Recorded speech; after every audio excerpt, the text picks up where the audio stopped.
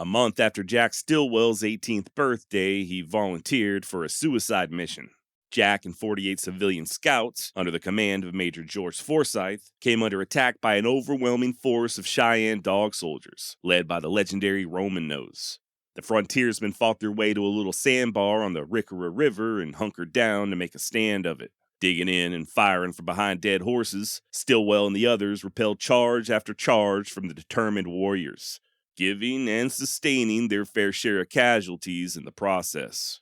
When the smoke finally cleared after that first day's battle and the sun sank into the horizon, 4 scouts were dead along with 15 wounded, including Major Forsyth. Things were looking dire, to say the least, and sometime around midnight, young Jack offered to go fetch help. Of course, in order to do that, he'd have to somehow slip past several hundred warriors keenly intent on making sure he didn't see his 19th year. Be that as it may, Stilwell and another scout by the name of Trudeau departed under the cover of dark. The pair removed their boots so as not to leave clear tracks and crawled on their bellies until they made it through the thick of the Cheyenne. And onward they journeyed, 85 barefoot miles traveling at night, subsiding off of rancid horse flesh and, on one occasion, concealing themselves within the carcasses of dead bison. Finally, against all odds, Stilwell and his companions stumbled into Fort Wallace and delivered Major Forsyth's dispatch for help. And despite Jack being thoroughly exhausted and his feet mangled from the thistles and cactus needles, the young man insisted on joining the relief party that rode out to rescue his beleaguered comrades. A fellow scout would later describe Stilwell as one of the bravest, nerviest, and coolest men in the command. That skirmish I just described, known today as the Battle of Beecher Island, occurred in late September of 1868. And believe it or not, as young as Jack Stilwell was, that was not his first rodeo. After running away at just the tender age of 13, Stilwell found employment along the Santa Fe Trail as a teamster. Then, while still not old enough to shave, Jack took to hunting buffalo on the southern plains, braving the lands of the Comanche and Kiowa when they was still free and wild, and more than willing to scatter his bones over several hundred acres. This experience led Stilwell to secure employment as a post guide at Fort Dodge. And then, when Forsyth Scouts were created in 1868, Jack joined up, and, well, the rest is history. In the years following the battle, Stilwell continued to scout for the Army, serving with the likes of George Custer, Phil Sheridan, Renald McKenzie, and Buffalo Bill Cody. Jack would again see action against the Cheyenne on several more occasions, along with the Apache and the Kiowa and the Arapaho, and even his namesake, the Comanche. Hell, it was Jack and just one other man who ventured alone into the Staked Plains and talked old Quanah Parker and his band of antelope eaters into surrendering. And once the Indian Wars began dying down, Stilwell found work as a deputy U.S. Marshal, hunting down outlaws in the nations, and surprisingly, helping to protect the people whom he once scouted against. I don't know about you, but I'm of the opinion that Jack Stilwell led one hell of a fascinating life. Scout, guide, Indian fighter, lawman, friends with Custer and Cody. This dude was the epitome of the Wild West. Yet, as I touched on previously, Stilwell remains a relatively unknown figure. Not really all that surprising, considering that the more well-known Old West characters are the ones whose lives have been turned into movies, right? Billy the Kid, Jesse James, Butch and Sundance, and yeah, Jack's brother Frank, who, according to the internet, has been depicted 3 times on film, most notably in the 1993 blockbuster Tombstone. And you know the scene. It's dark, the train is getting ready to pull out of the station when Ike Clanton and another man step out of the darkness and holler, "Hey, Matty, where's Wyatt?" "Right behind you, Stilwell." Boom! Kurt Russell, a.k.a. Wyatt Earp, unloads that scattergun and blasts the mystery man straight into the beckoning arms of his maker. And that man, portrayed by the actor Thomas Arena, was Frank Stilwell, the real-life kid brother to our very own Comanche Jack. Now, Frank was one of the main suspects in the murder of Wyatt Earp's brother Morgan just a couple of days prior. And from the looks of things, this was not the prodigal sibling's first dance with the devil. Way back in October of 1877, Frank allegedly shot and killed a ranch cook outside of Prescott, Arizona, after the man made the fatal error of serving him tea instead of coffee. Which, I mean, come on. Let's be honest. Before anyone gets to talking to me first thing in the morning, I'm gonna need my coffee. And if you try to hand me a damn cup of watered-down tea instead of a mug of black coffee stout enough to float a horseshoe, well, I might be in a shooting mood too. Unfortunately, this was not the extent of Frank's criminal endeavors. A couple of years later, he and a buddy would be accused and tried for clubbing a prospector to death, although the jury ultimately found that there was not sufficient evidence for a conviction. Frank would then, ironically, pin on a badge and take up work as a deputy for Cochise County Sheriff Johnny Behan, a career that was short-lived as Stilwell was soon fired for quote-unquote accounting irregularities. Just a few weeks later, Frank and fellow cowboy Pete Spence would be arrested after holding up the stage out of Bisbee, which partly led to the famous gunfight at the OK Corral, and eventually Frank's fatal run-in with Wyatt at that train depot. And the tension really did escalate on March 18, 1882, when, at nearly 11 p.m., Morgan Earp was enjoying a game of pool at Tombstone's Campbell and Hatch billiard parlor when someone, possibly Frank Stilwell, fatally shot him in the back. The following day, the 19th, is Wyatt's 34th birthday, which he spends preparing and coordinating the shipping of Morgan's remains back home to California. It's also decided that Virgil Earp, still recovering from his own wounds sustained in a separate ambush, would also return to the Golden State, along with his wife Allie. They departed for the station in Tucson the next evening, escorted by Wyatt, little brother Warren, Doc Holliday, Sherman McMaster, and Turkey Creek Jack Johnson. And waiting for him to arrive, just slinking in the shadows, or so the story goes, is Frank Stilwell and Ike Clanton. Now, depending on which account you subscribe to, the Earps either noticed Stilwell and Clanton right away, or were alerted to their presence a little while later after they finished eating supper. Whichever way it shook out, Virgil and Allie are placed safely back on the train, as Wyatt and his Avengers, armed to the teeth, set out looking for a little satisfaction. According to Earp, Stilwell took off running, quote, helpless and trembling for his life, end quote. Wyatt pursued and claimed that once he caught up with the fleeing outlaw, Frank tried to grab a hold to his shotgun, at which point I let go with both barrels, and he tumbled down dead and mangled at my feet. Now, there were witnesses who stated that they saw Frank running with at least 4 men in pursuit, after which they heard several gunshots, likely Wyatt's shotgun blast, followed by his buddies making sure that Stilwell was good and dead. If that's the case, then this does jive with one Tucson resident who recorded in his journal, considering the incident, quote, Frank Stilwell was shot all over, the worst shot-up man that I ever saw, end quote. It also tracks with the coroner's findings that Stilwell had been shot by 5 separate weapons.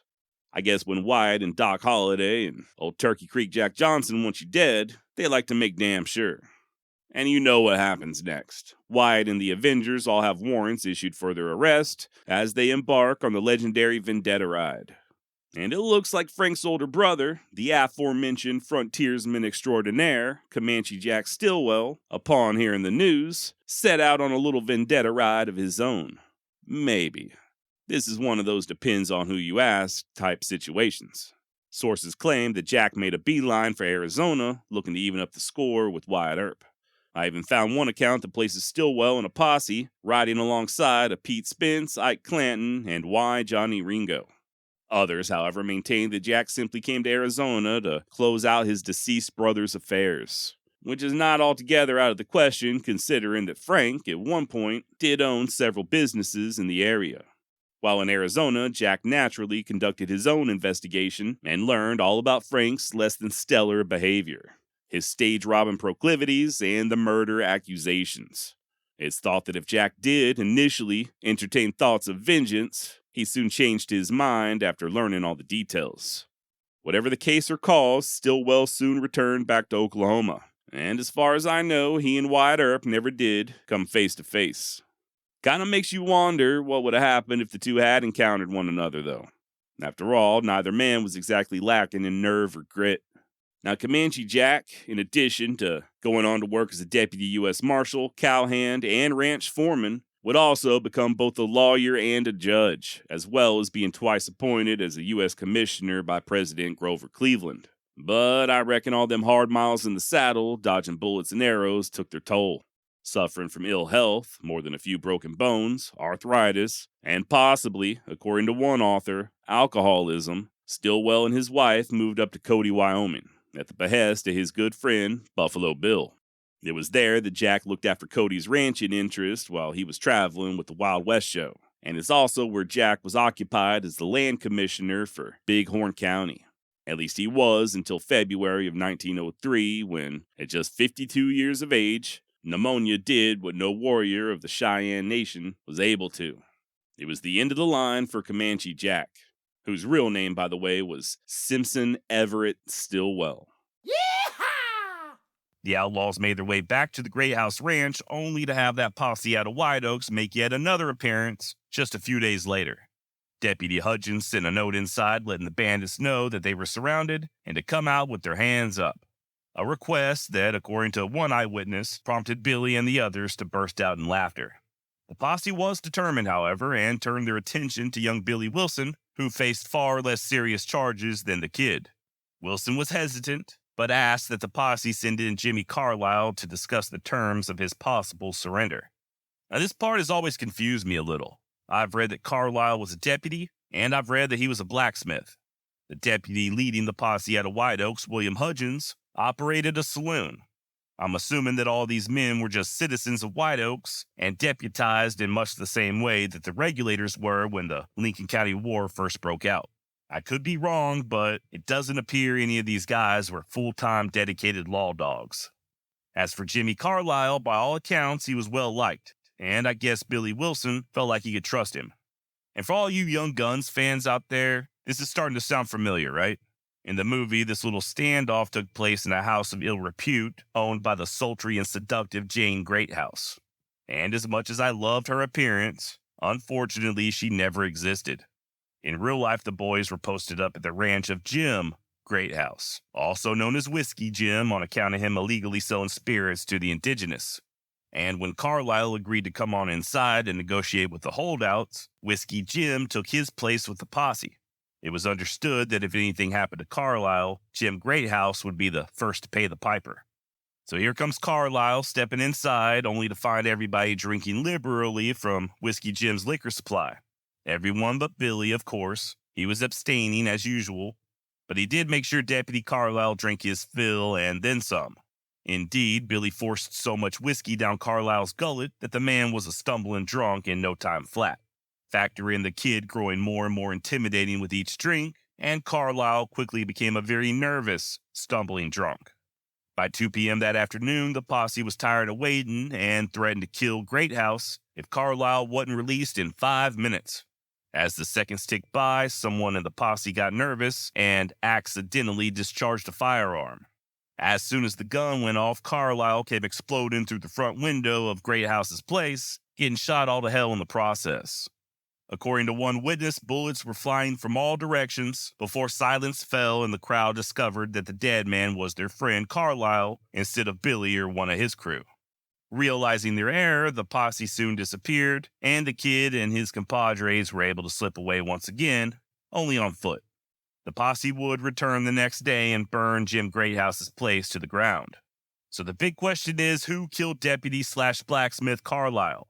Did his own posse accidentally fill him full of lead, or did Billy or one of his men shoot Carlisle as he attempted to make a drunken escape? The kid would blame the posse, of course, and the posse would blame him. One would-be vigilante, when speaking to a reporter, would even claim to have seen Billy take deliberate aim at Carlisle. Also, according to a newspaper article printed in 1881, both Billy Wilson and Dave Rudeball as good as admitted to killing Carlisle, implicating Bonnie as a shooter in the process. And remember, Carlisle was very well liked. Whether or not the kid pulled the trigger didn't matter. Billy had gotten a good man killed, and even those who once regarded him as just a harmless stock thief now viewed Billy as a cold-blooded murderer. Yeehaw! Those old-timers took their gunplay seriously, which was natural under the conditions in which they lived. Shooting to them was considerably more than aiming at a mark and pulling a trigger. Models of weapons, methods of wearing them, means of getting them into action and operating them, all to the one end of combining high speed with absolute accuracy, contributed to the frontiersman's shooting skill. The sought-after degree of proficiency was that which could turn the most effective account the split second between life and death. Hours upon hours of practice and wide experience and actualities supported their arguments over style. The most important lesson I learned from those proficient gunfighters was the winner of a gunplay usually was the man who took his time. The second was that, if I hoped to live long on the frontier, I would shun flashy trick shooting, grandstand play, as I would poison. Later, as a peace officer, I was to fight some desperate battles against notorious gunmen of the Old West, and wonder has been expressed that I came through them all unscathed. Certain outlaws and their friends have said that I wore a steel vest under my shirt. There have been times when I'd have welcomed such a garment, but I never saw one in my life outside of a museum, and I very much doubt that any other frontiersman has either. Luck was with me in my gunfights, of course. So were the lessons learned in Market Square during the summer of '71. Jack Gallagher's advice summed up what others had to say: to wear weapons in the handiest position. In my case, as far as pistols were concerned, in open holsters, one on each hip if I was carrying two, hung rather low as my arms were long, and with the muzzles a little forward on my thighs. Some men wore their guns belted high on the waist. A few butts forward army style for a cross draw. Others carried one gun directly in front of the stomach, either inside or outside the waistband, and another gun in a holster slung below the left armpit. Still others wore two of these shoulder holsters. Style was a matter of individual preference. When mounted on a horse and armed to the teeth, as the saying goes, a man's rifle was slung in a boot just ahead of his right stirrup, his shotgun carried on the left by a thong looped over the saddle horn. With the adoption of breech-loading weapons, a rider equipped with two pistols, rifle, and a shotgun customarily had one of the belts to which his pistol holsters were attached filled with pistol ammunition, the other with rifle cartridges, while a heavier, wider belt filled with shotgun shells was looped around the saddle horn underneath the thong which held that weapon. He was a riding arsenal, but there might well be times that he would need the munitions. Bowie knives were worn largely for utility's sake in a belt sheath back of the hip. When I came on the scene, their popularity for purposes of offense was on the wane, although I have seen old-timers who carried them slung about their necks and who preferred them above all other weapons in the settlement of purely personal quarrels. When I say that I learned to take my time in a gunfight, I do not wish to be misunderstood, for the time to be taken was only that split fraction of a second that means the difference between deadly accuracy with a 6-gun and a miss.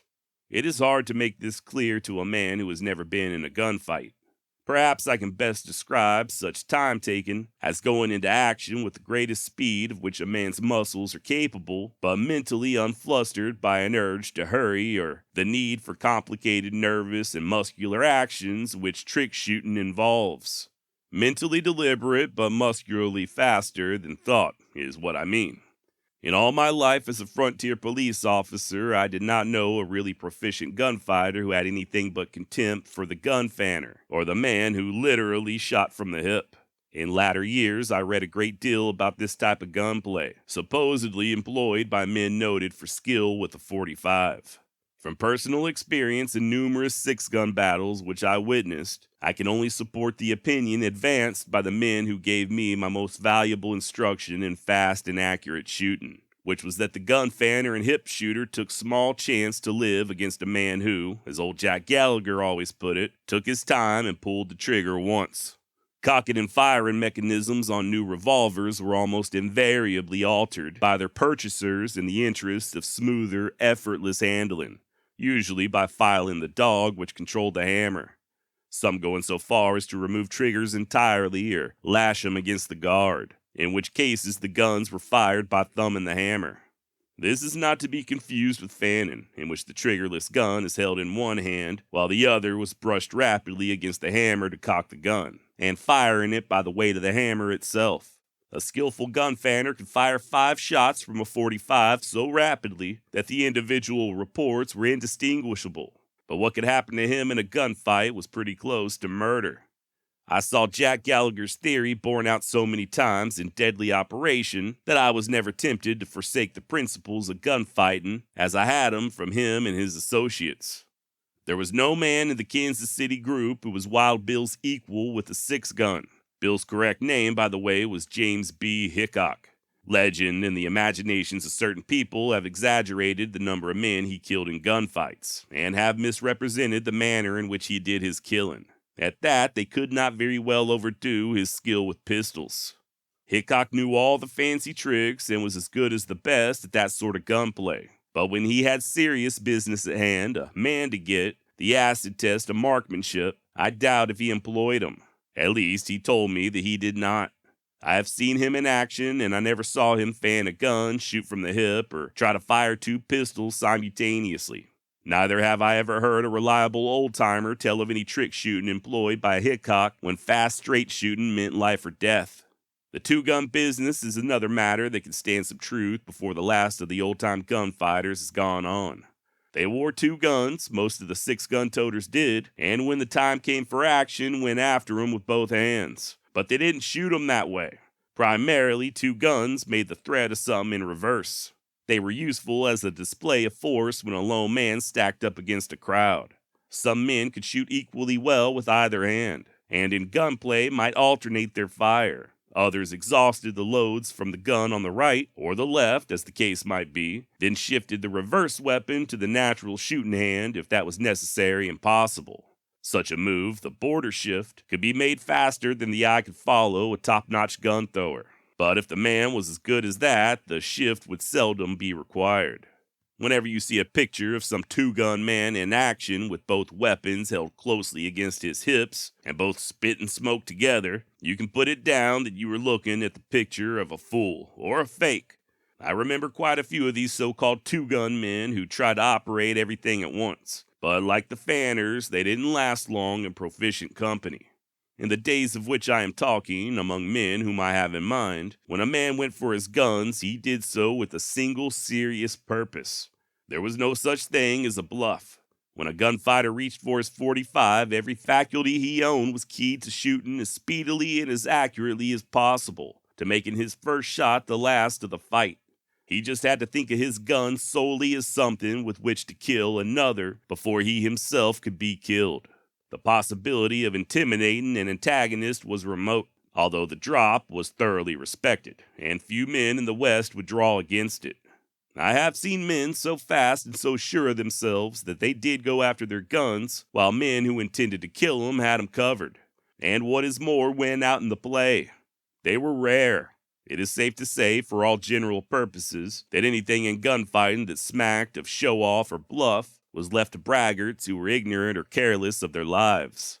I might add that I never knew a man who amounted to anything to notch his gun with credits, as they were called, for men he had killed.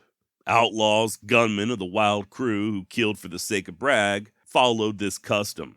I have worked with most of the noted peace officers, Hickok, Billy Tillman, Pat Sugar, Bat Masterson, Charlie Bassett, and others of like caliber. Have handled their weapons many times, but never knew one of them to carry a notched gun. There are two other points about the old-time method of using six guns most effectively that do not seem to be generally known. One is that the gun was not cocked with the ball of the thumb.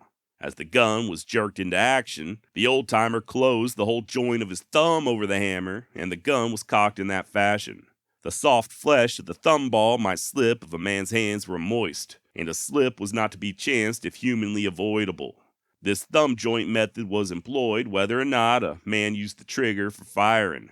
On the second point, I have often been asked why 5 shots without reloading were all a top-notch gunfighter fired, when his guns were chambered for 6 cartridges. The answer is merely safety. To ensure against accidental discharge of the gun while in the holster, due to hair trigger adjustment, the hammer rested upon an empty chamber. As widely as this was known in practice, the number of cartridges a man carried in his 6-gun may be taken as an indication of a man's rank with the gunfighters of the old school. Practiced gun wielders had too much respect for their weapons to take unnecessary chances with them. It was only with tyros and would-bes that you heard of accidental discharges or didn't know it was loaded injuries in the country where carrying a Colt was a man's prerogative. End of quote, and there you have it. Sage advice from the legend himself, Wyatt Earp. Maybe. Look, I'm no gunfighter, but much of what he said does make a lot of sense, right? Get to know your weapons, practice, learn how to keep your nerves in check, take your time, but not too much time, and leave the fancy tricks and notches for the wannabes. Unfortunately, it might all just be a load of BS. Hear me out. The passage I just shared comes directly from Stuart Lake's biography titled Wyatt Earp, Frontier Marshal. While Stuart Lake did know Wyatt, and he did consult with him for the book, how much Earp truly contributed, and how much of that was included in the final product is unknown. By the time Frontier Marshal was published, Wyatt was dead, and despite the book being a bestseller, it is considered by historians to be mostly a work of fiction. Not only can much of its information not be verified, but the author, Stuart Lake, even admitted to flat out making a lot of it up. While corresponding with fellow biographer Burton Rasco, Lake stated that Wyatt was inarticulate, not very intelligent, and that his speech was, at best, monosyllabic. According to Lake, he felt, quote, journalistically justified in inventing the Earp manuscript, end quote. And yeah, that likely includes this lesson on gunfighting that I shared just a few minutes ago. Apparently, Lake felt like employing direct quotations to things that Wyatt never actually said would make the book seem more authentic. Quote, I've often wondered if I did not overdo in this respect, end quote. So you tell me, did Wyatt Earp really say all that cool stuff about gunfighting, or did it all originate from the imaginative musings of an author by the name of Stuart Lake? I'll let you decide. Hit me up at josh@wildwestextra.com or leave a comment down below. Now, like I said, Frontier Marshal was an instant success, and shortly after publication, Hollywood came a-calling. Just 8 years later, Randolph Scott would star as Wyatt Earp in the movie adaptation, followed by Bob Ford's My Darling Clementine. And well, we've been making movies about Wyatt Earp ever since.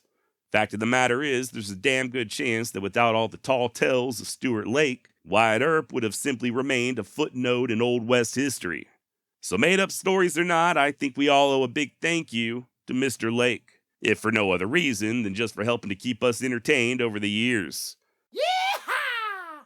Rube Burrow got his start as an honest man, a simple cowboy and farmer with a wife and children. But when his wife died and the farm went belly up, Rube took to earning a living any way he could, and that way led him to become one of the most notorious and most wanted train robbers of the Old West. Rube, for short, was born in Lamar County, Alabama on December 11th, 1855. One of 10 children, Reuben enjoyed what seemed to be a relatively normal childhood for the time and place. Or at least as normal a childhood as one could have when your mother is a practicing witch. Yeah, a witch, as in flying brooms and cauldrons and the eyes of newt. At least that's what the locals thought. Dame Burrow, as Rube's mother was often called, was known as both a witch and a faith healer who was rumored to have cured all sorts of ailments. Everything from warts to tumors and even cancer. Reuben's father, Alan, was a farmer by trade but also spent time as a teacher, even teaching several of his own children, which is always awkward for the kids. Alan would leave home for a spell during the war between the states, serving with the 5th Alabama Cavalry, but it doesn't look like he was gone all that long. Upon returning home, it's rumored that the elder Burrow supplemented his meager farmer's income by doing a little illegal distilling and whiskey running. However, this doesn't necessarily mean he raised his son to be an outlaw. Matter of fact, story goes that when a 15-year-old Rube was caught stealing, his father made him return all the ill-gotten booty. Speaking of Rube, he was described as an athletic kid, active, spirited, an avid woodsman and hunter. Like many teenage boys who grew up on a farm, he far preferred to roam the forest rather than work the plow, and I certainly don't blame him there. In the fall of 1872, somewhere around the age of 18, Rube was itching to see the world, so he headed west to Erath County, Texas, where his Uncle Joel had a farm. And I know what you're thinking, Erath County, Texas, big deal. But listen, Rube was from Alabama. Anything was an upgrade. Now, to be completely honest, I don't know a whole lot about this period of Rube's life other than the fact that he was just a hard-working young man, engaging in both farming and punching cattle. This was 1870s Texas, though, also known as Wild West Central. And one theme I've noticed when it comes to a lot of your Old West outlaws is that they didn't exactly like to work. Not that they couldn't work, don't get me wrong, many an outlaw got to start as a top hand or garnered reputations as being good in the saddle. But they also enjoyed the finer things in life, such as gambling and liquor, and soft beds and friendly whores. Fun times and easy money. and they were generally engaged in outlaw activity, obtaining this easy money fairly early in life. Not so with Reuben H. Burrow. In fact, throughout his early 20s, Rube was simply an average, productive member of society. By all accounts, he was an upstanding citizen, a hard worker. Hell, he even bought his own little plot of land, got married, started making babies, and he joined the Masonic Lodge in Stevensville. All in all, things were looking pretty damn good for young Reuben. By the year 1880, a 25-ish-year-old Reuben and wife Virginia were living in Wise County, Texas, just northwest of Fort Worth, and already have 2 children, a 3-year-old William and a 1-year-old Alden. Rube's younger brother Jim had also arrived from Alabama as well. Just one big happy family living that American dream. At least they were until 1881 when tragedy struck. Reuben's wife Virginia would sadly be taken by the yellow fever. Now, for those of you not familiar, the yellow fever is a disease that causes the afflicted, usually men, to have a clear and overwhelming preference for women of Asian descent. Japanese, Chinese, Vietnamese, Thai, Cambodian. Nationalities of preference vary from patient to patient, but this almost unbearable lust always leads to more serious symptoms, such as anime or manga consumption, the collecting of samurai swords, making a fool of oneself by attempting to learn Mandarin, listening to K-pop, creeping out each and every Asian female who's unlucky enough to get within 100 yards of your creepy gaze. The list goes on. No, actually, yellow fever is, in fact, a viral disease often spread by mosquitoes, which explains its prevalence in Texas, that causes fever, nausea, muscle pain, headaches, and in some cases, liver failure and death. It seems to be largely eradicated here in the United States, but as recently as 2013, it caused the death of 45,000 people, most of whom were in Africa. If you ever get a chance to visit Huntsville, Texas, stop on by the Oakwood Cemetery and walk around. In addition to paying respects to the grave of Sam Houston, you'll also see many a marker with a year of death listed as 1867. And I mean a lot of markers with that year. You can't miss it. That was due to a full-blown yellow fever pandemic that raged throughout the state, killing thousands. And I reckon every few years it would just pop back up again, like in 1881 when the fever took Rube's wife Virginia and possibly one of their children. I am a little unclear as to how many children Rube and Virginia had at the time of her death. There's a Mary Florence Burrow that's listed on numerous sources as the daughter of Rube and Burrow, and she was born in 1881. So she was still a baby. And Rube's son William, who is on the 1880 census, would live all the way to 1945. However, I could find no more information on the Alden Burrow, who I mentioned a minute ago, and who was listed as being 1 year old on that same census. Either way, whether Rube lost just his wife or a child as well, gotta assume it would have been a real punch to the gut. Can't imagine how he must have felt. His surviving son William would have been 3-4 years old at the time, and daughter Mary just an infant. I mean, what do you do in such a situation? Here he was, just 26 years old, with 2 young kids to care for. One of them still sucking at the tit. I mean, I guess he could have hired somebody to take care of him while he continued to work the fields and punch cattle, but hell, who could afford that? So Rube did what I think was the only thing he could do. He loaded both kids up in a small wagon, also known as a buckboard, rode north, crossing the Red River into Indian Territory, and he left both children there, alone, on the prairie. He left them with about a week's worth of food per kid, a couple of blankets, full canteens, wished them luck, and returned home. Years later, when Rube would write his memoirs, he would say, quote, "It was in my mind that the children would probably be taken in by a she-wolf or perhaps a buffalo heifer who had lost her calves. In hindsight, I now see that this notion was hastily ill-conceived and what doctors are now describing as mentally retarded. And furthermore, it would have been better if I just took them to an orphanage, or just dropped them off at a church, or literally anywhere, anything but abandon them to die a slow death of exposure on the barren wastelands of Oklahoma. But hey, YOLO, am I right?" End quote. Once back on the homestead, Reuben then busied himself doing what he did best, hard work. And yeah, I did make that last little part up about him abandoning his children. Truth is, Rube took the kids back to Alabama, where he left them with his parents, at least for the time being. And I do kind of think this probably was his best option. He wasn't abandoning his children, and I'm sure he had plans to establish himself, hopefully make a little bit of money, find a good woman to marry, and then send for the kids. And hopefully in the meantime, they learn some cool incantations or spells from their mamaw. As for Rube, he did go back to Texas, and he did just keep on busting his ass. Farming, running cattle. Dude garnered a reputation as one hell of a horseman, in addition to being good with a gun, at least as far as targets were concerned. He even began entering and winning shooting contests. Now, as far as the cowboying went, I wasn't able to find out if Rube participated in any cattle drives during this time or he just worked locally. There is some hinting that Rube possibly altered a few brands during this period or herded up unbranded cattle and claimed them for his own. But so did a lot of other people. There wouldn't be enough rope in Texas to hang everybody who altered a brand back in them days. Other than that, though, it was business as usual. Now, here's where things get a little bit confusing. Rube would marry a second time to a Miss Adeline Hoover of Erath County. The general narrative I've found is that following this marriage, Reuben's crops failed, the farm went belly up, and finally his wife left him. A perfect storm that caused him to finally resort to a life of crime. This would have been in the mid-1880s. Rube was in his 30s and spent his life mostly doing what he was supposed to do, right? Always working hard, always with the dreams of owning his own land, raising a family. But when life wouldn't cooperate, his first wife dying, now this, when doing the right thing just couldn't make ends meet, he decided to make things work one way or the other. The general consensus, I guess, is that Rube had reached his breaking point and had no other recourse but to choose the life of an outlaw. Never robbing the poor, though. Oh, no. Always just taking that money from the mean old rich people. Truth is, though, Reuben began his descent into lawlessness before his second marriage. For whatever reason, most sources claim that he married his second wife, Adeline, in 1884. However, I found the marriage record, and unless I'm missing something here, the pair actually tied the knot on December 30th, 1886. I guess it doesn't really matter, as this marriage would be short-lived, regardless, and just a blip on his radar.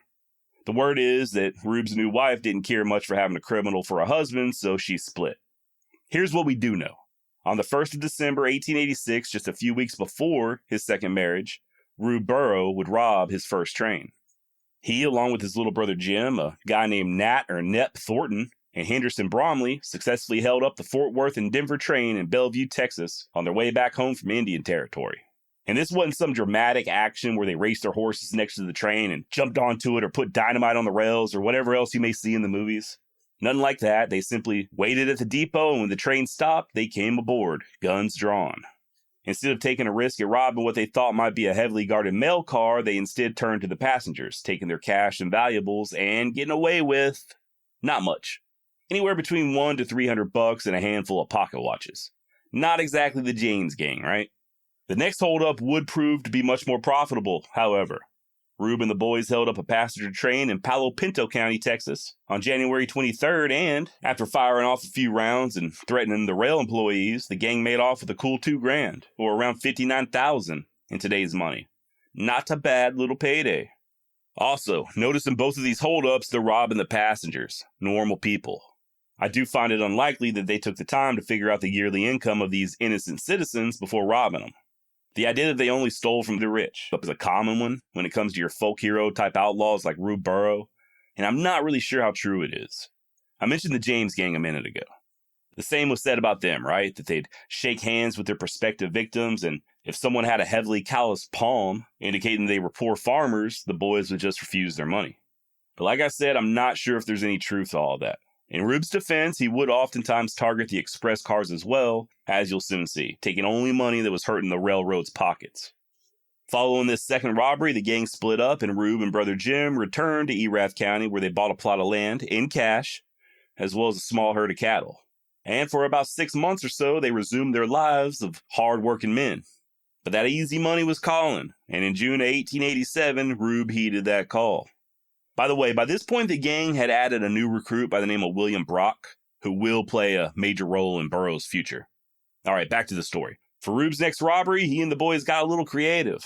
They boarded a train headed east out of Tarrant County, Texas, just outside the town of Benbrook. Waited till the train was crossing a trestle and then ordered the conductor to stop. A trestle, I actually had to look this up myself because I kind of thought I knew what it was, but a trestle is sort of like a suspended train bridge. The idea was that with the train stopped up high on that trestle, the passengers couldn't just hop out and make a run for it without taking a long dive into the river below. And it worked. Worked so well that they pulled the same damn stunt on the same damn trestle just 3 months later. In both of these holdups, they were said to have gotten around $3,000. But just always take that amount of money with a grain of salt. I'll give you a great example as to why here in just a minute. For now, though, I think it's safe to say that Reuben Houston Burrow is a four-wheel train robber. Oh, and check this out. Nobody knew it was him. He was not a wanted man, at least not by name. He and his gang were completely off the radar as far as law enforcement went. They could have called it quits at this point, enjoyed their money, and assuming they all kept their damn mouths shut, would have never been caught. As it was, Rube was now making more money in just a few minutes than he could make in an entire year farming or watching cows shit, so that's hard to pass up, and he just kept on robbing. I'll give him credit, though. He would change up his area of operations. No more robbing the same train at the same damn spot. The next holdup would happen in Genoa, Arkansas, on December 9th, 1887. And this would be their biggest haul thus far, netting the gang $3,500 directly from the company's safe. It was Rube, his brother Jim, and the William Brock I mentioned a minute ago. Brock, by the way, had been an employee of Rube's back in Texas. The men waited until the train just began to pull out of Genoa, some 20 miles east of Texarkana, when they ordered the conductor to keep the train going but to stop at a particular location about a mile and a half further down the line. Rube followed these instructions with a statement that he didn't want to hurt anybody, but that he was going to either, quote, rob this train or kill every man on it, end quote. Once arrived at the spot, the train was halted and Rube called out to his quote-unquote boys in the brush, which was really just one man who I assume was Brock. The trio then, firing shot after shot from their rifles in the general direction of the passenger cars, I'm assuming to dissuade anybody from playing hero, eventually gained access and made off with about $2,000, or $3,500, or $10,000. I think the biggest estimate I read was $50,000. Remember what I said a minute ago about a grain of salt, right? I think it's always better to err on the side of caution when it comes to these figures, and I tend to believe the low end. But still, let's say it was about $3,500. That's a little over $100,000 in today's money. Not bad for a few hours worth of work, right? But the boys weren't out of the woods just yet. For some reason, they were on foot. And that night, a posse alerted to the holdup was formed in Texarkana and rode quickly towards the scene of the crime. Not too far outside of Texarkana, however, a little bit past midnight, they came upon 3 men walking near the tracks. These strangers, which were actually the Burrow brothers and Brock, were ordered to halt, and one of them made a run for it. The posse started firing their guns, and so did they, and they had them a little shootout, but to no avail. Nobody on either side was injured, and Rube and the boys made their getaway in the cover of dark. The next morning, though, when inspecting the area where the 3 mysterious men were returning fire from, a hat and some new coats were found, each one bearing the mark KWP. The hat, now in possession of the Pinkertons, was tracked to Dublin, Texas, where it was sold, but the detectives were not able to get a positive ID on the buyer. They had more luck with the coats, though. They went from store to store, and finally, in Alexander, Texas, they found the exact place where the coats were sold, and the shopkeep even identified the man who bought them as being William Brock, and the other guy that was with him, whose name he couldn't recall, who was from Alabama. Bingo! This is all the Pinkertons needed right there. On December 31st, early in the morning, before the sun was even up, William Brock was arrested at his father's home. He was then taken to Texarkana, where the train conductor identified him, and upon further questioning, Brock admitted to everything, even named his accomplices, Rube and his brother Jim.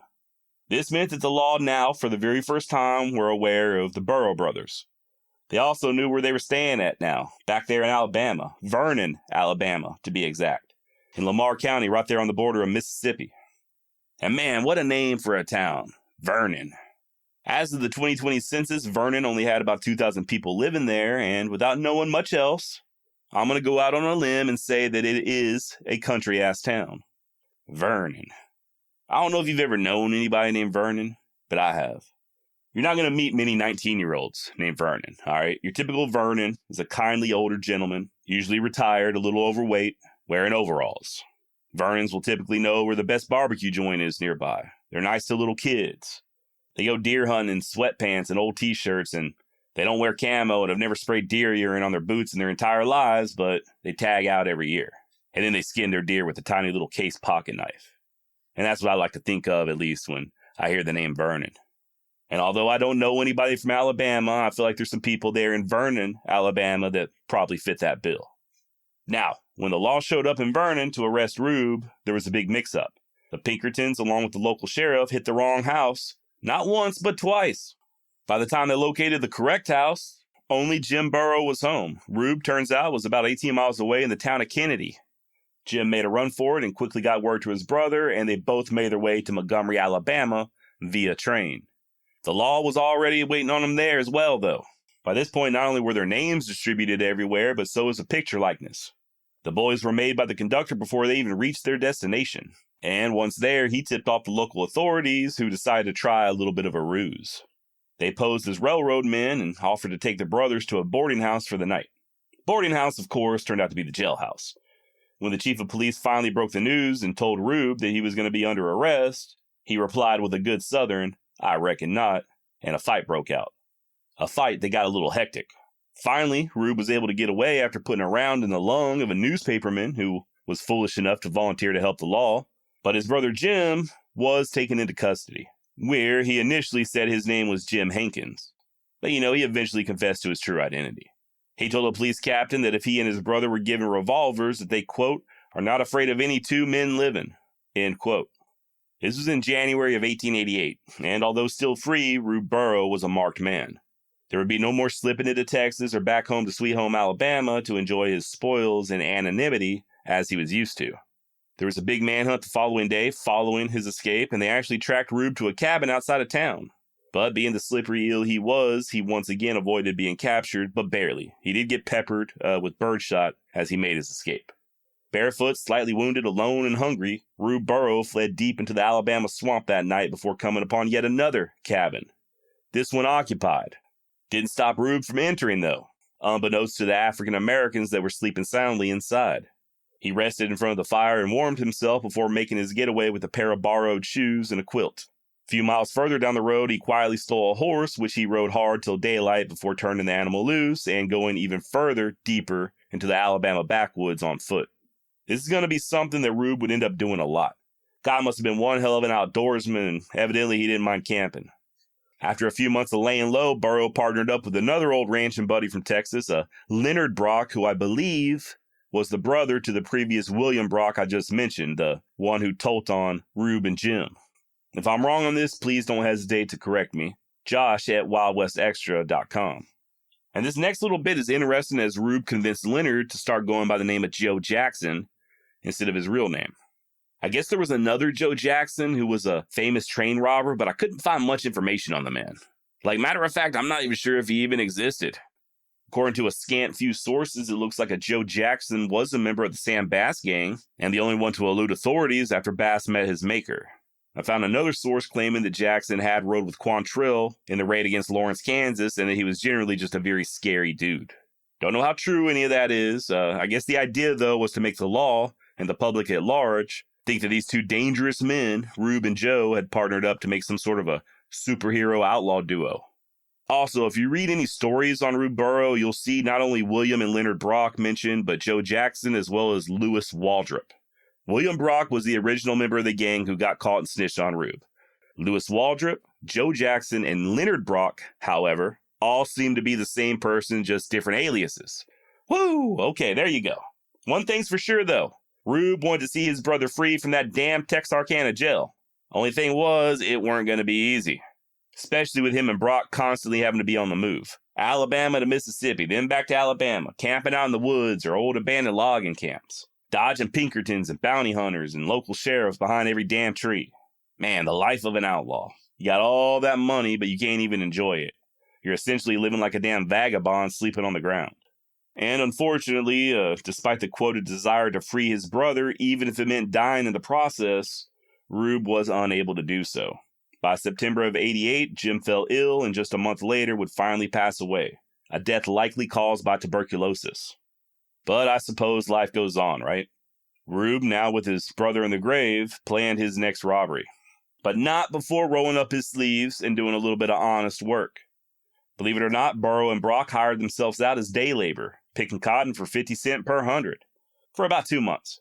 And evidently Burrow was pretty good at it. Now obviously they were going under assumed names, and this place was so far out of the way that they didn't really draw much suspicion. Once things quieted down, or the cotton was all picked, the pair moved on to their next score. It would occur in mid-December 1888, when Rube and Leonard took down another train near Duck Hill, Mississippi, right over there by Beaver Pond, down the road from Possum Holler. Just swing a left at Squirrel Creek, you can't miss it.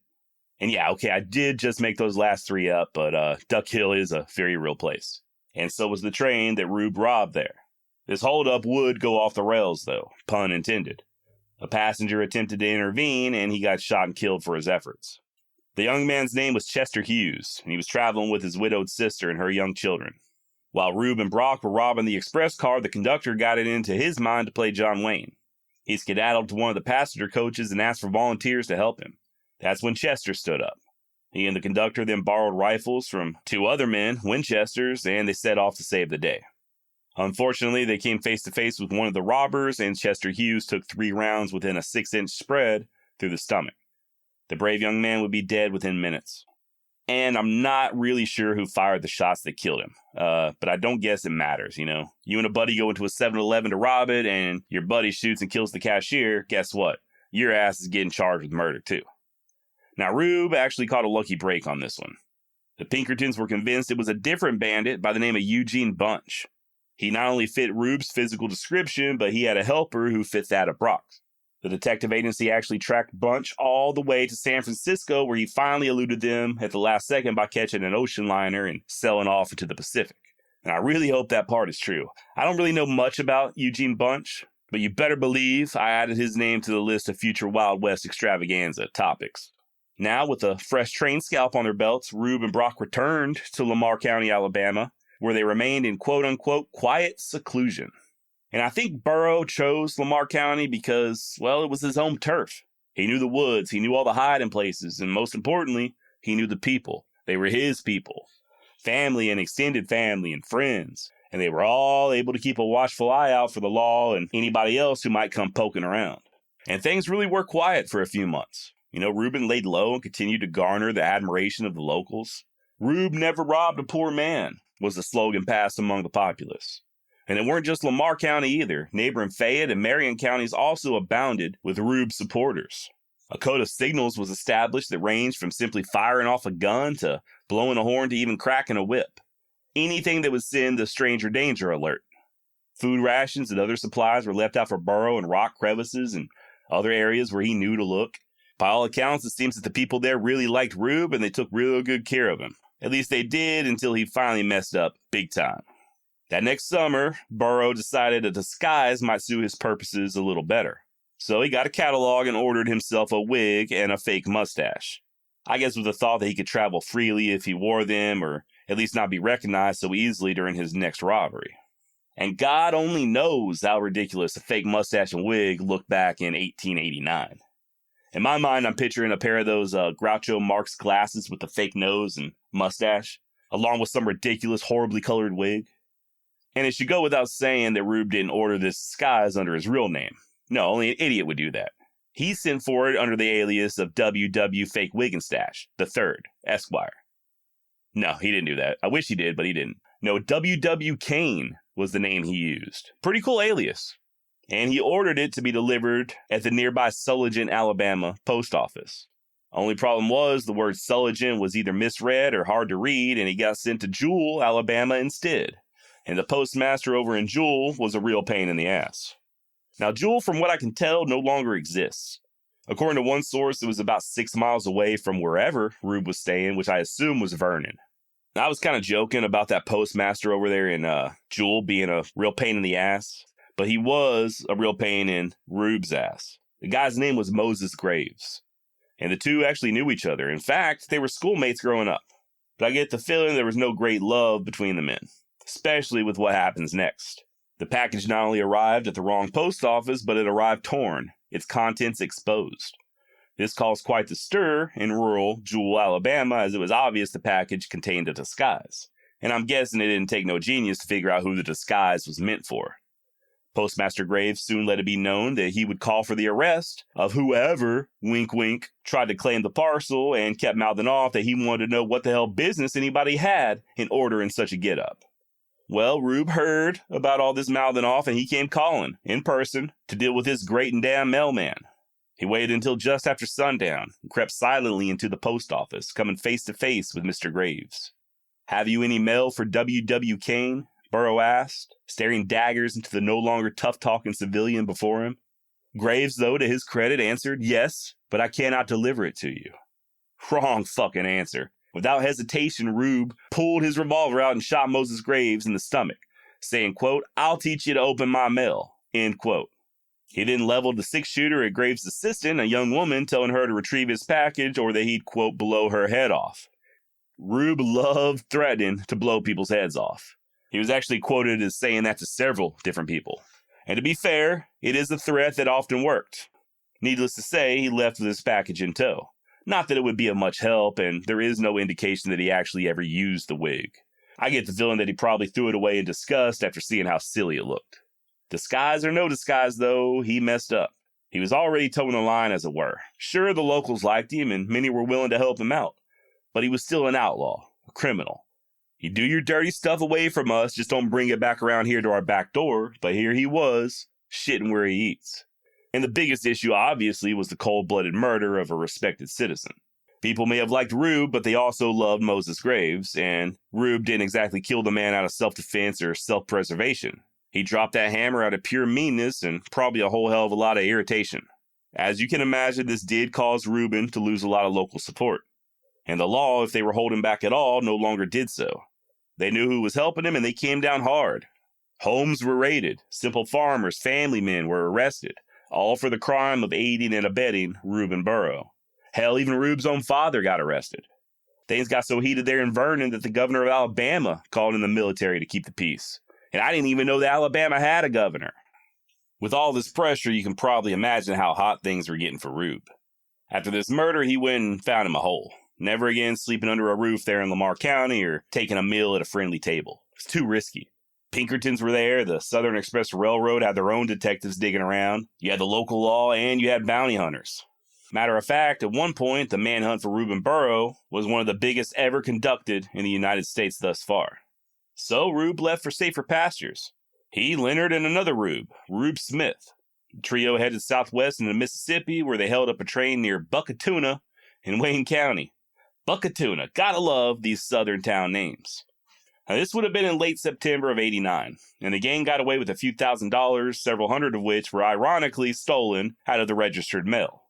Guess old Rube wasn't all that passionate about tampering with the mail after all. The bandits, foolishly in my opinion, returned to Lamar County, but once again they saw the pressure of law enforcement got to be too much, so they didn't stay long, moving again in November. Burrow and Brock would, at least. Rube Smith had been arrested already after an ill-advised trip to Indian Territory. And that's a whole different story in itself. I'll let you dig into that if you're interested. When Rube and Leonard left Lamar County, they did not do so on horseback. Oh no. They did so in an ox cart. They were headed towards sunny Florida, and I guess they figured that by riding in the ox cart and driving oxen, they'd look like common laborers. And it worked, at least for a little bit. They were able to slip past law enforcement, but the detectives soon got wind and put out a Wild West APB for two shady individuals and a couple of oxen.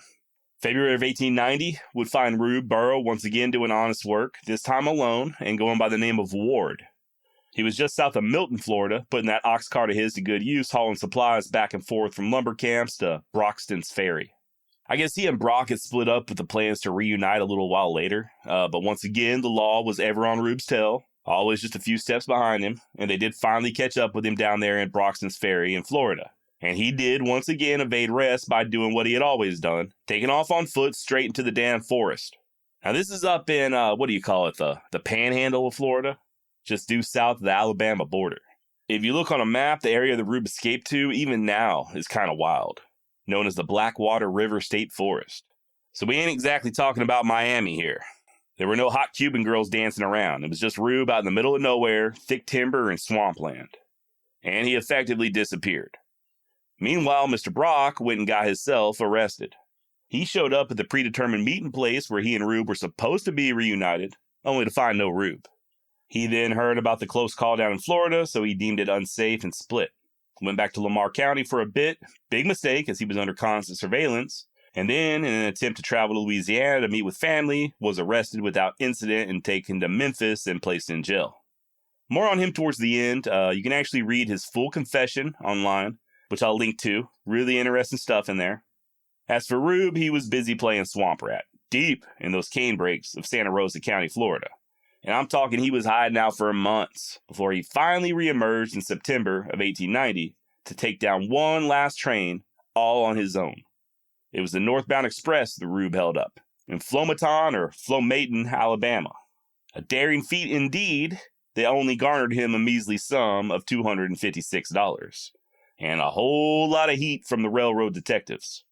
By this point, not even the swamps of Florida were safe.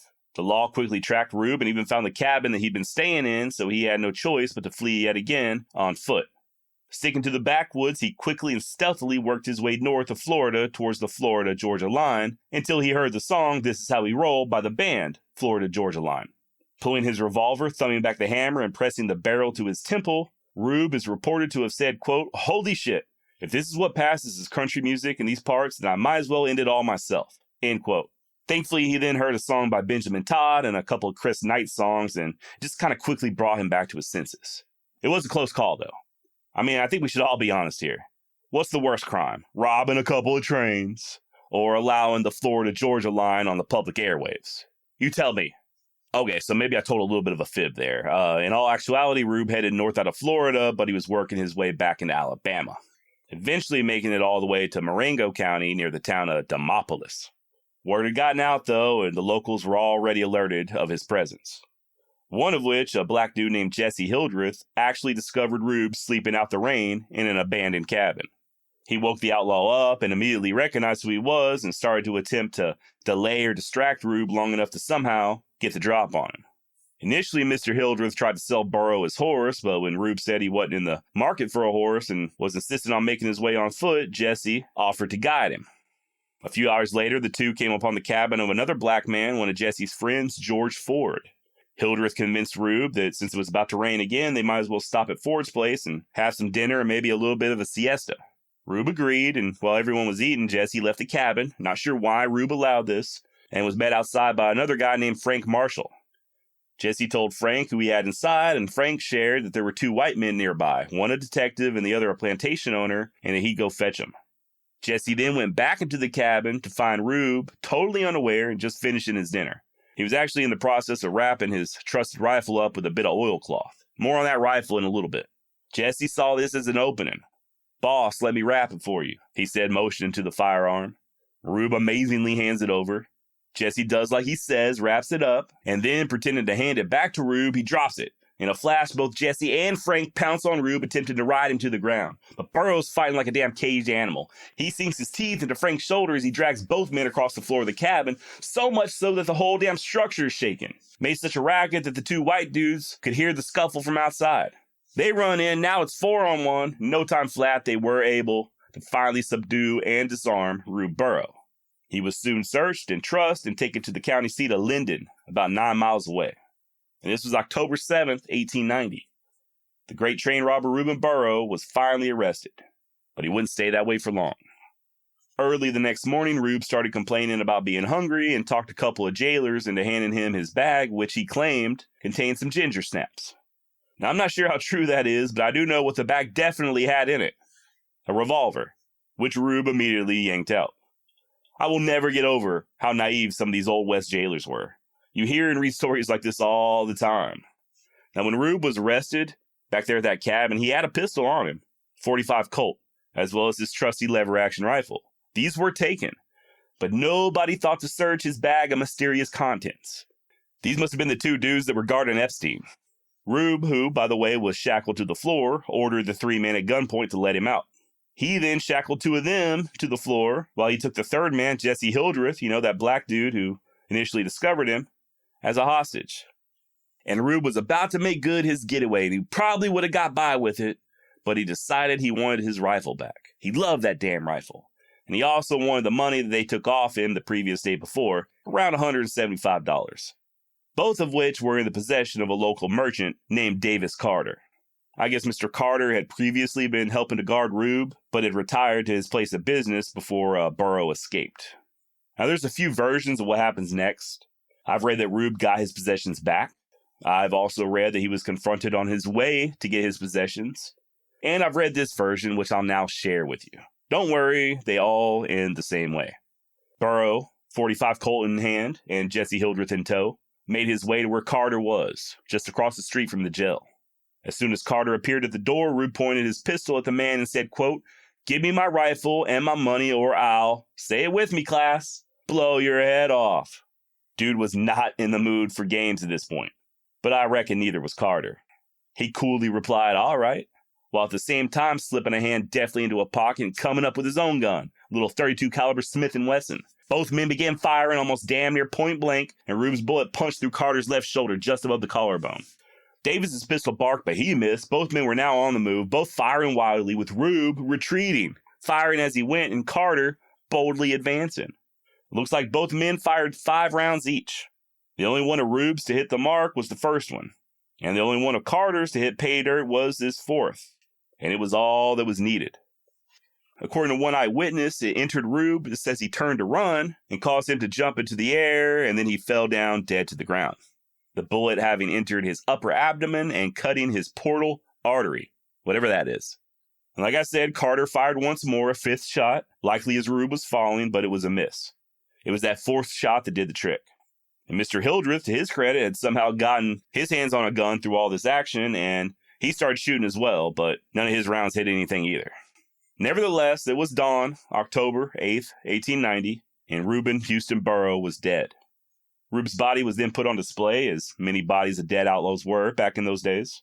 Just do a Google image search and you'll see the photo. It's him propped up in a coffin, bearded face, arms crossed, his hat sitting on his hands, cartridge belt with both pistols holstered, hanging there from his hands also, and that prized rifle of his propped up between his legs. It was an 1888 Marlin lever action, chambered in .38-40, caliber that I'm ashamed to admit that I had never heard of before. I could be wrong here, but I believe this would be somewhat similar to a .44-40. Now, the make and model of that rifle comes to me from listener Joe Wheeler, who has a very interesting connection with Rube Burrow. Joe grew up on land belonging to Rube, land purchased by Joe's great-great-grandmother from Burrow himself, land that Joe's family still owns, I believe. He wrote and said that he was a kid in the 1980s when there were still big old trees on the property where Rube would hide out looking for the law. And these trees still had carvings on them done by Rube. He also tells me that there were rumors of money hidden there on the land and that as a kid, he would always go exploring in caves hoping to find some of it, but no luck. How cool is that though, man? I would have given anything to have had caves to play in when I was a little kid. And all the more cooler if those caves could have possibly been holding hidden treasure from an outlaw. Joe also shared with me a blog post he made, which I will link to in the show notes, with lots of cool pictures, including the rifle, which is now on display in Montgomery, Alabama. They also have that 6th round from Rube's revolver that he never got to shoot on display as well. Also included in the blog post is a picture of the old Marengo County Courthouse where the last gunfight took place right in front of. The building's still standing. Such a cool connection to have to a real-life outlaw. I said it on my last episode and I'll say it again. We're all history dorks here. Outlaw or not, good guy or bad guy, we're all going to nerd out over some stuff like this. So thank you, Joe, for the info. I hope I didn't let you down too much with this episode. Honestly, you probably know way more than I ever will about Rube Burrow, so I hope I didn't stray too far off the path. Anything I got wrong, please, man, let me know, and I will right the record on the next episode. Unfortunately, Rube's ordeal wasn't quite over yet. Like I was saying, his body was put on display. Finally, when they shipped it back to his poor parents, his mother and father were waiting at the train station. When the train comes in, the coffin was just unceremoniously just tossed off onto the ground right in front of his parents, and it broke into a bunch of pieces, spilling the dead outlaw out. Now, that in and of itself would have probably been pretty traumatizing for Rube's mother and father, but it was made even more so by the fact that it was very apparent that Rube's body had been mutilated after his death. Rube's father simply collected his son and returned him to Vernon, burying him in the Fellowship Cemetery. And there he rests to this day. His dad would join him there 9 years later, and his mom, dying in 1912, is also buried there. And I guess that's that. I always sad to think about the mothers, man. The stress of knowing that your child has gone wrong. Not being able to do anything about it. Right or wrong, your mom's always going to love you. Now, before we finish, I'd like to speculate a bit on Rube and maybe toss in my own worthless opinion. He's clearly still a folk hero to many in Alabama. I get that. The Robin Hood of Alabama, right? Only targeting supposedly the rich. And Rube had humble beginnings. He wasn't forced into the outlaw life by war, and it doesn't appear that he had all that much of a wild streak as a young man. At least not more than anybody else. He was a hard worker, even as a wanted man. He would often work his ass off, picking cotton or hauling freight. So was he a good man or was he a bad man? And does it even matter? And what pushed him into that life? Was it really his wife dying and that farm going under? Was he struggling to make ends meet, just hoping to scrap together enough money to send to his children? Or was it the easy money he was drawn to? I don't know. I do know one thing, though. It sucks being broke. Especially when you're doing what you're supposed to do. Maybe you didn't go to college or you weren't born into money, but that doesn't mean that you're lazy. But you work your fingers to the bone, hard work. You're outside or in some sweaty-ass machine shop or on some oil rig.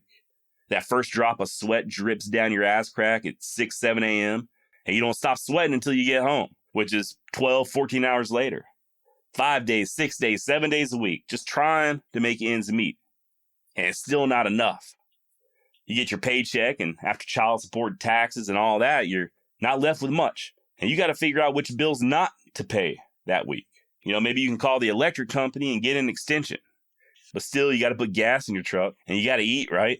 So you go to the grocery store, and you think to yourself, how can I make this $40 last the rest of the week? I'll tell you how. Cans of tuna fish and tuna helper, the generic tuna helper, right? And then you get some of that cheap white bread and some cheap bologna, and the mustard that just says mustard. A few gallons of wine and some cigarettes so at least you can feel alive for a few hours when you're not at work being miserable. Rinse and repeat. Maybe you go to the pawn shop if you got anything else left to pawn. God forbid you go to the payday loan place. Those fucking vultures talk about criminals. Work, work, work, work, no money. It's an endless cycle. Every penny just slipping through your fingers. There's always something, right? You scroll away a few bucks and your AC goes out, or maybe you got to replace your transmission. New brakes. School clothes for your kids. Christmas. Birthdays. Vacations. Vacation? What the fuck is a vacation? That's something those white people on TV do. Not you. So you go back to the grocery store and you stare down at your shopping cart and you see your dirty fingers and the mustard and the cans of off-brand tuna. And then you look around and you see the Gentiles, the clean ones, the soft souls who have to go to the gym to sweat. They've got full carts, steaks, and weird shit you never even heard of like almond milk and hummus. They work their little 40-hour jobs, making $200,000-$300,000 a year, weekends off, vacation, cruises, country clubs. And on the inside, you're seeing all this, and you're just screaming, what the fuck? I tell you, man, I'm not excusing anything. And while I realize we can't put our modern way of thinking onto these historical figures, and I'm fully aware that they were just a different type of human back in those days, still doesn't change the fact that whether you're talking about the Old West or ancient Rome, it sucks being broke. And sometimes it's enough to make a man pick up a gun and take things that don't belong to him. Rube Burrow spent the better part of 30 years just trying to do everything the right way. He worked his daddy's farm, his uncle's ranch, then his own spread. He got married, raised a family. Then the fever came and destroyed those dreams. So he started over, put on a strong face and kept toiling away. And then the crops failed. Another dream and another wife lost. Some sources suggest that Rube was partly inspired by Sam Bass and his gang. And okay, maybe. But Sam Bass had been dead for 8 years before Rube turned to a life of crime. I'm thinking maybe he just had enough. It's hard when you're doing everything right, when you're working that hard, and so many other people have so much more than you. Like in Rube's case, the railroad men. And they had it in excess. Now, I got to looking at Lamar County, Alabama, where Rube called home. It's not a very big county, only home to about 14,000 souls. And that's less people than what lived there at the time of Rube's death, by the way. Now, you want to take a guess at the median income per household in Lamar County? $33,887 per household per year. $42,000 per family. Can you please explain to me how the hell a family can be raised on that type of income? Meanwhile, you got these multi-billion-dollar corporations that don't even pay taxes. Jeff Bezos flew himself into outer space with his money, while his own employees shit in the back of Amazon vans. And Elon Musk is spending billions to buy Twitter just to own the libs. And what are you doing? Buying fucking tuna fish at Piggly Wiggly's. Look, I'm no socialist or communist. I'm all for the free market and I'm all for capitalism. Go out there and get yours. But damn, man, all I'm saying is things should be a little easier for the working man. There's no reason people need to be out here working that damn hard and still be that damn broke. Obviously, this doesn't excuse taking what's not yours. I get that. I'm not advocating the lifestyle that Rube chose. And he did choose it. Nobody forced him to rob any trains. And if you think about it, what good came out of it? The money he stole off them rich robber barons who owned the railroads was just a drop in the bucket. Don't get it twisted. They kept on smoking their fancy cigars and sipping champagne with their little pinky sticking out. And the poor people who helped Rube, who hid him, who snuck him food, they didn't get rich. All those poor farmers who lived there in Lamar County, they still had their work to do. They still got up every morning before the rooster and worked every day in the fields, probably hoping like hell that their own children didn't get caught up in Rube Burrow's escapades. Nothing ever became of any of it. Rube simply had some excitement and some innocent people got killed, and then he himself left the world early, 2 months shy of his 35th birthday. His kids without a father and his own parents likely haunted for the rest of their lives. I don't know what the moral of the story is. Marry you a girl with a rich dad, I guess, or win the lottery. But if you pick up that gun and start taking shit that's not yours, it probably isn't going to end well. Not for you or anybody that cares about you. And just to nail this point home, remember Joe Jackson, real name Leonard Brock? Remember how I said he got arrested shortly before Rube robbed that train all by himself? Well, he confessed and pled guilty and received a life sentence. But it wouldn't be a long life. On November 10th, 1890, a day after Rube was killed, Brock committed suicide by jumping off the roof of the prison. On his body was a note with the following written, quote, "How wise we are when the chance is gone, and a glance we backward cast. We know just the thing we should have done when the time for doing is past." End quote.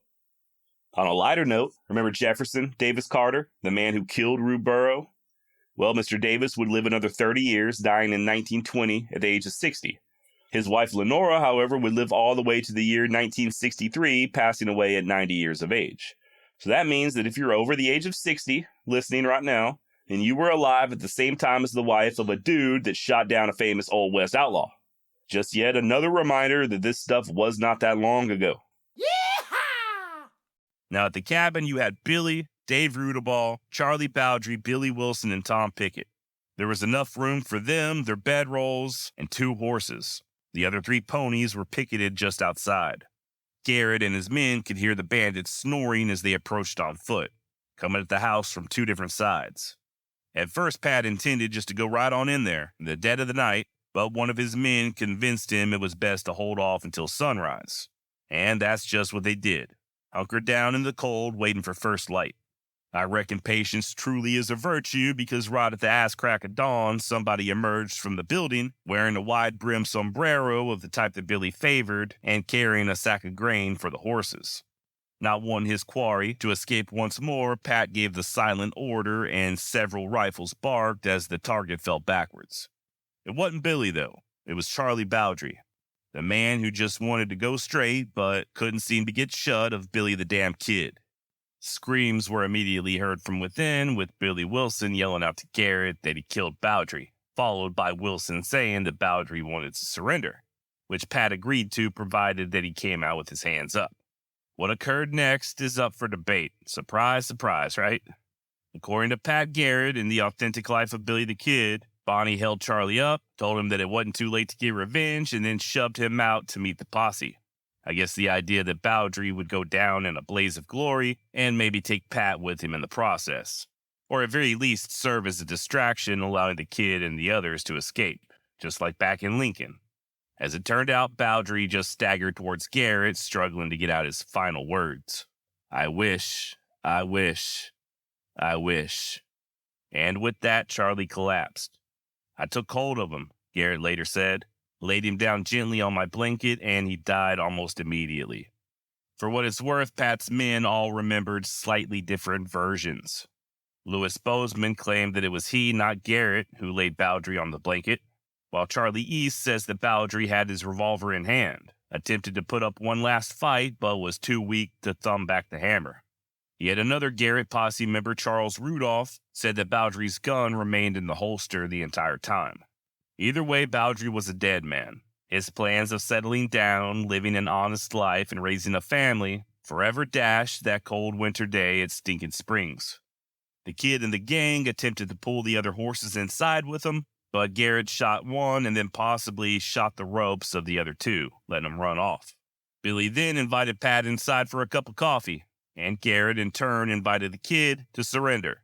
Bonnie replied with a resolute go to hell as he and the others began digging at the back wall, either attempting to make a hole to run out of or clear some fire imports. An endeavor soon stopped by a few well-placed rifle rounds from the posse. Thinking he was in for a long siege, Pat had a wagon of supplies brought in, bacon and such. Weren't long before the smell of frying fatback drifted on down to the stone house and a white flag went up. Them boys holed up inside that little house were hungry as hell, and besides, they knew there wasn't no way out. Not with that dead horse blocking the door. The Kid said as much, remarking that Garrett would have just starved them out, and besides, I thought it was better to come out and get a good square mill. Rudeball emerged first, then Wilson, Pickett, and finally the Kid. At least one member of the posse, Barney Mason, advocated killing the Kid right there on the spot, on account of him being such a sneaky snake, but others backed him down. Oddly enough, both the Kid and Rudeball were in fine spirits that night, both of them little chatterboxes, while Pickett seemed frightened and young Billy Wilson silent and visibly ashamed. The prisoners arrived at Fort Sumner on Christmas Eve and were paid a visit by Delvinia Maxwell, a Navajo and former captive of the Ute who was ransomed by Lucian Maxwell years before. She came asking permission for Billy to visit his lady friend Paulita one last time and say his goodbyes. Garrett agreed, but the Kid was shackled to Rudeball and Pat refused to untether him. Thusly, the Kid bid his sweetheart adieu right there in front of everybody. According to posse member Charlie East, the lovers embraced, and she gave Billy one of those soul kisses that the novelists tell us about, till it being time to hit the trail for Vegas. We had to pull them apart, much against our wishes, for you know all the world loves a lover. Now, while that's a very touching story, one can't forget that Charlie Bowdry's body lay stiffening nearby, and his new widow Manuela wasn't quite as cheerful as everybody else. She attacked Garrett, kicking wildly, and had to be pulled away before smacking East across the head with a branding iron. Charlie Bowdry was 32 years old and buried right there at Fort Sumner, next to the still fresh grave of Tom O'Folliard. Yeehaw! Back in 1864, the Comanche and their allies, namely the Kiowa and the Kiowa Apache, were making life difficult for travelers along the Santa Fe Trail. They were, as one military man put it, having a, quote, high carnival, going on to say that there was not a week that went by without some outrage being committed by them. And what's more, they weren't shy about it. The Comanche were boasting that they'd kill every white man that dared set foot on the road. And if General Carleton, the commander of Union forces in New Mexico, even so much as retaliated, they'd kill him too. Fact of the matter is, they had every reason to be bold. For the past few years, thanks to the Civil War, the whites have been back east fighting among themselves, leaving a whole lot of the frontier unprotected and open to raids. Hell, the entire line of the frontier was pushed back 100 miles during this time, at least down in Texas. And there was also speculation, still is speculation, that the Confederate Army in Texas had persuaded the Comanche to specifically target the Santa Fe Trail in an attempt to disrupt Union supply lines. Now, I found this really interesting, but I'm also a little skeptical. If there's one thing the Comanche hated, it was Texians. The idea that these two devoted enemies would all of a sudden join forces against the Union Army, I found it a little unbelievable, so I looked into it.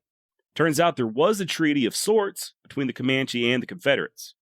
In August of 1861, Albert Pike, a Confederate Indian agent, signed 2 treaties with 2 separate bands of Comanche.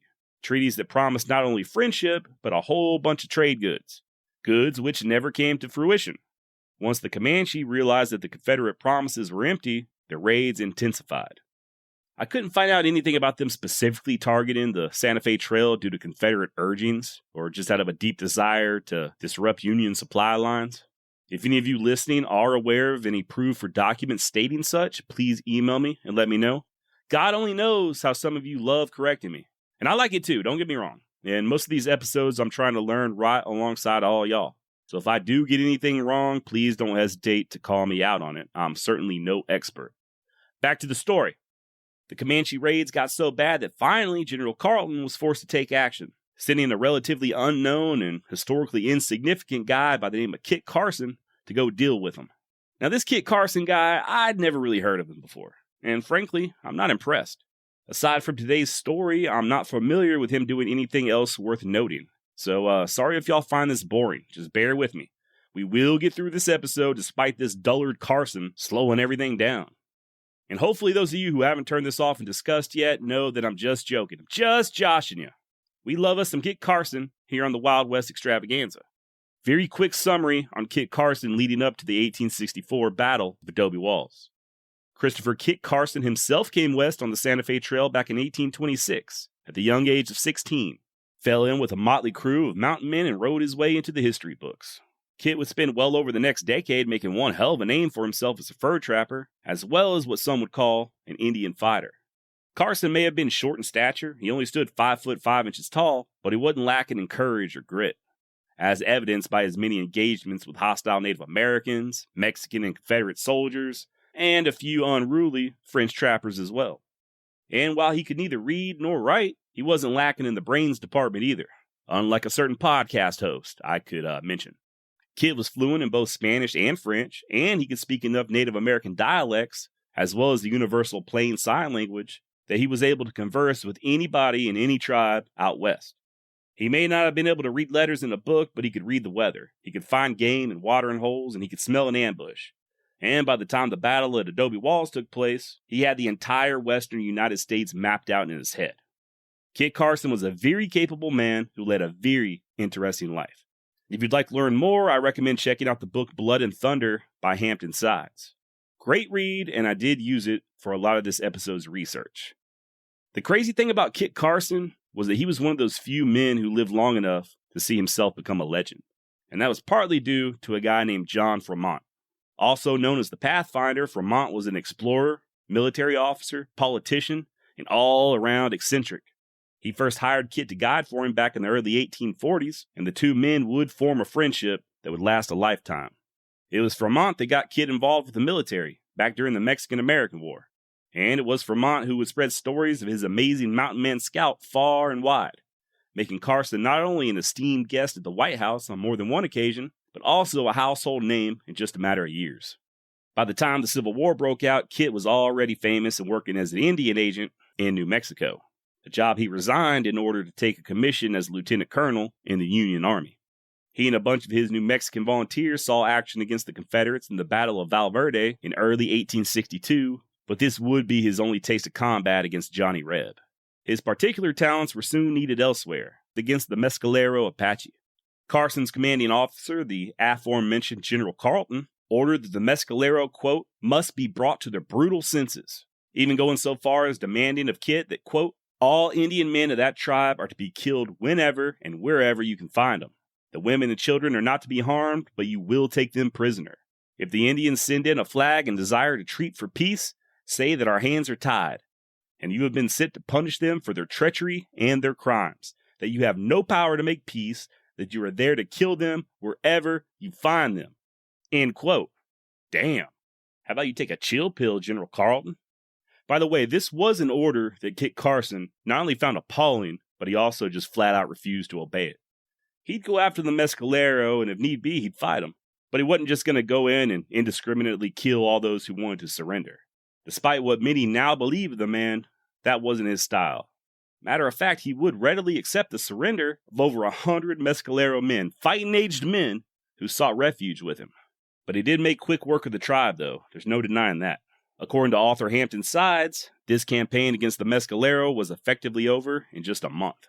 Pretty soon, the entire band was all rounded up and sent to a brand new reservation known as the Bosque Redondo. Here's a fun fact for all you fans of Old West history.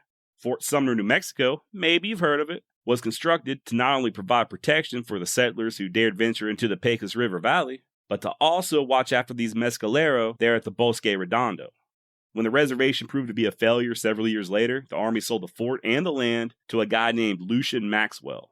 About a decade after that, Lucian's son, Pete Maxwell, became friends with a young man named Henry McCarthy, alias William Antrim, also known as William H. Bonney, alias Billy the Kid.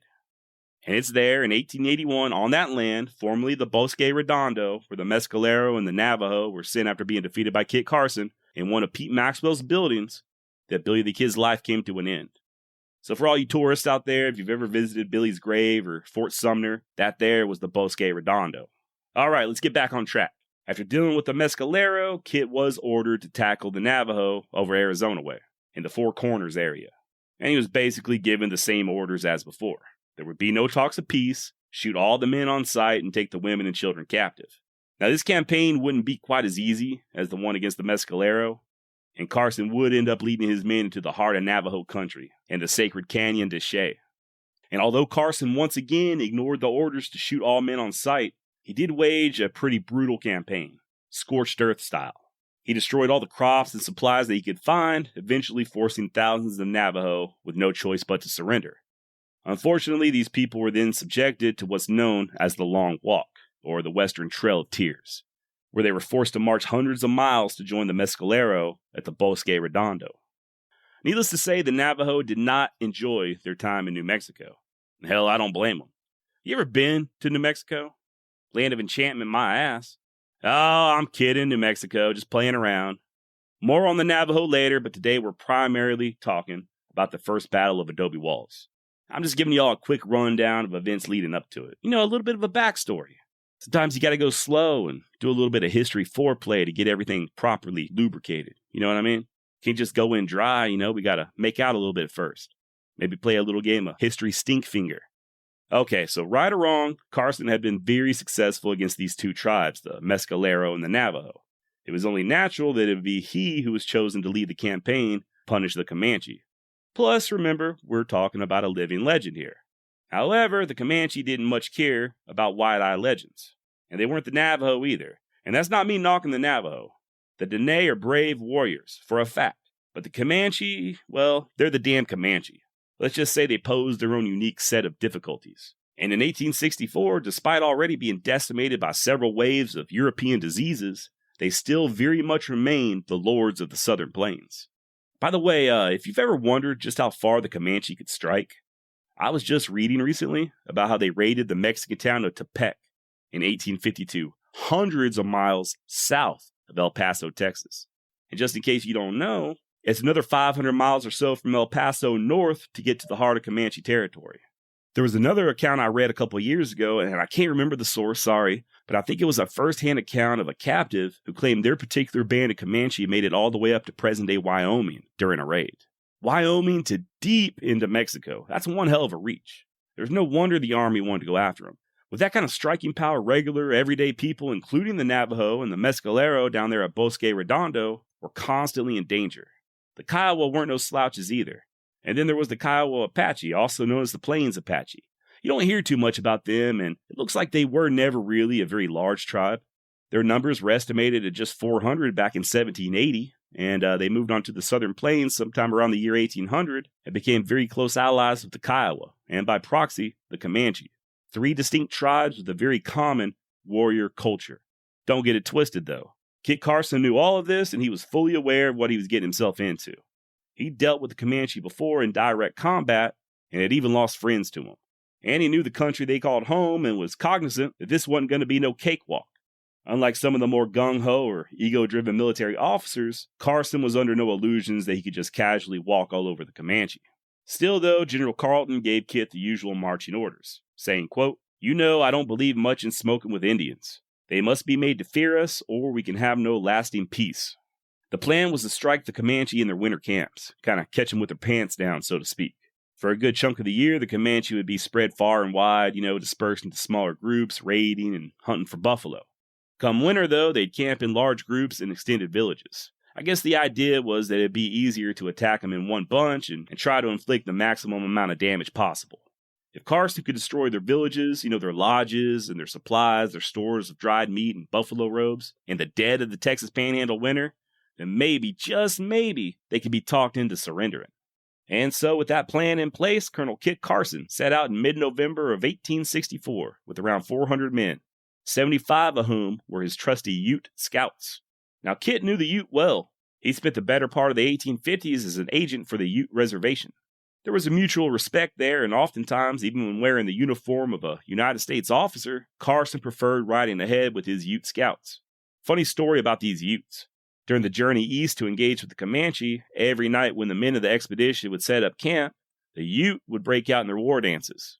One soldier would later write, quote, their groans and howlings became almost intolerable, it being kept up each night until nearly daybreak. The other 300 men under Carson's command were comprised of 2 companies of cavalry and 1 infantry. They were also lugging a couple of mountain howitzers along, just to be on the safe side. As you can see, Carson meant business. He wasn't just riding out to the Llano alone with nothing but his dick in his hand. All that said, it's worth pointing out that Kit Carson himself wasn't exactly in the greatest health. He had 55 years of hard living under his belt. His joints ached, his eyesight seemed to be fading, and most troubling of all were the lingering effects from an accident from 4 years prior. He had been hunting elk up in the mountains when his horse lost its footing, tangling Kit up in the reins as both man and beast tumbled down. The horse rolled over on Kit more than once, and he just wasn't the same no more after that. There was even some question as to whether or not he could even sit in the saddle anymore, yet here he was in 1864, riding east. And this ride east towards the land of the Comanche would take about 2 weeks, loosely following the Canadian River, a route that brought back some not-so-pleasant memories for Kit Carson. The area in question was eastern New Mexico, a little over halfway between Albuquerque and Amarillo, not too far from present-day Interstate 40. Carson had been in this same spot 15 years before, looking to rescue a white woman named Anne White, who was taken captive by some Jicarilla Apache. He found him, sure enough. He's Kit Carson, that's what he does. Unfortunately, the military men that were tagging along with him hesitated, losing the element of surprise. In the quick battle that followed, the Jicarilla escaped, but not before dispatching poor Anne with an arrow through the heart. Remember earlier when I said Kit Carson was a living legend? Well, in this lady's possession was a book titled Kit Carson, The Prince of the Gold Hunters. Its contents full of made-up stories depicting Kit saving women just like her from the hostiles. This book was the first of its kind that I had ever seen, in which I was made a great hero, slaying Indians by the hundred. Carson later said, "Knowing that I lived near, I have often thought that as Miss White read the book, she prayed for my appearance and that she would be saved." Dang, I gotta imagine that aided Kit Carson over the years. And they were so close to rescuing her too. Her body was still warm when they found her. Finally, Carson summarized his thoughts in the book with but a few words. Burn the damn thing. Kit and his company pushed on from that spot and soon enough found themselves on the Llano Estacado, also known as the Staked Plains of the present-day Texas Panhandle, about 100 miles northeast of present-day Amarillo, the heart of Comancheria. And sure enough, it wasn't too long before the Ute scouts caught sight of a village in the distance. The date was November 24th, a Thanksgiving that none in this party would ever forget. That night, Kit ordered his men forward in the cover of darkness, quietly, crossing the Canadian River and concealing themselves as they took up their positions. Finally, just a couple hours before dawn, Carson ordered one of his officers, Major McCleave, to take a company of cavalry and strike the village. Turns out it was just a small Kiowa village, with less than a couple hundred lodges, but still, the Kiowa fought fiercely, allowing their women and children to escape before they followed suit. The soldiers under McCleave quickly destroyed the now abandoned village, burning all the lodges and hundreds of newly finished buffalo robes. Robes that the Kiowa would need for the upcoming winter. They even found evidence suggesting that the Kiowa had some white captives, women's clothing and some family photos, but no captives were ever found. Now, those Kiowa didn't just tuck tail and run away out of fear. Now, they were going for reinforcements in the much larger Comanche village downriver. Wasn't too long before McCleave was fighting off several hundred warriors who began charging at he and his men Comanche style, hollering and shooting arrows from under the bellies of their horses. Carson soon joined up with his officer and, seeing how outnumbered they were, directed the men to an old abandoned fort several hundred yards from the river, known as Adobe Walls. Now, this was an old trading post of sorts, once used by the Bent brothers, but since abandoned. By 1864, it was mostly ruins, but it did offer up some protection. Quickly, Carson moved his entire command, including the 2 mountain howitzers, to the crumbling walls of the old post. The horses were corralled inside as his men set up a defensive perimeter. Just in time, it seems, as the horizon quickly filled with screaming warriors. Turns out there were way more Comanche in Kiowa than they had hoped for, possibly more Comanche than any white man had yet seen in one place. With an estimated 1,400 warriors charging straight at him, Carson put those mountain howitzers of his to use. "Throw a few shells into that crowd over there," Carson ordered, as the light artillery pieces began doing their thug thing. And like I keep saying, these were mountain howitzers. There were different sizes, but it appears that Carson had the 12-pounders. Now, you Civil War buffs probably know way more about these than I do, but they were used quite a bit in the West against the Native Americans. They were light enough that you could lug them around from behind a couple of horses without a good road underneath you. They could be loaded with exploding canisters or shot. And I'm not sure which the men under Carson were utilizing during the Battle of Adobe Walls, but I can assure you, based on the many videos on YouTube with reenactors firing howitzers, you did not want to be downrange of these bad boys.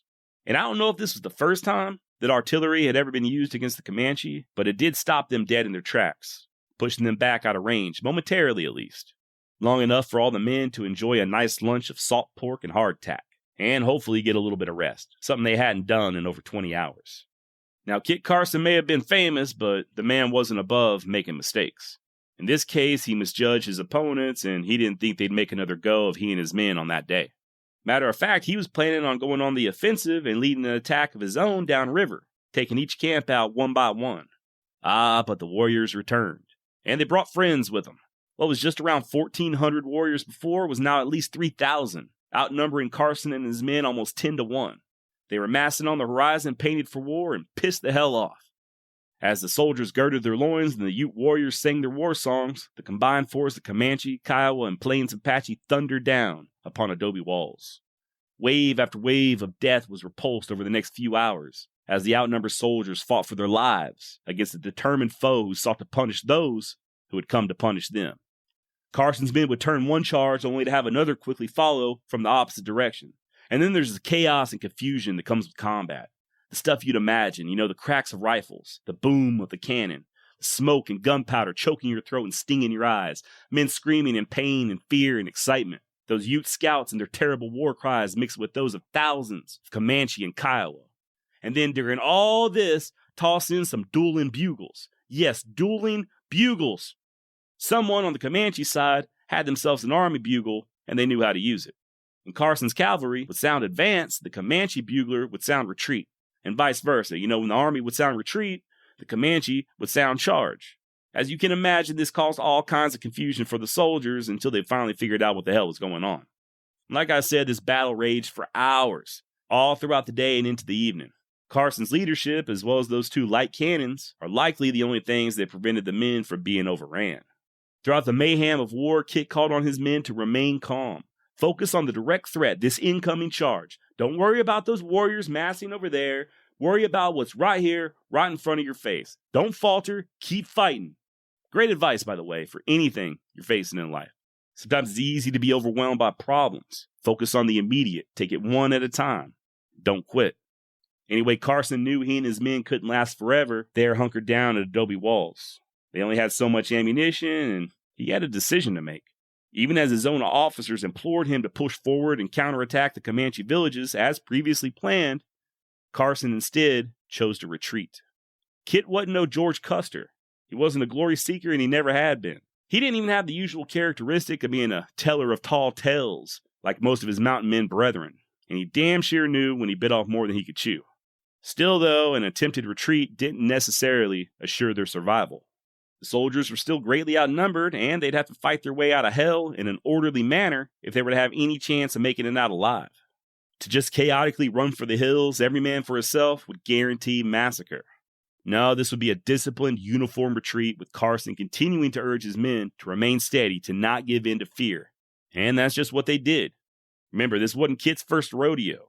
He'd been in the proverbial shit many times over the past 4 decades. Came back from many a fight where things seemed to have been going wrong. In the words of Dan Doherty from HBO's Deadwood, going wrong is not the end of fucking things. A lesson Kit Carson knew all too well.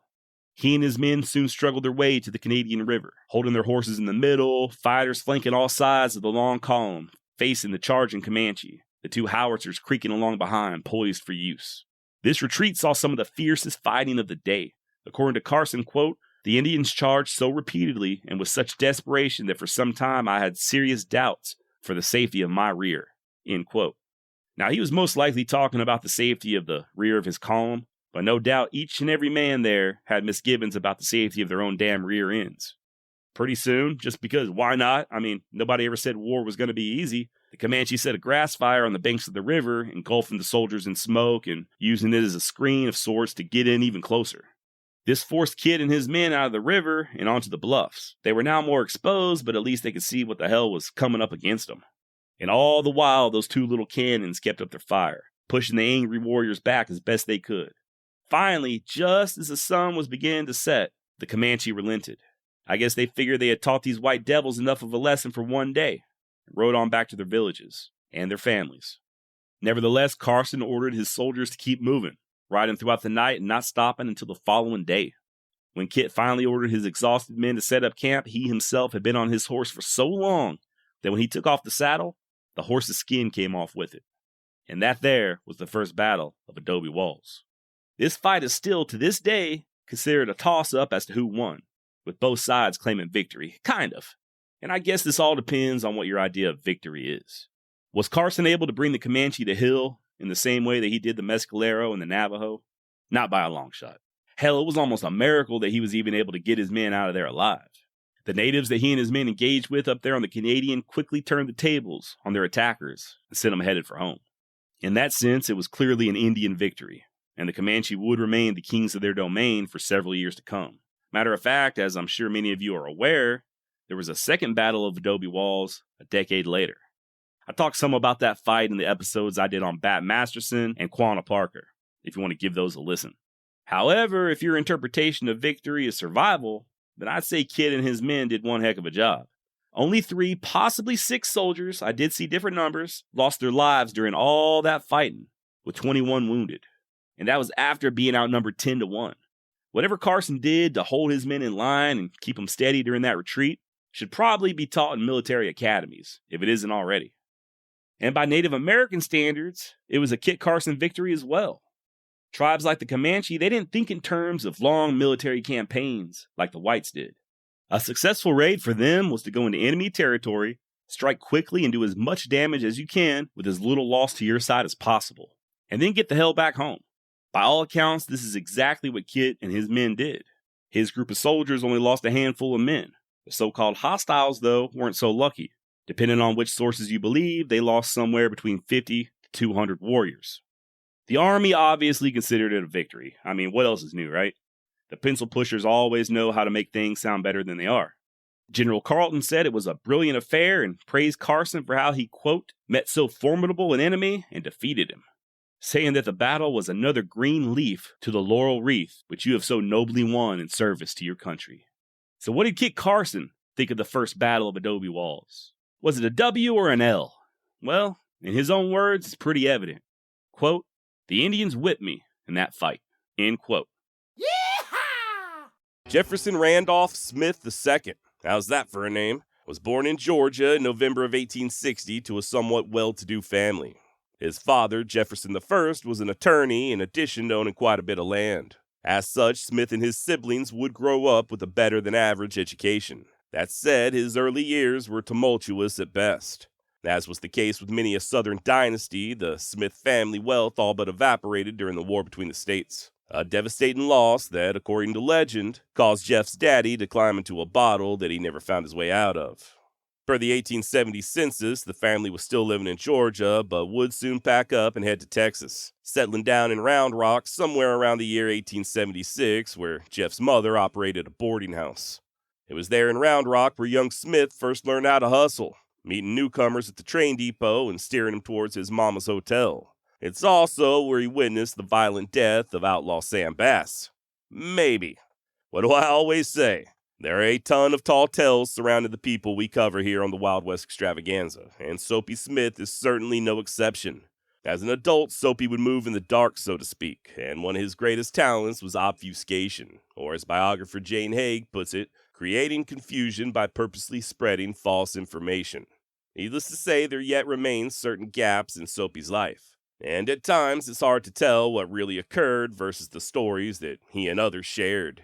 What we do know is that even at a very young age, Jeff seemed destined for the life of an entrepreneur, particularly one with a strong bent towards easy money. As a teenager, Smith was mesmerized by traveling peddlers there on the streets of Round Rock, and rumor has it he even tried it himself for a bit, sort of an Old West version of a door-to-door salesman, lugging a cart around and hawking overpriced and mostly worthless wares. He'd also start working cattle, not quite as easy, but this would see him traveling all the way north to the bustling cow town of Abilene, Kansas. And story goes that it's there in Abilene, at a circus, where he was first exposed to the infamous shell game. If you're not familiar, this is where 3 or more containers, cups, walnut shells, what have you, are placed face down with a small ball or dried pea directly underneath one of them. The operator then shuffles the shells around, and if you can guess which one contains the pea, you win. Simple as that. In reality, this is nothing more than a swindle, with the con man either hiding the pea altogether or utilizing some other sleight-of-hand trick to rig the game in his or her favor. Generally, they would allow an inside man or even a mark to win a few times just to give the illusion of honesty, obfuscation, and once the big money was wagered, surprise, surprise, there's no pea underneath your shell. Story of my life. Now, this game dates all the way back to ancient Greece, and you can still find people using it to separate fools from their money even nowadays. You better believe this was right up Jefferson Smith's alley. So much so that in no time flat he began operating his own shell game back in Texas.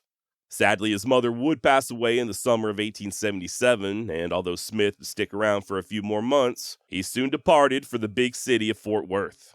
Now, just a quick word on his father. As I mentioned earlier, the narrative is that Jefferson Randolph I took to drinking after his substantial losses during the war, that he forfeited his law degree and failed to contribute to the family in any meaningful way thereafter. But I'm not sure how accurate this is. In that 1870 census I mentioned earlier, when they were living in Georgia, Smith was still working as an attorney. Likewise for the 1880 census, after his wife passed away. What's more, per the census, he's taking care of the remaining 3 children still at home. Now, how much he was taking care of them, I do not know. And he would die a little over 20 years later in an insane asylum. So he was obviously struggling at some point. Now, there is a book that the Smith family released titled Alias Soapy Smith that may contain more insight, but full disclosure, as of this recording, I have not yet read it. If you have and you'd like to chime in, please do not hesitate to hit me up at josh@wildwestextra.com. My main source of info today is coming from historian Jane Haig and her excellent book, King Khan, The Story of Soapy Smith. Link down in the description if you'd like to check it out. And for what it's worth, she too claims that following the war, Smith's daddy took little to no part in supporting his wife and kids. As far as Jeff II and his misadventures in Fort Worth, he was mostly pulling very basic street-level cons, like his newly discovered shell game. While Smith would indeed form his own gang in the years to come, that did not occur in Fort Worth, despite what you may hear elsewhere. He'd only spend a year there at most, just working as a very low-level hustler, and very likely resorting to petty crime, before moving on to the boomtown of Leadville, Colorado. This is where the worm began to turn. In Leadville, Jeff met a seasoned con known as Old Man Taylor, the same old boy credited with inventing the soap scam that would eventually earn Smith his infamous handle. And it was pretty straightforward. Taylor would set up a cart out on the thoroughfare and announce to all that he was selling individually wrapped bars of soap. And as luck would have it, some of the bars contained cash money. Soap with a prize! One of his young accomplices, like Jefferson Smith, would then pretend to be a bystander and purchase a bar that, you guessed it, contained cold, hard cash. This would entice others in the crowd to step forward. In short order, there'd be a bidding war on the remaining soap, but as I'm sure you've already surmised, the entire thing was rigged, and no additional prize money was discovered. They would literally pull this trick every single day, sometimes multiple times a day, and Jeff got so damn good that he branched out on his own, surpassing even the profits of Old Man Taylor himself. Now, it weren't long before Leadville got a little too civilized for such an occupation. Taylor packed up and headed east, and Smith found himself starting over in the wide-open city of Denver. Much like Leadville, Denver got its start as a frontier mining town, catering to the usual mix of gamblers, pimps, criminals, and ne'er-do-wells. The population exploded from 4,500 souls in 1870 to over 35,000 when Jeff arrived in either late 1879 or early 1880. And it really was the perfect storm. A new city just getting its bearings, flush with both gold and silver, toss in a seemingly never-ending supply of investors, corrupt officials, and the easily duped, and it weren't long before clever young Jeff Smith began raking in money with both hands. Not to say that there weren't obstacles. Apparently not everybody enjoyed the pleasure of an overpriced bar of soap, and Jeff would be arrested at least 3 times over the next 18 months, mostly for larceny. It was during one such incident that Jeff's nickname finally came to fruition. The arresting officer listed him on the police register simply as Soapy. Just goes to show how often he was pulling the scam, and the name stuck. Now, Soapy's AO was 17th Street, in what's now known as Lodo, not far from the train station. He'd arrive each day in a little buggy, pull his soap out, and start hustling. Once the crowd realized they was being duped, he'd pack up in feigned indignation and just set up afresh a few blocks away. But you know the saying, right? Easy come, easy go. At the end of each day, Soapy would march his money over to the arcade on Larimer Street and try his luck at the faro table. The young man would commence to gambling until he was dead-ass broke, borrow money from the joint's owner, Big Ed Chase, and start all over again the next morning. Speaking of Chase, in addition to the arcade, he also operated the Palace Theater, a fancy joint on Blake Street that could accommodate up to 200 gamblers. And that's just the half of it. Upstairs was the theater portion, with enough seats to cater to 750 spectators, who were mostly drawn to the bevy of young showgirls on constant rotation. Hell, so alluring were these ladies that even Big Ed Chase would marry one of them, as would famed shootist Bat Masterson, and eventually, even our very own Soapy Smith. The gal in question, lady by the name of Mary Noonan, caught Soapy's eye on more than one occasion, and he finally worked up the nerve to make his move. Only problem was he wasn't the only one. To quote Jane Haig in the book King Khan, as he, Smith, waited behind the stage for her one night, he saw a man accost her roughly. Soapy attacked the man, then escorted the lovely singer home and courted her over the following days. They were married in February of 1886. End quote. So there you go. Soapy the tough guy, not afraid to get his hands dirty for his lady love. Probably. With a guy like Soapy, you never know. I mean, the hustle really never stops, right? I wouldn't put it past him to have had one of his buddies pretend to attack Mary just so he could swoop in and save the day. But that's just the skeptic in me. As you'll soon hear, this would not be the last time a threat to his wife would cause Smith to erupt in violence. Now, in the same way that Soapy was apprenticed under Old Man Taylor back in Leadville, he found a new mentor there in Denver with Doc Baggs, the guy I mentioned in the intro. Several years Smith Sr., Doc got his start on the riverboats and railroad shanty towns before moving to the Mile High City. And whereas Soapy was still committing petty crime just to make ends meet, Doc Baggs was most definitely in the bunco big leagues. Back in those days, there were these dubious establishments sometimes referred to as dollar stores. And no, I ain't talking about the Family Dollar, but I do see a similarity. Instead of pulling their scams out on the street for God and everybody else to see, some of the smarter cons would open up fake stores with expensive merchandise on display in the windows, all just for $1. Bargain hunters would step inside and in no time flat either be tricked into a crooked game of 3-card monte or just flat out robbed at gunpoint. Old Doc Baggs improved upon this routine, and instead of a dollar store, he operated what was known as the Big Store, replete with solid oak furnishings, a well-dressed professional-looking staff, leatherback ledgers, and even a massive safe built right into the wall. You'd step inside and you'd swear it was some fancy accounting or investing firm. This is where the shills like Soapy would steer the uninitiated, usually with promises of fast cash. Baggs would then convince the mark to invest in whatever his scheme of the day was, some sort of inside trading, fixed rate, shit like that. And once they handed over their hard-earned dough, they would never see it or Baggs again. And of course, just like the dollar stores, Doc wasn't afraid of resorting to armed robbery. Hell, he'd even occasionally go so far as having his men dress up as police officers while doing so. I mean, think about it. How the hell are you going to go to the cops for help when, so far as you know, it was the cops who just held your ass up at gunpoint? And if the victim was still bold enough to go to the real police, guess what? They were on Doc's payroll, at least some of them. Even the chief of police at one point was deep in Baggs' pocket. But even with such measures in place, if for some strange reason the big store got raided by the law, they would likely find nothing but an empty building. Turns out that fancy office was just as fake as Baggs' investments, and the solid oak furniture and huge wall safe were essentially just smoke and mirrors. Paper mache, folding partitions, and carefully painted wood panels, allowing he and his crew to pack up and walk away at a moment's notice. That said, you can only rob so many people without facing the consequences, right? And when the Denver police refused to keep Doc Baggs in check, the Arapahoe County Sheriff, Michael Spangler, stepped up to bat. While Sheriff Spangler was not able to see Doc prosecuted, he at least made things so hot that the conman decided to skip town. Believe it or not, this was done by simply constantly following Baggs around and warning potential victims. Guess Doc figured he'd have better luck elsewhere and lit out for greener pastures. Now this was in 1885, and in the months that followed, Soapy would take firm control over the gang of crooks that his mentor left behind.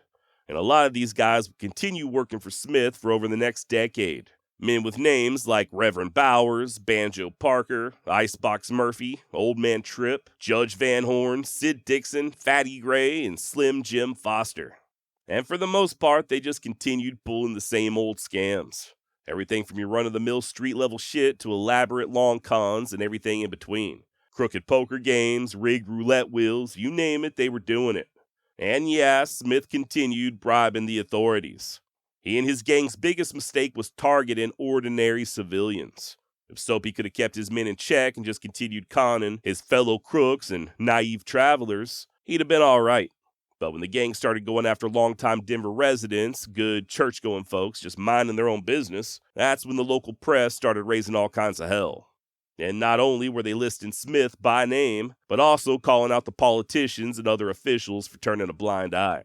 One reporter in particular, John Arkins, even went so far as referencing Soapy's wife Mary. Oh boy.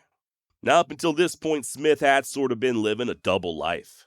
He set his family up in a nice bungalow on the good side of town. And not only did most of his associates not realize that he was even married, but he and his wife's neighbors had absolutely no clue as to his real profession. So far as they were concerned, Mrs. Smith was married to a respected businessman. At least that's what they thought before Arkins started blabbing in the pages of the Rocky Mountain News. And I reckon Smith figured he'd really give the editor something to write about. Soapy laid in wait outside of Arkins' office shortly thereafter, and as soon as the reporter stepped out, he beat the man within an inch of his life. Smith would be arrested and charged with attempted murder, but the case ultimately never came to trial. Whether or not this was due to a technicality or Soapy having friends in high places, I do not know. Either way, the cat was now out of the bag, and so sullied was his wife's reputation that she up and moved the kids east all the way to St. Louis. And thanks to Arkins' reporting, Smith had no choice but to hit the road himself, at least temporarily. He wasn't on the run, mind you, just taking a break from Denver long enough to let things cool down a mite. He and his merry gang of con artists traveled to Salt Lake City, Ogden, Cheyenne, even up into Pocatello, Idaho. Soapy wouldn't stay in Idaho long, though. I guess, as they say, it's a small world after all, and he bumped into an old enemy from Denver by the name of Kid Kelly. Supposedly, Smith had previously ran Kelly out of Denver, and I guess what goes around comes around. Kelly ordered Soapy and his men to kick rocks, which led to a confrontation, which led to gunplay. Unfortunately, I was unable to find out much more information, but one of Kid Kelly's men took a bullet to the leg, and both he and Smith were arrested and escorted out of town and told not to come back. The Soapy gang would travel a little bit more, but by the spring of 1891, they were back in Denver, just doing their thing. It was at this point Smith opened up his famous Tivoli Club, right on the corner of 17th and Market Street. Hell, he was even so kind as to plaster a warning above the threshold reading Caveat Emptor. That's Latin for buyer beware. Things just weren't the same as they was before, though, and it wasn't long before Soapy was arrested for fleecing a mark out of $1,500. And just to shine a bit of a light on Soapy's flair for the spoken word, I gotta share with you his defense at this trial. I'm telling you, this dude needed a podcast.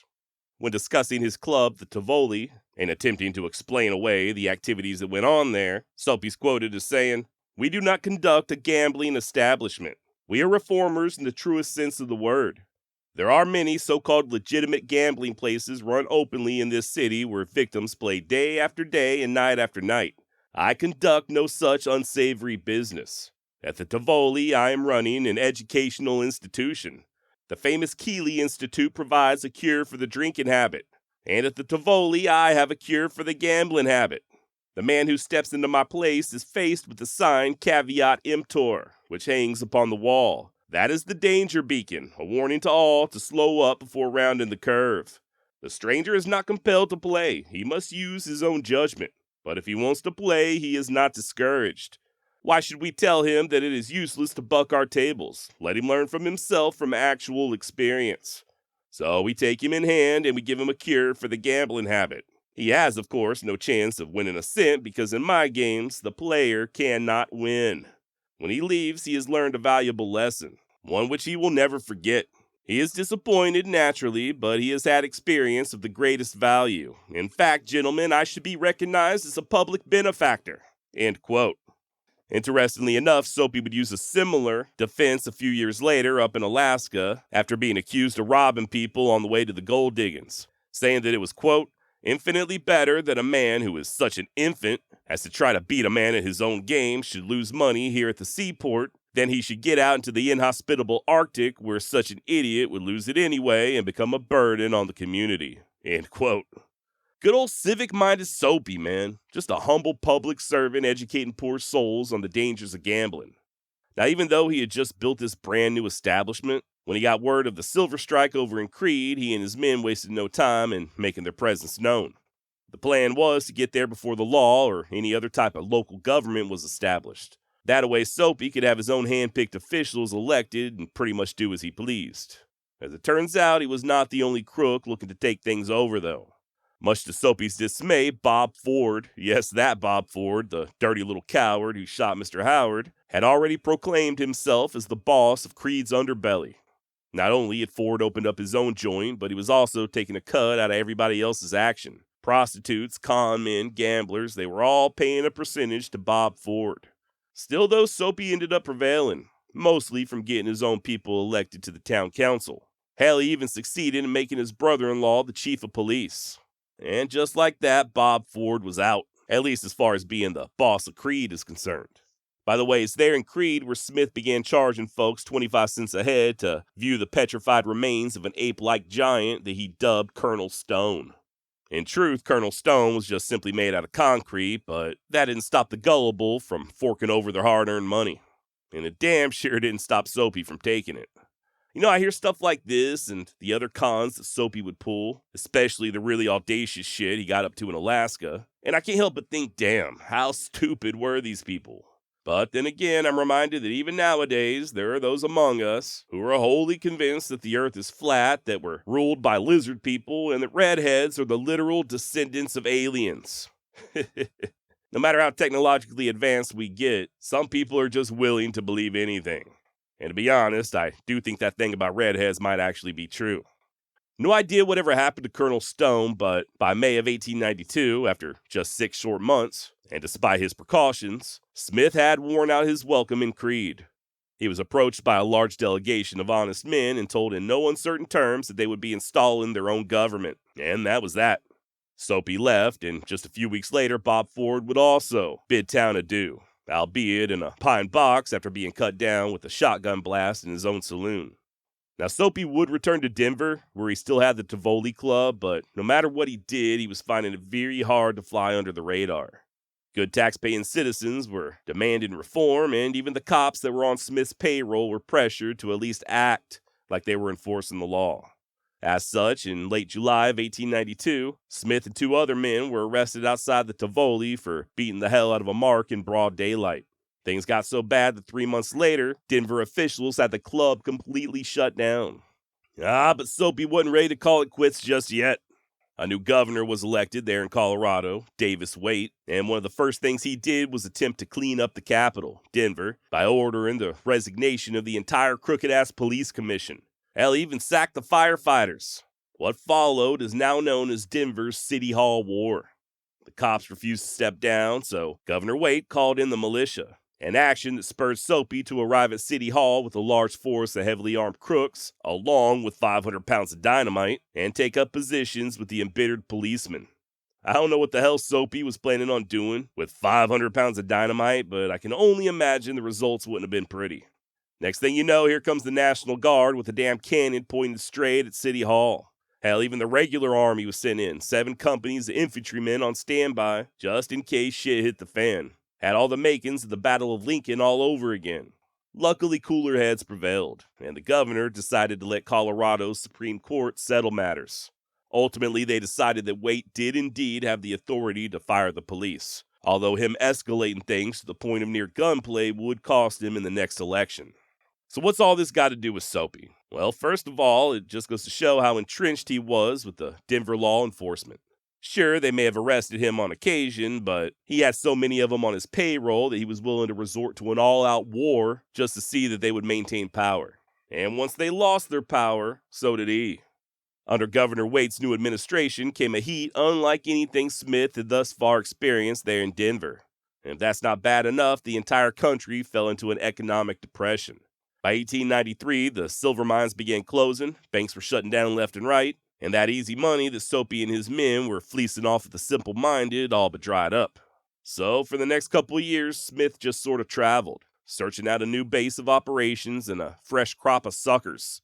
He would return to Denver on occasion, but the new law just wouldn't let him be.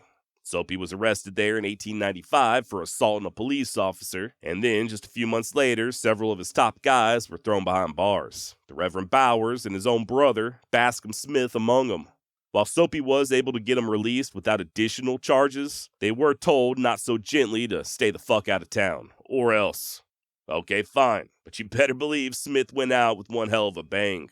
He and his brother, the aforementioned Bascom, hit the town with a vengeance. basically going on a drunken two-man rampage.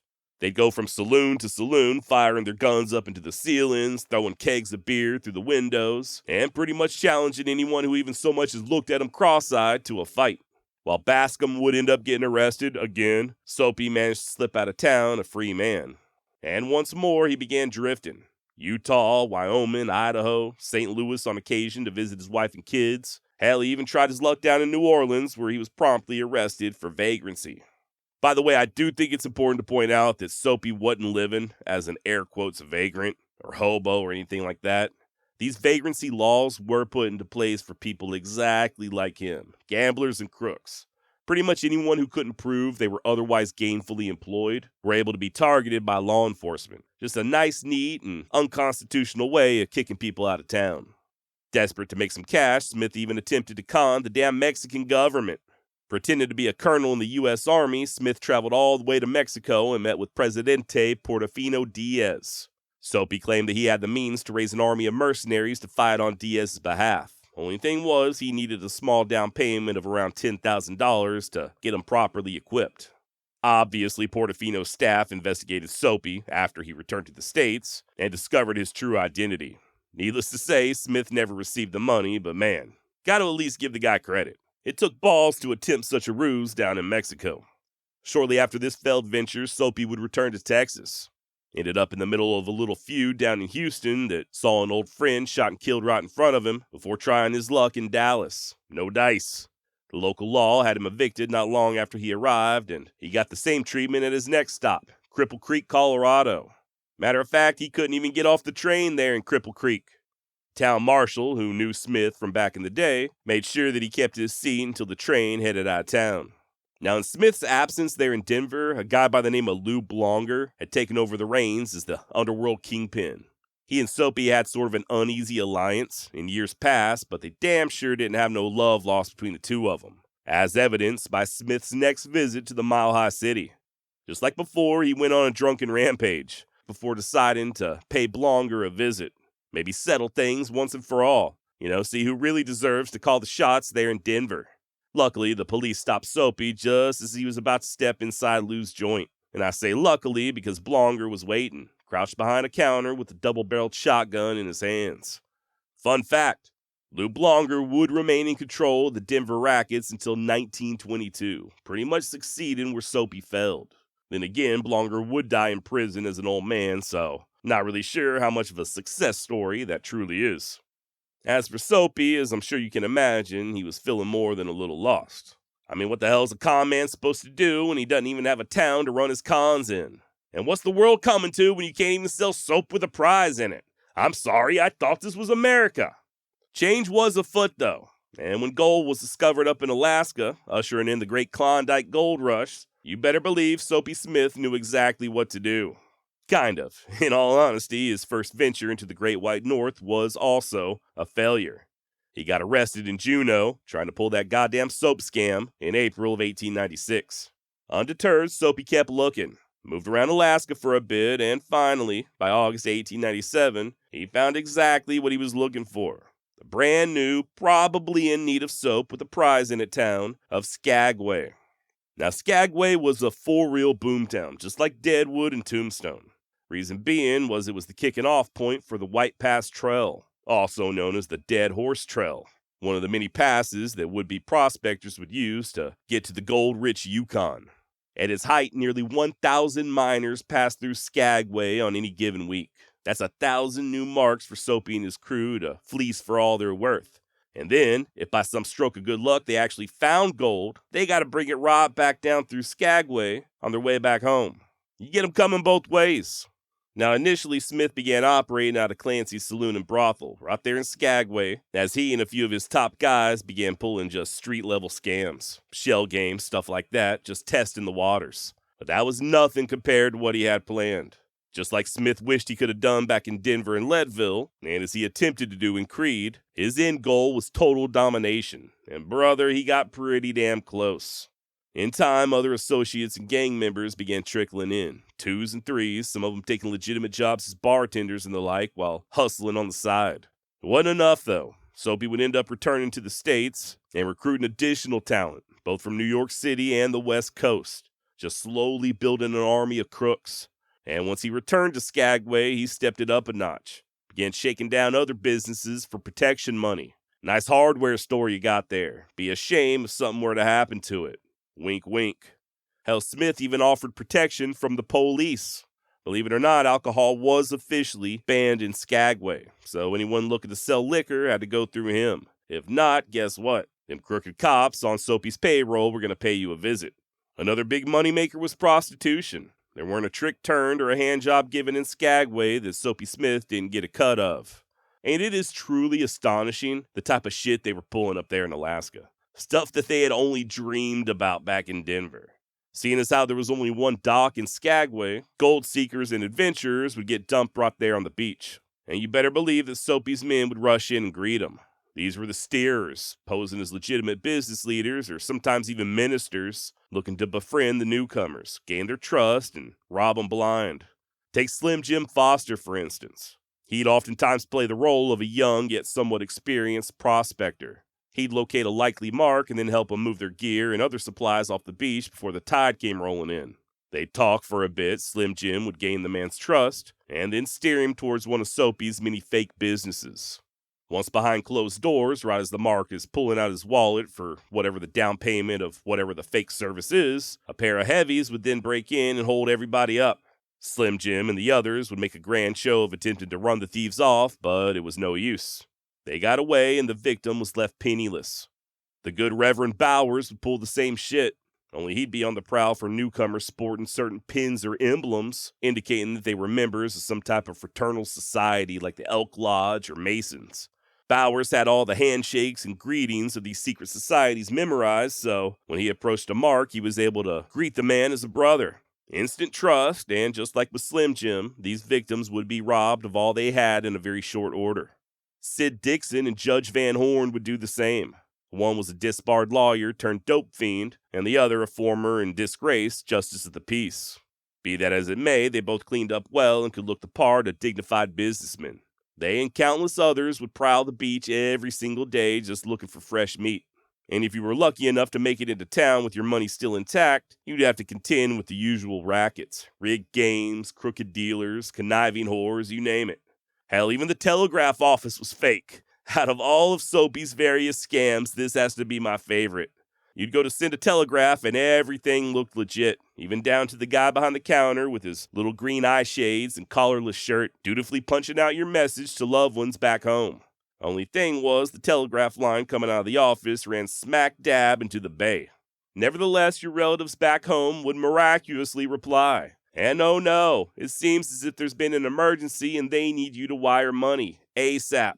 Even the road out of Skagway headed towards the Yukon was patrolled by Smith's men. They'd set out hiking each day, carrying huge backpacks full of feathers, just to appear as if they were prospectors, and at any delay, usually of their own making, they'd break out their shells or other rigged games right there on the side of the trail.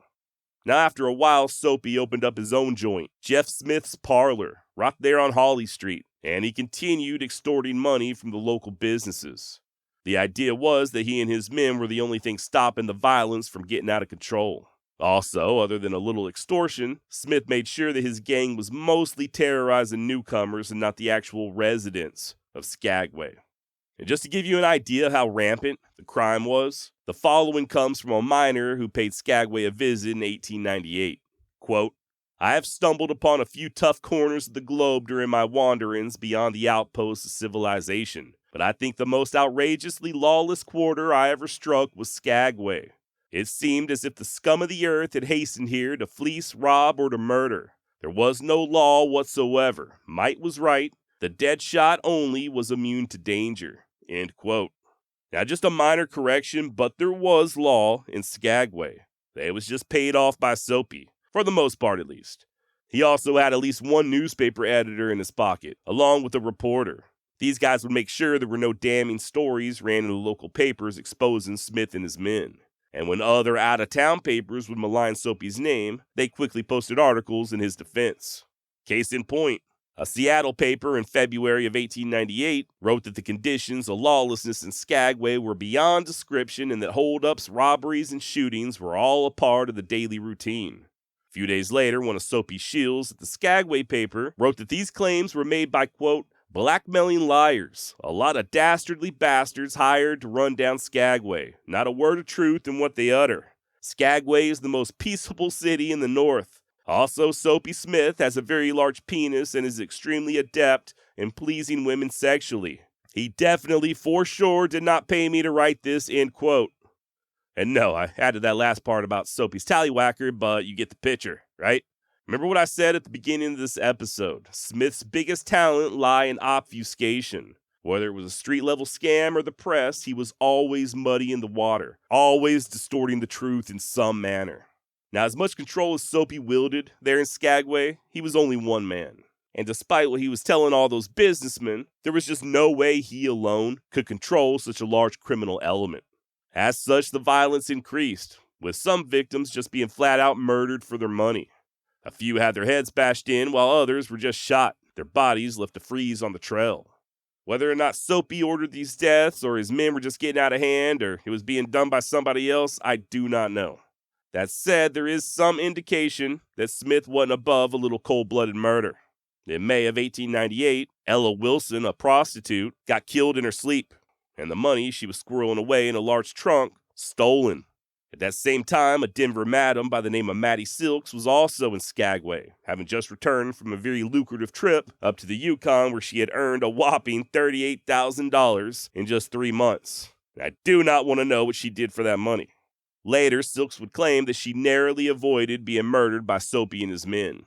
Per historian Jane Haig in the book King Khan, quote, Mattie reported that she occupied a room in the Occidental Hotel, adjoining one that served as the office for the marshal. Only a partition of thin boards separated the two rooms, and she stated that the night after the murder, that's the murder of Ella Wilson, she heard Marshal Taylor, Soapy Smith, Billy Tanner, and Bowers talking in Taylor's office while dividing up the money. End quote. Silks also claimed to have heard these same men plotting to kill and rob her in a similar fashion, before she very judiciously decided to sneak out onto the next ship leaving town. Whether or not these stories are true, I can't say, but I do know that the citizens of Skagway were getting mighty tired of Soapy's bullshit. In January of 1898, a guy named Andy McGrath was drugged and robbed in one of the Smith gang-owned saloons. He went and got a deputy marshal by the name of Rowan, and in the confrontation that followed, a bartender shot and killed both men. The most tragic part was that Deputy Rowan's wife was in labor as all this was happening. Hell, the only reason he was out that time of night was to locate a doctor. Sadly, he bumped into Annie McGrath instead, and it cost both of them their lives.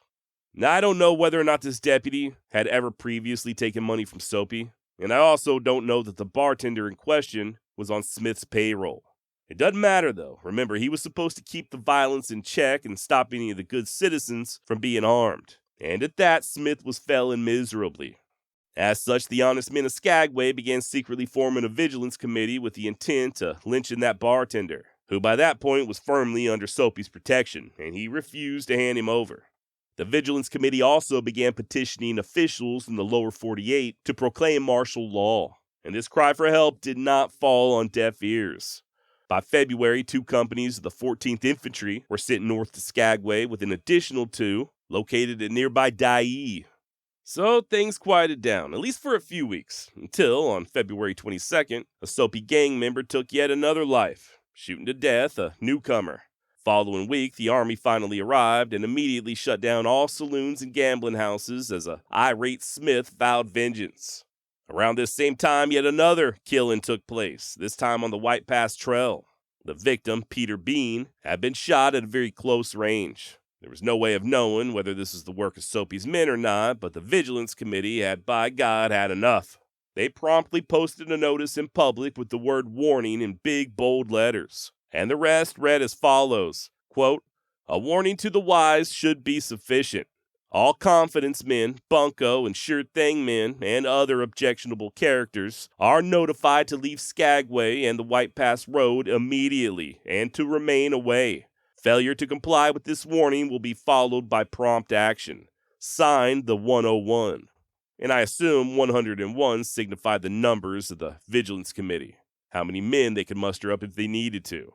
As you can imagine, Soapy wasn't all that happy with this little threat, so he posted his own notice that very night, also with the word warning in big bold letters. Quote, "The body of men styling themselves 101 are hereby notified that any overt act committed by them will promptly be met by law-abiding citizens of Skagway, and each member and his property will be held responsible for any unlawful act on their part. And the Law and Order Society, consisting of 317 citizens, will see that justice is dealt out to its fullest extent, as no blackmailers or vigilantes will be tolerated. Signed, the committee." End quote. Okay, so Soapy's letting the vigilantes know that he's got them outnumbered 3-1, and what's more, he was willing to destroy their property if they made a move on he and his men. By the way, I love how he calls his committee the Law and Order Society. That's just classic Soapy. Obfuscation. What's left is right and what's up is down. So this happened in early February of 1889. The saloons are still closed down and the army is camped just outside of town, ensuring they stay that way. What's more, the tension between the Vigilance Committee and Smith's men is reaching a fever pitch. A situation made all that worse by a damn meningitis outbreak. Didn't stop Soapy and his men from continuing to earn, though. That spring thaw would see thousands of miners returning from the Yukon, and some of them would be flush with gold. Hell, they even attempted to rob the Mounties at one point. But then something happened that caught everybody's attention, and not just in Alaska. The battleship Maine was sunk over in Havana, which helped usher in the Spanish-American War. Believe it or not, when Soapy got wind of this, he wrote a letter to then-President William McKinley offering up his freshly formed Skagway Military Company to go fight in Cuba. And while the POTUS did not take him up on this offer, Smith did at least receive a reply signed by McKinley's secretary, just acknowledging that the letter had been received. Per Jane Haig, quote, "Soapy naturally exaggerated the story, allowing the word to spread that he had received a letter signed by the Secretary of War, commissioning him a captain of volunteers. Soapy backed up this story by producing the commission papers, which he showed to prospector Harry Sudum. Although Sudum later concluded that the papers were forged, Soapy once again had created enough confusion to convince most of Skagway of the legitimacy of his endeavor." End quote. And yeah, the man just goes ahead and raises his own damn militia, calling them the 1st Regiment of Alaska Volunteers. Not only that, but he even put on a parade for the entire town, Smith riding in front on his white horse as his troops marched behind him. 2 months later, they did the same for the big 4th of July celebration. And when the parade was over, once again to quote Jane Haig, when it was time for the speeches, there was Soapy seated on the dais with Governor Brady and the other dignitaries. So this dude is just bold as hell. Crooked as the day is long, yet he's running around calling himself a captain or a colonel or whatever the hell he said he was, and putting on parades for the town. Little did Soapy know, but he'd have less than a week to live. And by the way, between these two parades was when his men killed that prostitute that I mentioned earlier, Ella Wilson. So make no mistake about it, despite pretending to raise an army, he was still out there robbing. Hell, he and his men were even employing a brand new trick. Somehow, they had caught a bald eagle and were keeping it in a cage just behind Smith's saloon. They'd lure newcomers back there just to show them the eagle, and once they got behind the fence, they'd either trick them into one of the many rigged games or just simply mug them. And it was this eagle that would end up being Soapy's downfall. Less than a week following the 4th of July festivities, an unwitting Mark, John Stewart, was enticed to go see the eagle. And once gang members got him away from prying eyes, they promptly pounced and stole the nearly $2,700 worth of gold that Stewart had on his person. Of course, he went straight to Marshal Taylor and lodged a complaint, but unbeknownst to him, the good Marshal was part of Smith's operation. And when that didn't work, Stewart started telling his story to anyone who'd listen. Word spread, and the Vigilance Committee got wind of what occurred, and they too began making a ruckus. So much so that Soapy initially promised to give the money back. This was definitely a turning point, and the brazen robbery of Stewart in broad daylight seemed to be the straw that broke the camel's back. Also, I think Soapy, and pretty much everybody else, knew that his time in Skagway was coming to an end. Hell, even the newspaper editor that he had paid off turned against him and finally began printing the truth. Unfortunately, Soapy did not return the gold. Imagine that. When he was told there would be trouble, he replied, "By God, trouble is what I'm looking for." And later that night, he would damn sure find it. The Vigilance Committee held a huge gathering at a place called Sylvester's Hall. But fearing an infiltration from Soapy's men, they reconvened at the end of City Dock, also known as Juneau Wharf, in hopes of just better controlling those who were allowed to attend. And to ensure their privacy, they posted 4 armed guards at the dock's entrance. Now, Soapy absolutely knew that all this was going down. He had been getting his load on since that morning, and he continued drinking throughout the day. By 9 p.m., he was fairly lit and decided to take matters into his own hands.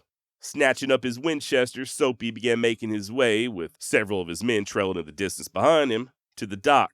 And once there, he was confronted by 54-year-old Frank Reed, one of the men guarding the entrance. What happened next is somewhat up for debate, at least the exact chain of events. One version has it that Soapy lifted his rifle to strike Reed, causing the guard to grab the barrel with his left hand and push it down, while at the same time pulling his revolver with his right. Soapy may have succeeded in striking Reed, and Reed may have already had his pistol drawn. There does seem to be some confusion as far as that goes, but the end result was both men firing at the same time. Onlookers would later state that the initial volley sounded as 1, followed quickly by somewhere between 5 to 9 shots. Reed took at least 1 bullet to the groin, passing all the way through to his hip, as Soapy was shot 3 times, once in the leg, another in the elbow, and a fatal round straight to the heart. Both men collapsed to the ground in a growing puddle of blood. Soapy Smith deader than hell, and Reed following him to the other side just 12 short days later. Now, the underlings who followed Smith to the wharf had stayed back at first, at his order, but once they saw their leader fall, they came rushing in. At the same time, so did the Vigilance Committee, which caused the thugs to have a quick change of heart as they beat feet in the opposite direction, some of them straight out of town. Now, this was a Friday, and by Monday morning, at least 27 of Soapy's men were in custody.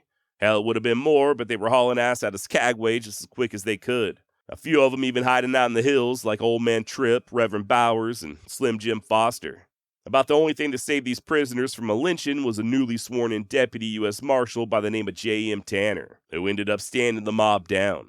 Nevertheless, they did break into Soapy's room at the Burkhardt Hotel, where they found Mr. Stewart's gold, minus around $600. Now, all these gang members would be indicted, even the crooked Marshal Taylor, and they were all put on ships and sent back to the mainland. Hell, the good folks at Skagway even forced Soapy's mistress to leave town. That said, the vast majority of the gang was able to simply disappear into the night, and of those arrested, only a few ended up getting sentenced. But I guess it didn't much matter to the honest citizens of Skagway. They wanted Soapy gone, and now he was. I mean, kind of. He was dead and all, but his grave is still up there, right where they stuck him in the summer of '98.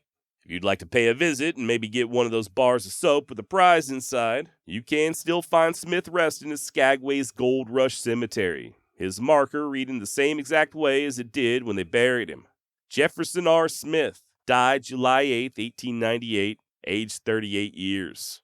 And that's about all I've got on Soapy Smith. Yeehaw!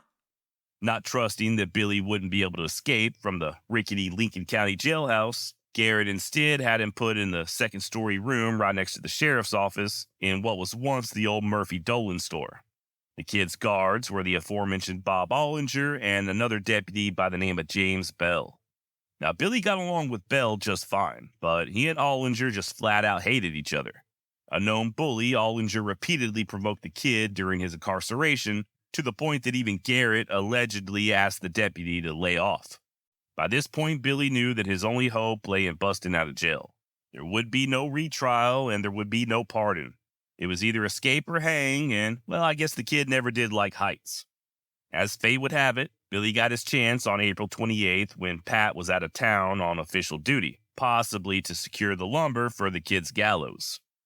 At around 6 p.m., Ollinger escorted 5 prisoners across the street to the Wortley Hotel for supper, leaving the kid alone with Bell. Not long after, Billy told the deputy that he needed to use the outhouse. Bell was hesitant, but relented and escorted the kid outside to the shitter. Upon their return, Bonnie was walking ahead of Bell, arms and legs shackled, as he began climbing up the flight of stairs. Moments later, Deputy Bell lay on the ground, shot dead by Billy the Kid. Say it with me, class. What exactly happened is up for debate. That's right, and you better believe there are more than a few theories. The most popular story goes that Billy obtained a revolver from the privy, left there by one of his pards. He concealed it on his person until he reached the top of the stairs and then, after slipping out of his cuffs, quickly turned and shot Bell. In the kid's own words, "I did not want to kill Bell, but I had to do so in order to save my own life. It was a case of having to, not wanting to." Now, the story about Billy getting the pistol from the outhouse, I believe originates from a guy named Bonifacio Baca and was first recorded in the July 1936 edition of Frontier Times titled "Facts Regarding the Escape of Billy the Kid." Baca was the brother-in-law of the late Sam Corbett, who just so happens to be the friend credited with placing the pistol in the outhouse. Others disagree. Pat Garrett's theory was that the kid broke away from Bell, ran up the stairs, and forced his way into the armory. He quickly grabbed a pistol, returned to the top of the stairs, and then he gunned the deputy down. Robert Utley, one of, if not the foremost Billy the Kid expert, believes that the most logical explanation is the kid got free of his shackles, as he was known to do with his small hands, and once he reached the top of the stairs, he swung his arms out at Bell, striking him in the head with the heavy chains. Bell hit the ground, and Billy pounced. There was a fight, and the kid was able to get Bell's pistol from his holster. Getting to his feet, Bell attempted to run up the stairs, but the kid squeezed the trigger, and that was the end of Deputy James Bell.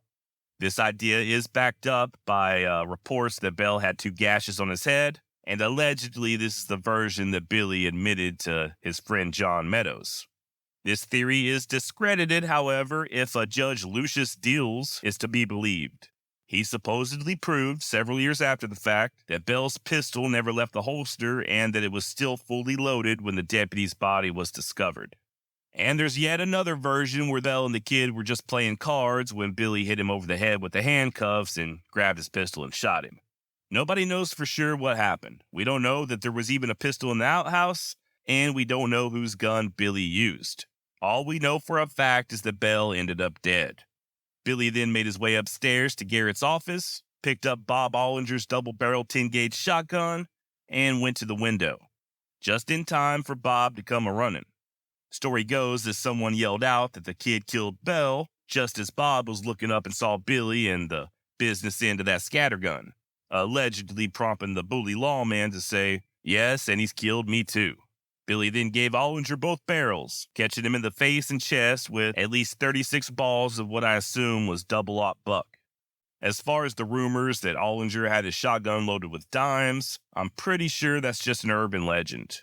I'm no expert, but I believe the consensus is that you'd have to be pretty damn close for a load of dimes to be effective. All you shotgun aficionados out there, please don't hesitate to email me and let me know what you think. How close would Billy have had to have been to Bob Ollinger to kill him with a load of dimes? After Ollinger was sent to his final reward, Billy had somebody fetch a pickaxe, which he used to sever his leg chains, and then stepped out onto the street where, quote, "The balance of the population, whether friends or enemies of the kid, manifested no disposition to molest him," end quote. By at least one account, the kid remained in town for over an hour. He collected a veritable arsenal of weaponry and mounted a horse owned by the court clerk, and was almost instantly thrown from said horse when it bucked in protest. Billy then remounted, whether cursing or laughing, I don't know, and trotted on out of Lincoln, promising to return the pony. Some say he was singing a song as he rode away. Yeehaw! Cullen Montgomery Baker was brought into this world on June 22nd, 1835 in Weakley County, Tennessee.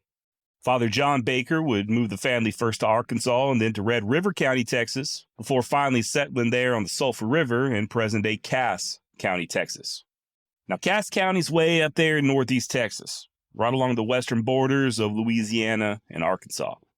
A rich farmland with a very large slave population, at least at that time. The citizens of Cass County were staunchly pro-Confederate when Cullen was coming of age. So much so that they actually temporarily changed the name of the county from Cass to Jefferson Davis in honor of the Confederate president.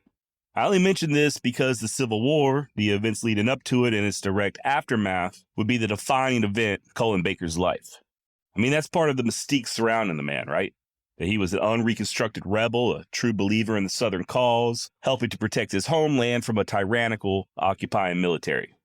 That said, the Civil War wouldn't begin until Baker was in his mid to late 20s. And as it turns out, he was prone to violence well before he swore allegiance to the Stars and Bars. The sandy-haired, blue-eyed Cullen seemed to be trouble-prone from a very early age. Once the victim of bullying himself, a teenage Baker snapped and struck out against his tormentor, beating the older kid to within an inch of his life. According to legend, he probably would have killed him had others not intervened. After this, young Cullen seemed to always be on the prod. He had a hair-trigger temper and was ready to throw down at a moment's notice. Couple that with a strong taste for hard liquor, a taste acquired at a very young age, and the citizens of Cass County soon had a problem child on their hands. It does appear, however, that Baker was humbled a bit at the age of 18. Humbled and likely forever altered. By this point in time, it would have been around 1853. Baker, despite still being wet behind the ears, could be found on any given day drinking his fill at various local watering holes. And it was in one such establishment that he finally bit off a little more than he could chew. Evidently, another patron had quite enough of this young brash pup and decided to teach him a lesson, striking Cullen over the head with a tomahawk. Now, this wasn't no love tap. Matter of fact, it almost put Baker under, and he was out of commission for a while. Story goes that this blow to the skull even caused him to stick to the straight and narrow for at least a little bit. Not sure how much that had to do with him being reformed as opposed to not being able to stop seeing double. Either way, he did calm down long enough to get married in January of 1854, still wearing bandages around his head at the ceremony as he and young Mary Jane Petty swapped vows. And you know how the rhyme goes. First comes love, then comes marriage, then comes, that's right, murder. A few months after Cullen and his bride tied the knot, he went and killed his first man. Remember, we're still talking 1854 at this point, several years prior to the war between the states. Seems that Baker, now a bully himself, took to harassing a young orphan, a child by some accounts, and when that wasn't enough to satisfy his cruelty, he took up a bullwhip and began striking the youngster. A good, honest bystander by the name of Wesley Bailey witnessed this assault and encouraged the young victim to go to authorities, which he did, pressing charges. Cullen was arrested and forced to stand trial, but I was not able to determine what his punishment was. Likely just a slap on the wrist, if anything at all. And strangely enough, Cullen lashed out not at the orphan who told on him, but at Wesley Bailey, the man who encouraged the kid to seek justice in the first place. In Baker's warped mind, I guess he figured the man was sticking his nose where it didn't belong. And it wasn't too much longer before Cullen paid a visit to the Bailey farm, double-barreled shotgun in hand.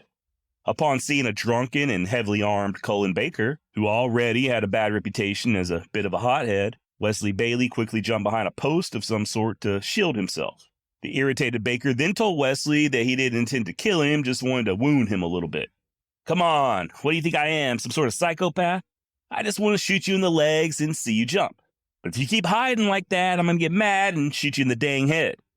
Now, I am paraphrasing, but not by much. That's actually the gist of what happened. Seriously. All Cullen claimed he wanted to do was wound the frightened Bailey in the legs and watch him quote-unquote jump. And Wesley, probably scared out of his wits, fell for it. He exposed himself, and sure enough, Cullen let him have both barrels of that scattergun, literally shredding Bailey from his knees all the way up to his midsection. Miraculously, the wounded man didn't immediately die. He hung on for 3 or 4 days, naming his killer, before he finally gave up the ghost. Not that Cullen was trying to deny anything. He let it be known that, yeah, I shot Wesley Bailey, but I didn't mean to kill him. I was just fooling around, having fun. Fooling around or not, nuttier than a squirrel turd or not, Baker wasn't just going to wait around on no hangman's noose. He took his wife and headed some 200 miles northeast to his uncle's place in Perry County, Arkansas. Now, this murder, I couldn't find an exact date as to when it occurred, other than about 8 or 9 months after Baker was married. So figure August or September of 1854. And in the spirit of transparency, I will say it was not easy finding a lot of exact dates or particulars surrounding the entire life of Cullen Baker. This is one of those episodes where the timeline might get a little bit skewed. I did have a hard time connecting all the dots, but I'm hoping I'm not too far off point. If you're an expert on all things Cullen Baker and I get anything wrong, by all means, please contact me, josh@wildwestextra.com. As to what Cullen did to occupy his time in Arkansas, your guess is as good as mine. He and Mary Jane would have a daughter in May of 1857, and I believe I found them on the 1860 census, still there in Perry County with Baker's occupation listed as farmer. And evidently Cullen didn't leave his anger issues nor his penchant for hard drinking back there in Texas. A lady in Arkansas decided to speak her mind about Cullen's antics one day, and he paid her a visit with a bundle of hickory sticks, meaning to give her a nice little ass swatting. Because that's what you do when women say things you don't like, right? Naughty girls get the switch, don't they? Who's the naughty girl? Who's the naughty girl? All right, sorry. As you can imagine, the woman's husband, David Wortham, didn't take too kindly to this. He and Baker started tussling right there in front of the house, with Wortham quickly getting the upper hand. His wife at one point began to scream, distracting David just long enough for Cullen to pull out a blade and sink it into the man. He soon bled out, and once again, Cullen Baker became wanted for murder. Unfortunately, Cullen's wife Jane passed away in June of 1860, and Baker would take his then 3-year-old daughter back to Texas, where he'd leave her with the in-laws, or former in-laws. Not sure how much contact father and daughter had after this, but according to more than one source, he never saw the girl again. That killing I just described a moment ago, the stabbing death of David Wortham, I was not able to determine whether or not it occurred before or after Mary Jane passed away. It's entirely possible that being a married man was the only thing keeping Cullen somewhat restrained, and upon his wife's death, he just went even further mad. Without giving too much away, you will see this happen again later on with Baker's second marriage. But I'm getting ahead of myself. Right now, we're still pre-Civil War, but not for long. The escalating tension between the North and the South had finally come to a head. In February of 1861, Texas seceded from the United States and joined the Confederacy. And you better believe Cullen Baker wasn't going to sit this fight out. He enlisted with Company G of Morgan's Regimental Cavalry out of Cass County in November of 1861. Guess the Army wasn't too big on checking to see if prospective recruits were wanted for murder back in them days. Now, it appears that Morgan's cavalry was primarily operating in the Trans-Mississippi region as part of Parsons' brigade. And during Baker's time, I don't think they saw much action other than marching the hell all over Arkansas. I actually have a book on another lesser-known Confederate unit, the 28th Texas Cavalry, and they were much the same, at least early on during the war. Texas to Arkansas, a lot of waiting around camp and marching, and then more waiting. Boredom and sickness seemed to be their main adversary, at least in the beginning stages of the war.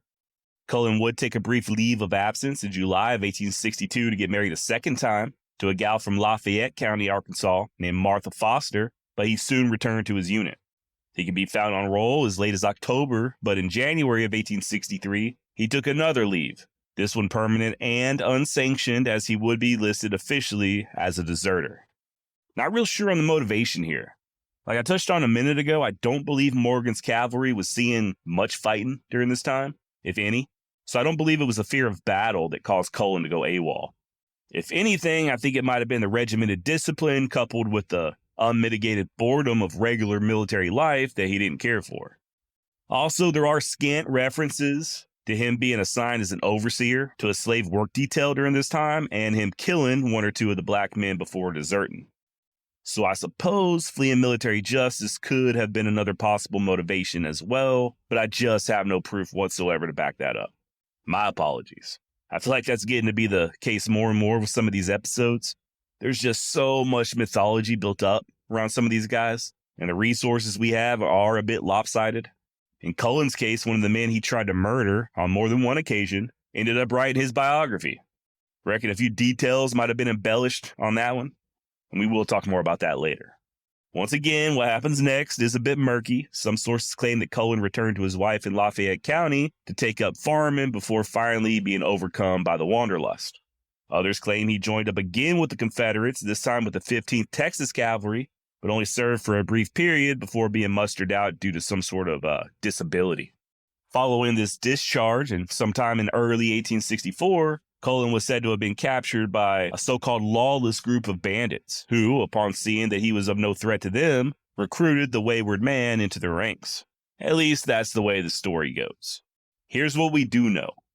By 1864, Cullen Baker was serving the Confederate cause once again, but I do use the term serving very loosely. He was riding with a group there in southern Arkansas called the Independent Rangers, who were somewhat associated with the Confederate Home Guard. Now, the Home Guard is an organization I've personally never read anything good about. While I'm sure there were some decent and kind men among them, I'm just not aware of it. Originally designed to replace the various state militias, now fighting with the regular Confederate Army, the Guard's purpose was to defend the home front. They also spent a fair amount of time hunting down Confederate deserters and draft dodgers. The first thing that comes to mind to me, if you've ever seen the movie Cold Mountain, the bad guys, the ones that are terrorizing Nicole Kidman and her neighbors before Jude Law shows up, that's the Confederate Home Guard. Now, I know that was just a movie, but history does show that such outfits often resorted to a similar type of lawlessness. With the majority of able-bodied men stationed elsewhere, the Home Guard was free to do basically as they pleased. And sometimes what they pleased was robbing, raping, and killing. If someone had property that these groups like the Independent Rangers wanted, they'd simply declare the family as Union sympathizers and take it.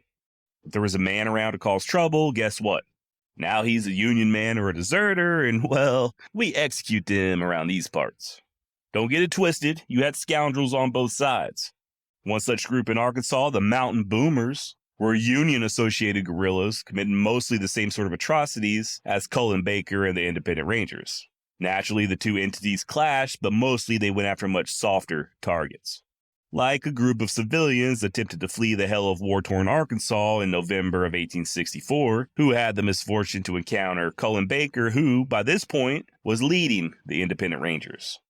The civilians, mostly women, children, and older folks, were attempting to cross the Saline River in the Ouachita Mountains when the Rangers intercepted them. Baker considered them leaving Arkansas to be a cowardly and unpatriotic act, or at least that was his excuse, and he ordered these prodigal travelers to turn around and head back across the river. When they refused, he drew his revolver and shot and killed their leader. He then told the rest that if they'd cross back over, he'd let them go. They did as they were told, and Cullen and his men promptly butchered 9 more, most of which were elderly men. And of course, they then made off with any valuables at hand, which I'm sure was their main motivation to begin with. This blatant act of violence, known as the Saline Massacre, did finally cause some of the locals to somewhat rise up and make plans to get rid of these transgressors. But the so-called Rangers skedaddled as soon as they got word. Guess fighting other armed men didn't much appeal to them. Unless they were black. And especially if they were black and had the absolute gall to don the uniform of a United States soldier.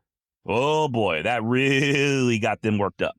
Cullen actually encountered one such group on the Red River town of Spanish Bluffs, Arkansas, toward the end of 1864, either shortly before or shortly after the Saline Massacre. Baker was drinking in a saloon, as was his habit, proudly wearing a gray Confederate cap, when some black soldiers showed up asking for his ID, which he gave them in the form of a loaded 6-shooter. When the smoke cleared, a sergeant and 2 or 3 of his companions lay dead on the ground. Another story about Cullen that makes the rounds states that he murdered a black lady around the same time simply because he didn't like the way she looked. Supposedly, he came upon a group of wagons, noticed the lady, and began verbally harassing her before he finally just shot her dead. Is that true? I have no idea. Sounds a bit apocryphal to me, almost like the story about John Wesley Hardin killing a man because he was snoring too loudly. Then again, when it comes to both of these guys, these stories sound like something they would do. Whether or not the events actually happened, I'll let you decide. Remember, when it comes to Cullen Baker, there are some that claim he killed hundreds of people. Others say around 50 or 60 is a more reliable number. I personally think that's still a bit too high. That said, Baker was a deadly man who had very little regard for human life, and in the areas we're talking about on this episode, there was a lot of indiscriminate murdering of innocent people. So it could have happened. But hell, my grandma could have been a coal miner if she had balls. Could have don't count for much when you're talking about history. All right, so these Independent Rangers kind of disbanded towards the end of the war, especially after losing local support after that massacre and the ever-increasing presence of Union troops. It's said that Cullen settled down for a bit, joining up with his wife Martha and operating a line ferry on the Sulphur River there in southern Arkansas, but sadly, she would not have long to live. Baker became a widower once again when Martha passed away on March 1st, 1866, causing him to lose what marbles he had left. Turns out Baker wasn't too bad when it came to the art of whittling, and he was even known to carve out little detailed animals, squirrels, rabbits, and such. And when Martha died, he whittled or carved a life-sized effigy of the woman, like some big morbid wooden scarecrow, dressed the thing up in Martha's clothing and kept it inside their home, even adorning it with her jewelry. Yikes. And one day, or so the legend goes, Cullen came home only to find his property had been vandalized by federal soldiers. The jewelry missing and a picture of his dearly departed used as target practice. Now that's enough to cause even the mildest of us to lose our cool, right? Not to mention someone as loony as Cullen Baker. You know he went on the prowl, and he did quickly find 18 soldier boys camped nearby, and he, along with a friend, killed almost all of them. Once again, is this true? I highly doubt it. I feel like there would be some sort of official record when it comes to the murder of over a dozen federal troops in one sitting, especially in peacetime. With that said, did Union soldiers ever show up at the Baker cabin and ransack it while Cullen wasn't home? Possibly. I mean, he was a wanted man, and following his wife's death, his reputation as a killer only continued to grow. Now, by this time, Reconstruction was in full swing, both in Arkansas and the Lone Star State. Just a real quick refresher on Reconstruction. This was a brief period following the Civil War where the United States was pretty much trying to rebuild itself. The main goal was to bring the southern states back into full political participation in the Union, as well as guaranteeing the rights of the former slaves. In the eyes of many Texans, however, this was akin to a foreign military occupation. Not only had they lost the war, but now their enemy was camped right there on their doorsteps, trying to tell them how to live. The fear was that the northern carpetbaggers and corrupt Union officials would rule by brute military force and take whatever they wanted and leave all the good, honest citizens to ruin. It didn't help none that many places like Cass County, where Cullen grew up, or Lafayette County, Arkansas, his most recent home turf, were hit pretty hard economically before Reconstruction even began. According to the Texas State Historical Association, in 1859, Cass County, Texas, slaveholders had paid taxes on 4,700 slaves valued at over $2 million. This represented 60% of all taxable property in the county. The loss brought about by emancipation, together with the widespread belief that free blacks would not work and the uncertain status of the South and the nation, led to a loss of confidence that caused property values to further plummet in 1865. This is where the belief that Cullen Baker was a hero starts to come into play. The idea that Union officials seized his land as well as the property of others, thus turning him into an outlaw and forcing his hand to continue the war against Northern aggression. A war that, if we're completely honest, he never really participated in the first place. Unless you count chasing deserters and killing innocent civilians. Truth is, there's no real evidence of Union troops abusing their powers, at least not in Cullen's neck of the woods. By the war's end, you had Union troops stationed in previous Confederate strongholds like Lafayette County, Arkansas, or Bowie County, Texas. You also have bluecoats stationed in nearby Marion and Harrison counties and a Freedmen's Bureau in Marshall, Texas, about 40 miles to the south. As far as Cass County goes, Union troops were never stationed there at any time. Once again, per the Texas State Historical Association, U.S. military commanders removed Cass County office holders as impediments to Reconstruction. Reconstruction, however, was of a short duration in the county, and the county was soon returned to white Democratic control as early as 1869. So other than that, and having some Union troops occasionally passing through while traveling or pursuing fugitives, the county remained untouched. Unlike other Texas counties, the citizens of Cass County, for the most part, did not experience the military occupation by a conquering army. Furthermore, the total number of U.S. troops stationed in the entire state of Texas was quickly reduced from 50,000 down to just 3,000, with most of them stationed on the frontier. I'll be 100% transparent here. I'm no great expert on Reconstruction. It does appear to me, however, just from what little I've read, that in the parts of the South we're talking about today, on this episode, Northeast Texas and Southwest Arkansas, the largest impact was economic. And that economic impact was mostly brought on by the loss of property, human property, slaves. This was not, once again, at least not that I could find, a situation where the federal army showed up and started seizing homesteads or looting and burning and taking stuff that didn't belong to them. By far, the vast majority of innocent civilians in this area being targeted at this time, the ones who took the brunt of all the violence, were the recently freed slaves. I actually found a letter sent by the Freedmen's Bureau out of Marshall, Texas, detailing just 1 month's worth of violence. Every single day, one or multiple free slaves were simply gunned down, murdered, and oftentimes the local authorities refused to even arrest or prosecute the killers.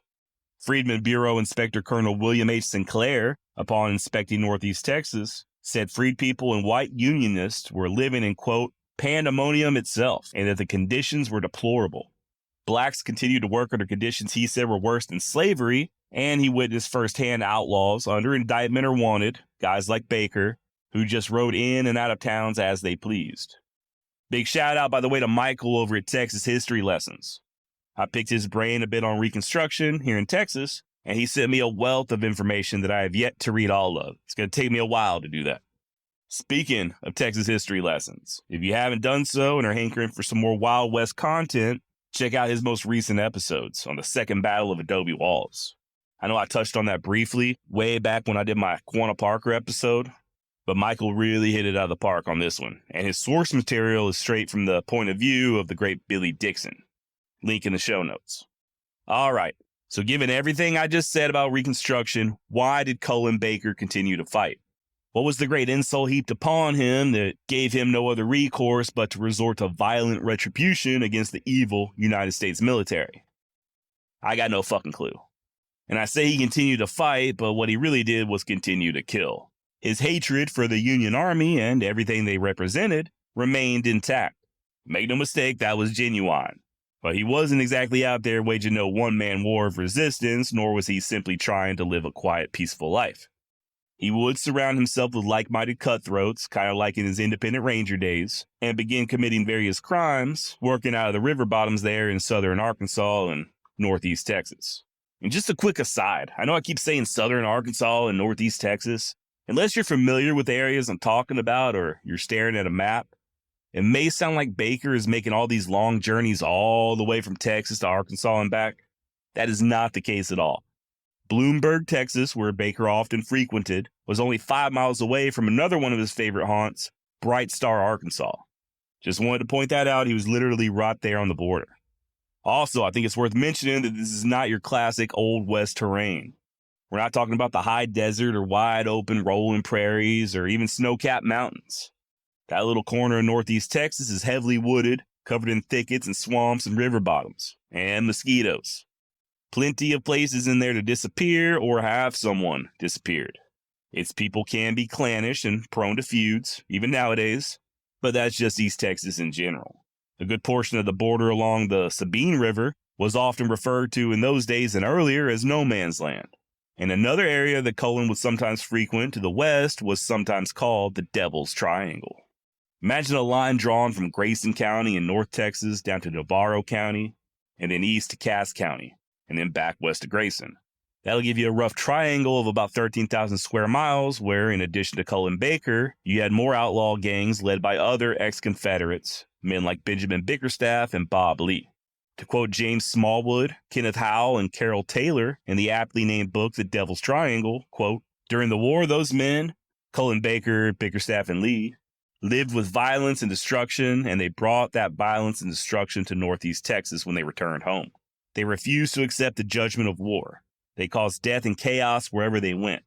While their major interest was plunder, such men wrapped themselves in the Confederate flag, voiced support for the lost cause, and gained much support from former Confederates." End quote. Now, I think that about sums it up. You know, all three men were ex-rebels. They all knew each other. All three rode together on occasion, and yes, all three were stone-cold killers more interested in plunder than anything else, despite what the popular narrative might be. I did a little reading on both Bickerstaff and Lee, as they really piqued my curiosity. These are the type of guys that I would have never known about had I not started this podcast. It's cool because I love learning about more obscure characters, but it is a bit of a curse because I'm easily distracted. So I'm exercising my self-control by not going down a Bickerstaff and Lee rabbit hole right now. Just know that they were fellow bandit leaders, all with stories similar to Cullen's. They were tolerated for a bit and even praised by locals as long as they talked up the Confederate cause and didn't get too crazy stealing from certain families. But all good things come to an end. Let's just say their lifestyle didn't exactly lend itself to making it to an old age. Okay, I'm getting ahead of myself. Let's go back to the man of the hour, Mr. Cullen Montgomery Baker. In March of 1866, he got into a fight with some Union soldiers in the town of Boston, Texas. And just like his previous fight with those black soldiers, Cullen was quick to draw his revolver, killing a sergeant by the name of Albert Titus and catching a bullet to his own arm in the process. This really got the Army's attention, and they put a bounty on Baker's head, dead or alive. The wily Confederate proved to be a slippery eel, however, and quickly disappeared in those river bottoms and swamps, and nobody, especially not no damn Yankees, could sneak up on him. Not that he didn't stick his head out now and then and cause some trouble. Like the time in June of 1867 when Cullen decided to go shopping. Yes, believe it or not, even the most bloodthirsty of outlaws need to get groceries on occasion. Man cannot live on hate alone. As it were, Cullen stopped in at Rowden's General Store there in Cass County, but Mrs. Rowden was the only person manning the ship on that particular day. I guess Baker either wasn't in the paying mood or he didn't believe in giving cold hard cash to females because he simply gathered up what supplies he wanted and walked on out. Or maybe he figured the Rowdens were good Southern patriots who'd be more than happy to support a gentleman like himself. I don't know. Once the proprietor, John Rowden, found out what had happened, he came calling and told Baker to his face that he aimed to collect on these goods. It should be noted that Mr. Rowden didn't go out to meet Cullen with nothing but high hopes and well wishes. He went hilled, scattergun in hand. Now, I don't know how the conversation went exactly. I don't know whether or not John was asking all nice-like or if he employed a little bit of thunder to his voice. But Baker did agree to come into town soon with the money. And to his credit, he did return to the general store a few days later on June 5th. Only instead of money, he carried a shotgun of his own and a belly full of whiskey. He called Rowden out, and once the man appeared, he ended his life with a double-barrel blast to the chest. By late August of that same year, Baker was arrested but quickly escaped, likely with the help of locals or possibly even the arresting officials themselves. I was unable to find more details on that. And 2 months following this, he let the Yankees know he was still alive and kicking by robbing one of their supply wagons outside of Jefferson, Texas. If you heard the episode I did on Texas gunman Bill Longley, link in the show notes, he was said to have been a part of that particular action. This is one of those Robin Hood type situations where Baker attempted, probably successfully, to garner some goodwill among his neighbors. The supplies in the wagon, bacon, flour, stuff like that, were spread out among locals, and once distributed, Cullen simply set the empty wagon on fire. If anything, the seizing of these supplies was just a big middle finger to the Union authorities. Now, I don't know about you, but it can get lonely doing nothing but stealing and killing. Remember, Baker was only human, and it wasn't long before he got himself a hankering for some female companionship, of the permanent sort. Decided he'd get hitched again, and who better to marry than Belle Foster, the 16-year-old sister of his dead wife, Martha. As you can imagine, neither Belle nor her parents, Billy and Elizabeth Foster, were very keen on the idea. Not sure if it was the fact that Cullen was a wanted killer, or almost twice her age, or, I don't know, had a life-size wooden carving of her dead sister. But Belle noped the hell out of that courtship real quick. Gotta think that wooden effigy probably wouldn't have gone over too well on their wedding night. Kind of hard to consummate a relationship with the dead beady eyes of a huge doll dressed in your siblings' clothing staring daggers at you. Unless you're into that sort of thing. No judgment. No, instead, Belle chose to marry a local school teacher named Thomas Orr. Now, Thomas was a little bit closer to Belle's age. He was only 23, compared to her 17 years when the two finally tied the knot in September of 1867. And to be fair, Cullen Baker actually took this rejection with a surprising amount of maturity. Not only did he offer to pay for the wedding, but he also had a small home constructed for the newlyweds, as well as a new schoolhouse there in Bright Star, Arkansas, where young Thomas worked. And of course, that's not true at all. No, fucking crazy. Baker began relentlessly harassing Thomas, showing up at the schoolhouse and berating the man and cursing him in front of his students, laughing at him, trying to bully him into a fight. He even went so far as to hit Orr over the side of the head with a damn branch. And that was just the beginning. Things are about to ramp up real quick between Mr. Orr and Baker. But not before Cullen decided to join an angry mob, hell-bent on instructing a fellow white man not to be so damn nice to the freed slaves. It seems Baker was drinking at a Bright Star saloon. This was in December of 1867, when a bunch of locals were getting butthurt over a farmer named Hal Smith. It seems Smith had the audacity to actually hire some free slaves. The angry mob's numbers grew, as did the amount of liquor they poured down their gullets, until finally they had enough courage to pay Hal Smith a visit. Cullen Baker right there with them. Only thing was, this Hal Smith guy wasn't about to take no mob justice laying down. Not to say that things didn't get sideways. The vigilantes ended up stabbing Smith's daughter during the attack on his farm, as well as killing a black man, who I assume was one of Hal's new employees. Smith put up one hell of a fight, though, and wounded several members of the mob, including Baker, who took a slug to the leg. After this, Cullen kinda sorta went on a little bit of a killing spree. First on the list was a man named William G. Kirkman, who made the mistake of becoming an agent for the Freedmen's Bureau in Boston, Texas. He's the guy who wrote that letter I mentioned earlier detailing the crimes committed there against some of the freed slaves. So from what I can gather, the purpose of the Freedmen's Bureau was to assist formerly enslaved people to obtain land, jobs, fair treatment, education, as well as help settle disputes and complaints, assist in legalizing marriages entered into during slavery, and providing transportation to refugees and freed people who were attempting to reunite with their family or just relocate to other parts of the country, blah, blah, blah, blah, blah. You know, all that Yankee basic human rights shit. How dare they, you know?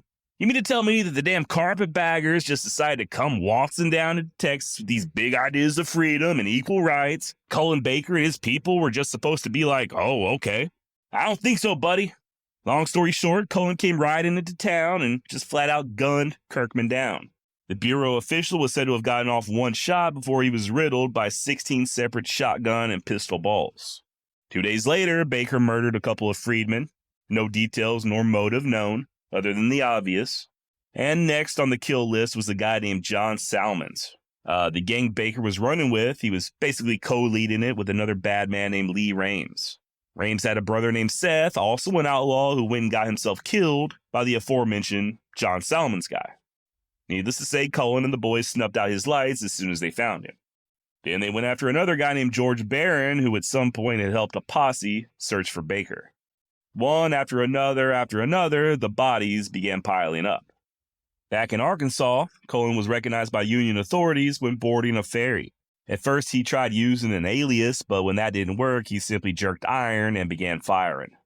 One sergeant was killed, with a private being able to get away and alert authorities. In October of 1868, even more soldiers would be killed there in Arkansas. A Major P.J. Andrews and a Lieutenant H.F. Willis, along with an unnamed black civilian. Remember, this is over 3 years after the war officially ended. I could find no additional details to these killings, but evidently Sheriff Standell of Little Rock, Arkansas was also wounded. So I assume they were attempting to arrest Cullen. A couple months later, Baker killed a black dude named Sheffield, who had been bragging that he would lead people to Cullen for the right amount of money. When Cullen caught up to the man outside of Queen City, Texas, just 20 or so miles south of Texarkana, he filled him full of so much lead that Sheffield was said to have been, quote, shot to jelly. Then, as a bit of entertainment, Baker would gallop his horse and jump over the dead man's body, using his head for target practice. Fun times. As you can imagine, with somebody as volatile as Baker, most people, even his own gang members, were scared shitless of the man. This was not the case for co-leader Lee Rames, however. The two men got crossways over something. Some sources claim it was Baker's increasing recklessness, and Lee called Cullen out, challenged him to a fight. And for the first time that I'm aware of, Cullen Baker backed down. Guess he did have at least a little fear of death in him after all, even if it meant losing face. Following this altercation, the rest of the boys stayed with Lee Rames, save for one, the ever-loyal Matthew "Dummy" Kirby. He alone would continue to ride with Cullen and pay dearly for it. And yes, you heard me correctly, the man's nickname was Dummy. At first I thought he was some sort of a deaf mute, but it turns out he was just an asshole who was really good at imitating and making fun of deaf mutes. Really wish I knew more about that Lee Rames guy, though. I have no idea what became of him, what his real story was. So if you do know any information, please shoot me an email at josh@wildwestextra.com. Remember Thomas Orr, that young school teacher who wed Belle Foster, Cullen's wife's sister? Well, Baker had forgot that great insult, and he figured it was time to make things right. Cullen paid Thomas a visit in the dead of night, kicking in his door and tying the man up along with his former father-in-law, William Billy Foster. Next morning, he released Foster but put a noose around Orr's neck and lynched the man. Only thing was, the school teacher survived. Guess Cullen had a little bit too much whiskey the night before and didn't do a thorough job, or maybe he was just in a hurry. Upon realizing his mistake, Baker returned to the area again a few weeks later on January 5th, 1869. He showed up at his daddy-in-law's house again with Dummy Kirby and claimed to simply be in the area to tie up a few financial loose ends. Just so happened Thomas Orr peeped Baker through a window and quickly snuck out the back to go fetch help. In the meantime, Cullen and Kirby helped themselves to some of Foster's whiskey along with what victuals he had lying around. And by the next morning, both men were dead, their bodies perforated with bullets. How they got that way is up for debate, as there are 3 different versions of what had happened. What else is new, right? One story goes that Cullen and Dummy got themselves good and drunk and laid down to take a nap.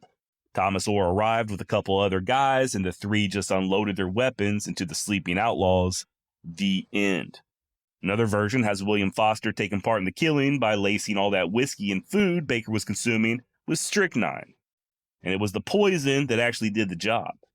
Then, just to be thorough, Orr and his buddies, along with Foster, pumped both men's bodies full of lead. And then you have version number 3. Orr returned with several armed neighbors who were tired of Cullen's bullshit. According to one Texas paper at this time, quote, they were determined to kill him, Baker, or sacrifice their lives in the attempt, end quote. This version is kind of backed up by a potential witness, a black dude who went by the name of Doc Quinn. In the book Slave Narratives, A Folk History of Slavery in the United States, Volume 6, Doc states that he was about 50 yards away from the Foster house when Thomas Orr and his friends rode up. Cullen and Dummy were standing outside near the chimney and were caught completely by surprise and gunned down before they even knew what was happening. I will say I have read some of the other stuff Doc Quinn said about Baker, and it's a bit dubious. Just reading his account of Cullen's death and his description of Cullen, the man sounds a little bit like Steven from Django Unchained. Whatever actually happened, I think a lot of people in that neck of the woods had one long collective sigh. At 34 years of age, the bad man was gone. Cullen Baker would murder no more. His body and the body of Kirby were both taken to nearby Bloomberg and dragged through the streets before making the 40-mile trip south to Jefferson, where they were put on public display. And it's there in Jefferson, in the Oakwood Cemetery, where you can still visit the grave of Cullen Baker. And oddly enough, if you happen to be in the area during the first week of November, you can join in at the festivities at the 46th annual Cullen Baker Fair up in Bloomberg. Thomas Orr, that meek school teacher who finally did Baker in, probably, would live another 35 years, dying in the year 1904 at the age of 60, 1 year after his wife Belle passed away. Orr was the one who actually wrote that book on Cullen, titled The Life of the Notorious Desperado Cullen Baker, that you can still find on Amazon. This is one of those be very wary of the source kind of situation. I mean, how fair or unbiased could you expect the man to be after getting tormented and strung up by Cullen? According to Orr's book, Baker recruited the guy I mentioned a moment ago, Doc Quinn, to help lure other black people to their death under the guise of forming an all-black militia. Using this trick, Baker is said to have killed 53 freedmen at Holman, Arkansas, 86 at Rocky Comfort, Arkansas, 6 at Ogden, 62 near Jefferson, Texas, 100 in northern Louisiana, and 73 outside of Marshall, Texas. Not sure if you were keeping score at home, but that's nearly 400 people. An outrageously inflated number that I don't think even gets close to being accurate.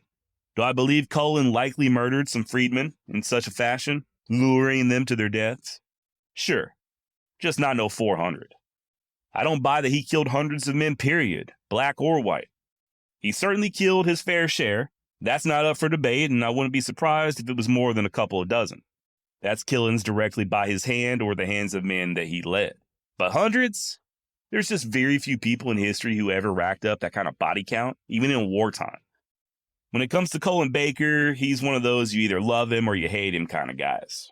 On one side, you got people that believe he was a Confederate hero, a man defending the honor of the South after being occupied by an invading army looking to strip Texans of their rights. On the other hand, you have those who think he was nothing more than the living embodiment of the KKK, a snarling monster who roamed East Texas looking for black people to devour. Likely the truth is somewhere in the middle. The Civil War was pure hell, and it changed everyone who participated, and their families. I have a very hard time believing anyone came home from that conflict the same as when they left. And for some, the war was simply just an excuse to exercise their bloodlust. I think this is probably the case with Cullen Baker. We know he was a killer before the war, and although his various murders are hard to track, he didn't really participate in any actual battles that I'm aware of. He and his independent rangers went after soft targets, the weak, the old, or they killed from ambush. And I can't fault them there, I suppose. And you can't forget that knock on the head that Cullen took when he was still a teenager. An injury like that will have lifelong repercussions. We now know, thanks to science, that head trauma can cause permanent behavioral and emotional issues, up to and including the frontal lobe's capacity to govern impulsivity or self-control. I think it's safe to say that Cullen Baker was a bad man. He was impulsive, dangerous, and a killer. As I've alluded to, there are several sources that claim Baker killed the majority of his victims from ambush, that he only engaged in violence when he had the upper hand. While I don't doubt he was prone to such precautions, we also do know there were at least a few times he simply threw caution to the wind and got jiggy with it, like the times he killed those soldiers. Baker, in my opinion, is one of the scarier guys I've ever covered on this podcast, and not necessarily due to his body count. It's the insanity and just a total sense of unpredictability. Other than that time he backed down from his fellow outlaw Lee Rames, there's no indication that Baker was ever really afraid of anything. And a man who doesn't know fear is a nerve-wracking son of a bitch. You just never know what they're going to do. As for Baker being the first fast draw, I don't think there's any basis for that other than the title of Louis L'Amour's novel. And I'm not knocking Louis L'Amour. I love his stuff, but he was a fiction author. And the first fast draw is a fiction novel that just so happens to use the names of some real people. The real question is whether or not Baker was deadly because he was so quick with a gun, you know, the actual physical motion of pulling a revolver, thumbing back the hammer, and squeezing the trigger, or was he deadly because he was quick to go for his gun, that he wouldn't hesitate to resort to a very final form of violence. Remember what Gene Hackman said in the movie Unforgiven? Being quick with a pistol, that don't do no harm, but it don't mean much next to being cool-headed. A man who will keep his head, not get rattled under fire, likely as not, he'll kill you.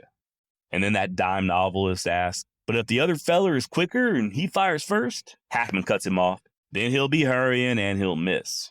Man, I love that movie. And not to keep harping on movies, but then you got John Wayne in The Shootist. It isn't always being fast or even accurate that counts. It's being willing. I found out early that most men, regardless of cause or need, aren't willing. They blink an eye or draw a breath before they pull a trigger. I won't. And I think that's what it came down to with Cullen Baker. He didn't blink an eye nor draw a breath. When he saw a threat, he simply started killing, and I think the people who he engaged with weren't ready for such a swift, violent response. It's worth mentioning that a few months before his death, on August 27th, 1868, Major General J.J. Reynolds, the guy in charge of the military districts for the state of Texas, issued Special Order Number 16, in which he offered a reward of $1,000 for the delivery of Cullen and the two other Northeast Texas outlaws I mentioned previously, Bickerstaff and Lee.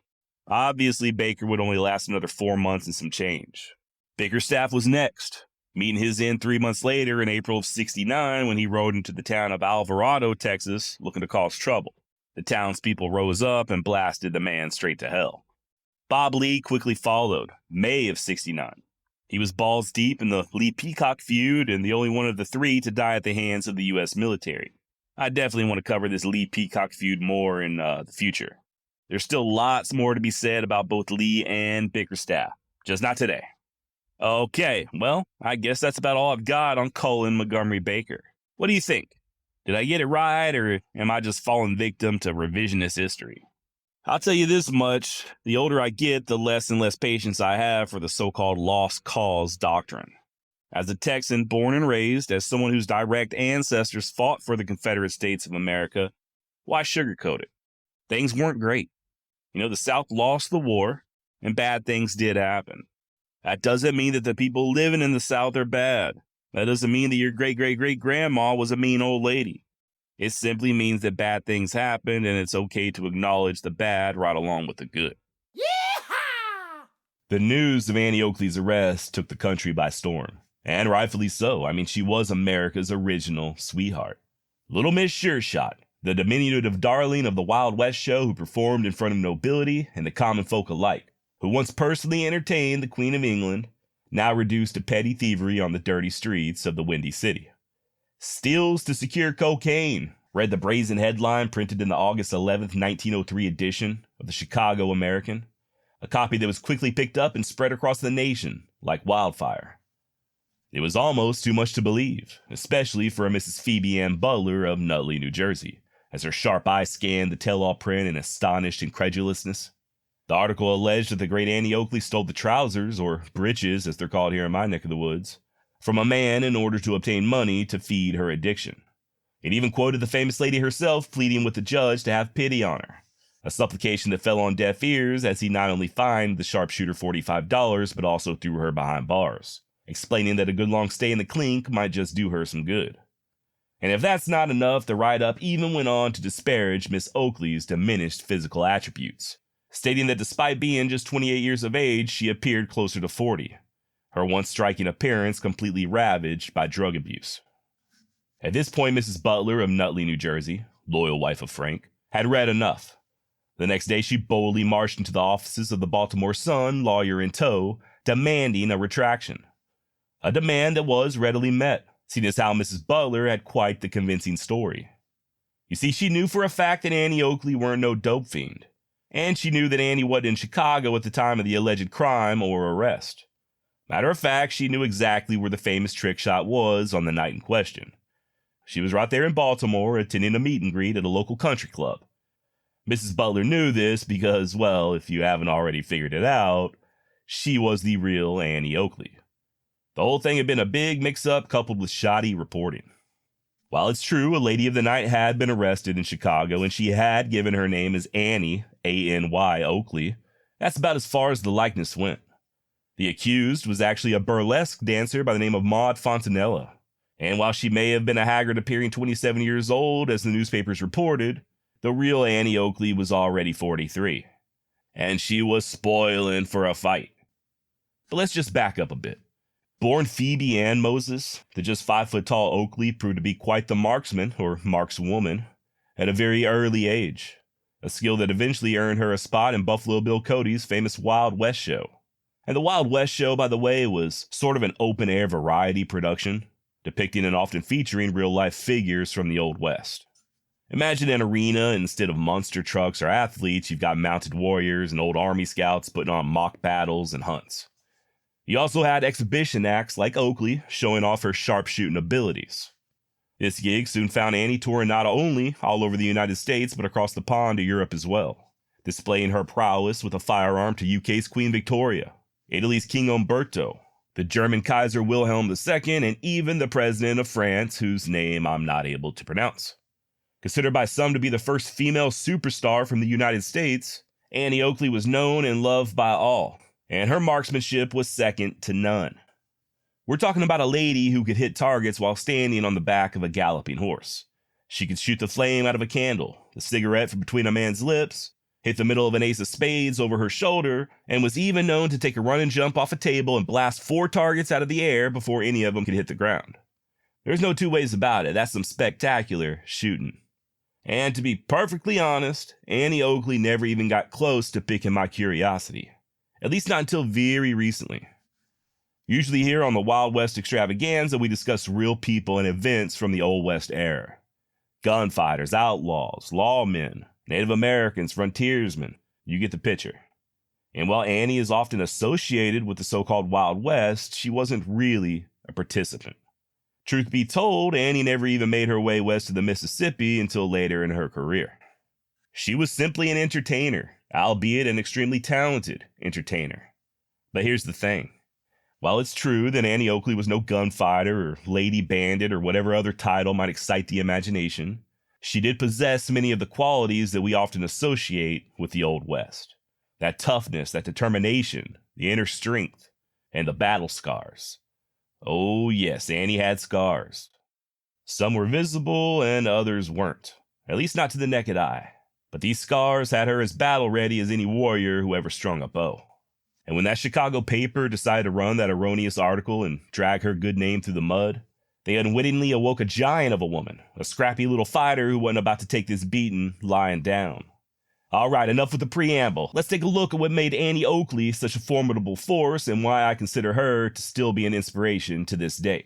Time for a little bit of girl power, Old West style. My name's Josh, and you're listening to the Wild West Extravaganza.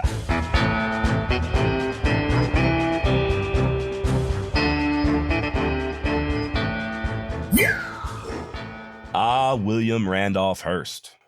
Born in 1863 to the infamous mining tycoon turned politician George Hearst, the Harvard graduate William would enter the world of publishing after his daddy gifted him the San Francisco Examiner in 1887. Skip ahead a few years and he'd acquire the New York Journal, spurring on a circulation war with rival newspaperman Joseph Pulitzer. Yes, that Pulitzer. At his peak, William Randolph Hearst would control at least 30 newspapers across the country, as well as magazines, bringing his version of the news to millions of readers and controlling the narrative in the process. So much so that he's even credited with plunging the United States into war with Spain. Kind of. While most historians agree that Hearst was not the driving force behind the Spanish-American War, it was his particular brand of reporting that intensified public calls for the U.S. to enter the conflict. And that particular brand is what's known as the art of yellow journalism, a type of reporting that uses sensationalism and eye-catching headlines in lieu of well-researched, legitimate news. A sort of shameless pandering to his readers' most base tendencies, coupled with a drive to further his own political leanings. In short, if Hearst thought a story could sell or it backed up his own personal beliefs, it didn't necessarily matter all that much how accurate it was. As such, it should come as no surprise that Hearst quickly seized upon the false story of Annie Oakley's arrest with little regard to its veracity. Please keep in mind that this was before the TV and internet and even the radio. The printed word was king and William Randolph Hearst wore that crown. Just to give you an idea of what we're dealing with here. When Hearst's many papers ran with the story on Annie, he was one of, if not the, most powerful media moguls this country had ever known. A millionaire who had served in Congress and was eyeing a run at the White House, a very powerful and influential man to say the least. And when all those other papers began retracting and posting corrections as to Mrs. Oakley's arrest, Hearst decided to double down, even to the point of hiring investigators to dig up dirt on Annie to further smear her name. What do you do when such a powerful man sets their sights on you? Someone not only with millions of dollars at their disposal, but a vast media empire and an army of investigators to boot. To be blunt, Annie Oakley didn't stand a chance. At least you wouldn't think so, right? But as I alluded to earlier, Annie was a fighter. And what she lacked in physical stature, she more than made up for in grit. The exact type that William Shakespeare once wrote of when he penned the verse, "And though she be but little, she is fierce." Turns out Oakley wasn't intimidated by Hearst, his power, his connections, or his money. "That terrible piece almost killed me," Annie once said, going on to write, quote, "The only thing that kept me alive was the desire to purge my character," end quote. Annie knew she was in the right, and as the great Davy Crockett once allegedly said, "Make sure you're in the right and then go on ahead." And that's exactly what the famous sharpshooter did. Not with a gun, though. Oh no. Annie waged war with something far more frightening. Lawyers. Lawyers who wasted no time in suing Hearst, his newspapers, and any of the other papers who drug Annie's name through the mud. Even those who retracted the very next day. Didn't matter. Oakley wanted vindication. She wanted her name cleared, and she wanted it cleared publicly, the same way it had been tarnished. It wouldn't be easy, though. From Missouri to Boston to Illinois to Pennsylvania, South Carolina, the list goes on. From one courthouse to another, Annie and her lawyers went toe-to-toe with Hearst's men. She endured intense grilling at the hands of aggressive attorneys and even more false accusations meant to discredit her. Even allegations that Annie would appear immodestly on stage, i.e. showing off a little too much skin. An outright lie, considering that Oakley was very careful to avoid even a whiff of immodesty while performing, even to the point of donning specially sewn clothing that would cover her entire body, ankles included. Even her lack of schooling was called into question. When asked by one of Hearst's attorneys what her opinion of a formal education was, Annie replied, "A very good thing when backed by common sense and a very bad thing in the head of a cheap lawyer." In the end, after years of litigation, despite intimidation threats and everything else, Annie was victorious.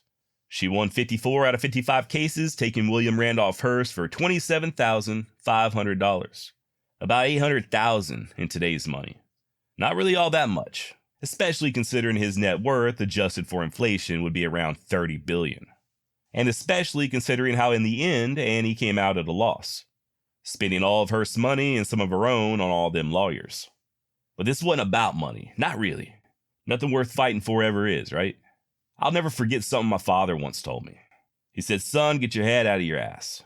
But there's also something else he said that's always kind of stuck with me throughout the years. About how in this world they can take everything from you. Everything but your self-respect. Annie didn't care about all that money she lost during the ordeal. Didn't care about the smear tactics, and she wasn't afraid to go head-to-head with one of the most powerful men in the country. And in the end, she was triumphant. When it was all said and done, everybody knew the truth about America's sweetheart. Her reputation remained intact, as did her self-respect. Pretty cool story, right? Sort of a David versus Goliath underdog tale where good ultimately won in the end. There's a little bit more to it than that, though. When I initially read about Oakley taking hers to court and winning, I thought, oh, okay, that's cool. Sounds like a tough lady. I sort of subconsciously chalked it up to her spending time with the Wild West show. You know, maybe some of those old warriors like Sitting Bull or Bill Cody rubbed off on her, taught her a thing or two about standing up for herself. And boy, was I wrong. I began learning more about Annie, her past, and the type of life she overcame long before she ever heard of William Randolph Hearst. You see, Oakley had a fire inside of her that was all her own. Weren't no man who gave Annie that inner strength, that fight. That was all her, forged from a childhood of trauma. As I said earlier, Annie's given name was Phoebe Ann Moses, the 6th out of 9 children born in Ohio in 1860 to a dirt-poor Quaker family.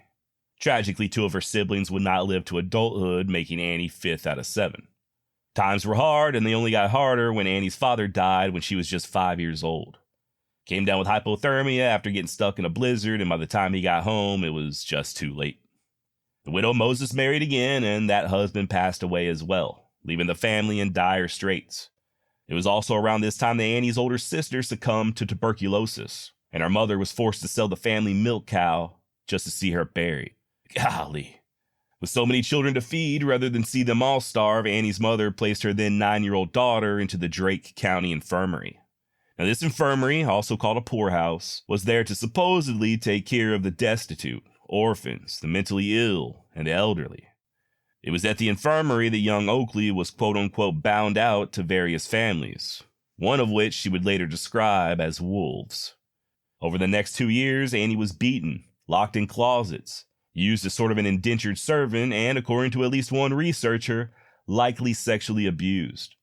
One horrific incident that Annie later outlined included her being placed outside in the snow after making the tragic mistake of falling asleep while darning, without even so much as shoes or a coat to keep her warm. I got down on my little knees, looked toward God's clear sky, and tried to pray, Oakley later said of the ordeal, but my lips were frozen stiff. Still, though, Annie refused to let this destroy her. That inner fighter was already rising up, and at the age of 11, she made her getaway, escaping and ultimately returning home to her mother. But even then, her struggles were far from over. Remember, things were bleak back home. To help out, Annie took up her dead father's shotgun, using it to provide much-needed food for her struggling mother and siblings. And not only did that scattergun help feed their bellies, but it also proved to be Oakley's ticket to a better life. Turns out Annie doesn't miss very often. So successful was she at procuring game for the dinner table that she was able to sell the extra meat and all the hides for money. So much money that she was able to pay off her mother's mortgage at the age of 15. Now that's some fancy shooting. I don't know about you, but I couldn't even pay attention at the age of 15, much less a mortgage. News soon spread of this little firebrand's prowess with both shotguns and rifles, and at the urging of others, Annie began entering shooting contests and winning, beating out grown men. That's how she met her husband, Frank, whipped him in a shooting competition. I was a beaten man the moment she appeared, husband Frank would remember years later. And the rest is history. Annie became a legend in a man's world, and becoming one of the highest paid performers in the entire country while doing so. So yeah, I think it's safe to say that Oakley learned how to rise above adversity long before she had her day in court. Annie picked up the hard way that you couldn't quit no matter how bad things were getting, that you had to keep fighting. Now, despite this rise from the pits of poverty and abuse, you'd think maybe Annie's past experiences would have soured her to life, caused her to become bitter or mean-spirited. Nothing could be further from the truth. According to, well, everybody, Annie was always a lady, always kind, always carried herself with a certain dignity. Described as soft-spoken and courteous, she herself once claimed that to be considered a lady was always her highest ambition. The actor Will Rogers later recalled, quote, "I had heard cowboys who traveled with the Buffalo Bill show speak of her in almost reverence. They loved her. She was a marvelous woman, kindest-hearted, most thoughtful, a wonderful Christian woman." Sitting Bull, the Lakota leader most famous for helping lead the fight against Custer at the Battle of Little Bighorn, thought so much of Annie that he adopted her. Per Oakley in her autobiography, quote, "He had asked me to take the place of the daughter he lost shortly after the Custer massacre. She had made the moccasins he wore in the fight. in the struggle where he pitted his brain against that of the white man. He fought justly, for his people had been driven from their God-given inheritance and were living upon broken promises. Sitting Bull's daughter was about my age at the time of my adoption, when he gave me the moccasins he so prized." End quote. And by the way, it was Sitting Bull who gave Annie the nickname Little Miss Sure Shot. And even in the courtroom, when Hearst attorneys and investigators continued to smear her name, Annie never lost her composure or her sense of humor. Don't get it twisted, though. This carefully cultivated reputation as a lady didn't mean that Annie kowtowed to men. Obviously, right? She once famously said, "I ain't afraid to love a man, but I ain't afraid to shoot one neither." Speaking of shooting, Annie would continue to compete for the rest of her life, even after a horrible car accident in 1922 that caused her to need a steel brace on her leg. A brace she refused to prevent her from breaking even more shooting records. We're talking about a woman in her 60s at this point with a bum leg, smashing records. And she taught thousands of other women how to safely and accurately handle a firearm, saying, quote, "I would like to see every woman know how to handle guns as naturally as they know how to handle babies." When the First World War broke out, Annie offered to train an all-female unit of sharpshooters for the military, and she expressed a bit of regret over a past performance. You may remember me saying she put on a show in front of the Kaiser Wilhelm II. Well, this is one of those times she shot a cigar out of the mouth of a volunteer, and that volunteer just so happened to be the Kaiser himself. This was in Berlin back in 1890. Legend has it that once hostilities began years later, Annie stated that this was the one shot she wished she had missed. Oakley also donated quite a bit. When asked why she didn't spend money on herself, she stated, quote, "If I spend $1 foolishly, I see tear-stained faces for little children beaten as I was." Sadly, Annie's health would decline rapidly thanks to both anemia and complications from that car accident, and Little Miss Sure Shot would pass away in November of 1926 at the age of 66. Her beloved and heartbroken husband Frank would follow her to the other side just 18 days later. Annie's legacy lives on as she continues to be an inspiration. She wasn't perfect, obviously, nobody is. While a huge advocate for equal pay for all women, she wasn't exactly all that excited about women's suffrage, expressing concerns that not enough quote-unquote good women would vote. But by and large, there's just not a whole lot of bad things to say about the lady, and that in and of itself is an anomaly when discussing historical figures. On a personal level, as the father of a little baby girl, it's now important to me that women like Annie Oakley become more well-known. Too often, the discussion of history is centered around war or other atrocities, and your less than controversial characters don't always get the attention they deserve. It's my opinion that we could use a little bit more of these inspiring figures such as Annie Oakley. Now, this episode is a little bit of a deviation from what I normally discuss. I'm as guilty as the next guy for focusing on the more violent aspects of history. I mean, after all, this is a podcast covering the Wild West, and those were some bloody days. That said, I think Annie Oakley embodies the spirit of the types we usually discuss. The rugged frontiersman, the defiant warrior, the little guy or gal making a stand against overwhelming odds. That's the same grit and determination that Annie employed to fight her way out of a traumatic childhood, to rise up out of the mire and excel in a man's world. And to never back down to anyone, not even someone as powerful as William Randolph Hearst. Speaking of Hearst, it was for him, sadly, a win-win situation. The more he fought back against Annie's lawsuits, the more sensational headlines he could then print, ensuring that he'd sell even more papers. Remember what P.T. Barnum once said, there's no such thing as bad publicity. Hearst would ultimately lose his presidential bid, and the campaign for mayor of New York City that followed. And after an unsuccessful run for governor, he finally called it quits on politics. His media empire would continue to grow. Cosmopolitan, Good Housekeeping, Town and Country, Harper's Bazaar, all owned by Hearst. He took a bit of a hit during the Great Depression, and in 1941, when George Orwell clearly based his movie Citizen Kane on Hearst, it infuriated the mogul. He waged a bitter campaign against the film and employed the same sort of personal attacks on Wells as he previously used on Annie Oakley. I reckon nothing lasts forever, though. Hearst's health began failing in the late 1940s, and on August 14, 1951, he would pass away in Beverly Hills, California at 88 years of age. As for the legacy of Annie Oakley, well, I think it's safe to say her memory lives on. The musical Annie, Get Your Gun was loosely based on Oakley's life, as was the Academy Award-winning film version that followed. Gail Davis, Jamie Lee Curtis, and Reba McEntire are just a few of the big names who portrayed Annie on the big screen. And even Marvel Comics ran a series on the legendary sharpshooter. Not bad for a poverty-stricken Quaker girl who was once held hostage by wolves in human clothing. One last quote from Annie to close things out. Words from the lady herself that I think sum up the way she lived her life. Words that, as cliche as they seem, are as relevant today as they were a century ago. Aim for the high mark and you will hit it. No, not the first time, not the second time, and maybe not even the third time. But keep on aiming and keep on shooting, for only practice will make you perfect. Finally, you'll hit the bullseye of success. End quote. And well said, Annie Oakley. Yeehaw!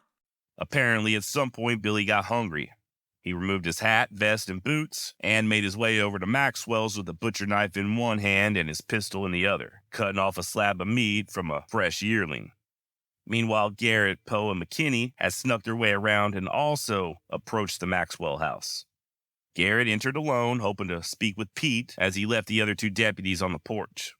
Seconds later, Poe and McKinney both saw the kid bareheaded and wearing socks, and looking as if he was fastening his pants. Likewise, Billy saw them and immediately raised his revolver. Ken S. Backing away quickly into a darkened doorway, the kid repeated this question twice more in earnest. Ken S. Ken S. Who is it? Who is it? John Poe then stands up and approaches Billy in an attempt to appear non-threatening, trying not to scare him, but the kid disappears into the shadows of the building. The same building that Pat Garrett's in. Meanwhile, Pat had woken Pete Maxwell up and was asking him about Billy's whereabouts. That's when they heard the kid backing into the room. Pete, who them fellers outside? Maxwell recognizes the kid's voice and sits up straight in the bed and declares, "That's him." At almost the exact moment, Billy sees Pat standing next to the bed. Remember, it's dark, so all the kid can make out is a large shadow. Nevertheless, he lifts up his pistol and once again lets out a startled, "Ken S." According to Garrett, Billy then, quote, went backward with a cat-like movement and I jerked my gun and I fired. The flash from the first shot temporarily blinded the sheriff, but he thumbed back the hammer and quickly fired a second time. Cocking the revolver for a third shot, Garrett heard a groan and held off. During all the chaos, Pete Maxwell jumped up and ran out of the room, almost getting shot by Poe and McKinney in the process. Pat follows Pete outside and tells his deputies that he thinks he just shot the kid, to which John Poe oddly remarks, "Pat, the kid would not have come to this place. You have shot the wrong man." This was around midnight, but folks were starting to gather. Pete Maxwell returned with a candle, holding it to the window where, according to Coe, we saw a man lying stretched upon his back dead, in the middle of the room, with a six-shooter laying at his right hand and a butcher knife at his left. Garrett and his deputies entered and, upon further inspection, verified that, yeah, Pat had indeed killed the infamous Billy the Kid. One of Garrett's two bullets had found its mark, entering Bonnie's left side of the chest just above the heart. Celsa Gutierrez ran at Pat tearfully, slamming her fist against his chest as Paulita and Delvinia Maxwell and a few other women stood nearby, crying softly. Armed and angry men began congregating, cursing Garrett and his deputies. All night the sheriff and his men stood guard, expecting an attack that never came. Finally, at daybreak, a coroner's jury was assembled. The 5 men entered into Maxwell's room where the kid still lay, and they heard from both Pat and Pete. A report was written and signed that stated that the jury concluded that William Bonney had been killed from a bullet wound near his heart, inflicted by one Pat F. Garrett. They then added that the killing was justifiable homicide, and we are of the opinion that the gratitude of the whole community is owed to said Garrett for his deed, and that he deserves to be rewarded. The kid's body was then taken outside and laid on a workbench at the old carpenter shop. The women placed candles around him and performed sort of a wake as they cleaned and dressed his body and combed his hair. That afternoon, Billy was placed in a coffin, taken to the cemetery, and buried next to his old friends Tom O'Folliard and Charlie Bowdry. The news spread. Papers as far away as London ran stories telling of the kid's life and death. Then came the dime novels and Pat Garrett's own book telling his version of Billy's life. Then Walter Noble Burns and the saga of Billy the Kid, and here we are today. Over 140 years later, still mesmerized by the kid and still telling his story. And not everybody believes that events unfolded exactly as Pat Garrett claimed. Some question whether or not the kid was really toting that pistol and butcher knife, thinking maybe Pat shot Billy while he was unarmed. Others find it strange that the kid was buried so quickly, that he wasn't put on display or photographed. Even the coroner's jury is questioned by some, with the report especially sounding like it was dictated by Garrett himself. Certainly there are problems with Garrett's official account. I won't deny that. But at the end of the day, it's all speculation. While there are some tantalizing theories, taken in context with the entire story and in view of the evidence, they don't hold much water. There was no fake death. Garrett didn't let his old friend from Fort Sumner slip away. The kid was dead. It was finished. And in his place, a legend was born. Somebody asked me a while back if I considered Billy to be ordinary. The question gave me pause. After all, the kid wasn't nearly as prolific as other noted bandits like Jesse James or Butch Cassidy. He never robbed a train or held up a bank or anything like that. The kid's main crime was stealing from rich folks and not getting the hell gone while he still had a chance. But no, I don't think Billy's ordinary. I think he was an extraordinary young man, and I think the main draw with Billy is that we see a bit of ourselves in him. Or I guess I should say we see things that we wish we could replicate in Billy. We never got to see Billy the Kid the man, encumbered with the stress of family and obligations and hindered by old age. In a sense, I think the kid represents sort of an old west never land. A carefree frontier oasis where the horses are fast, the senoritas are lively, the music never stops, and where friendship, your pals, means everything. That's the legend of Billy the Kid. And I don't think any of us want to see that legend die at Fort Sumner in the middle of the night at the hands of Pat Garrett.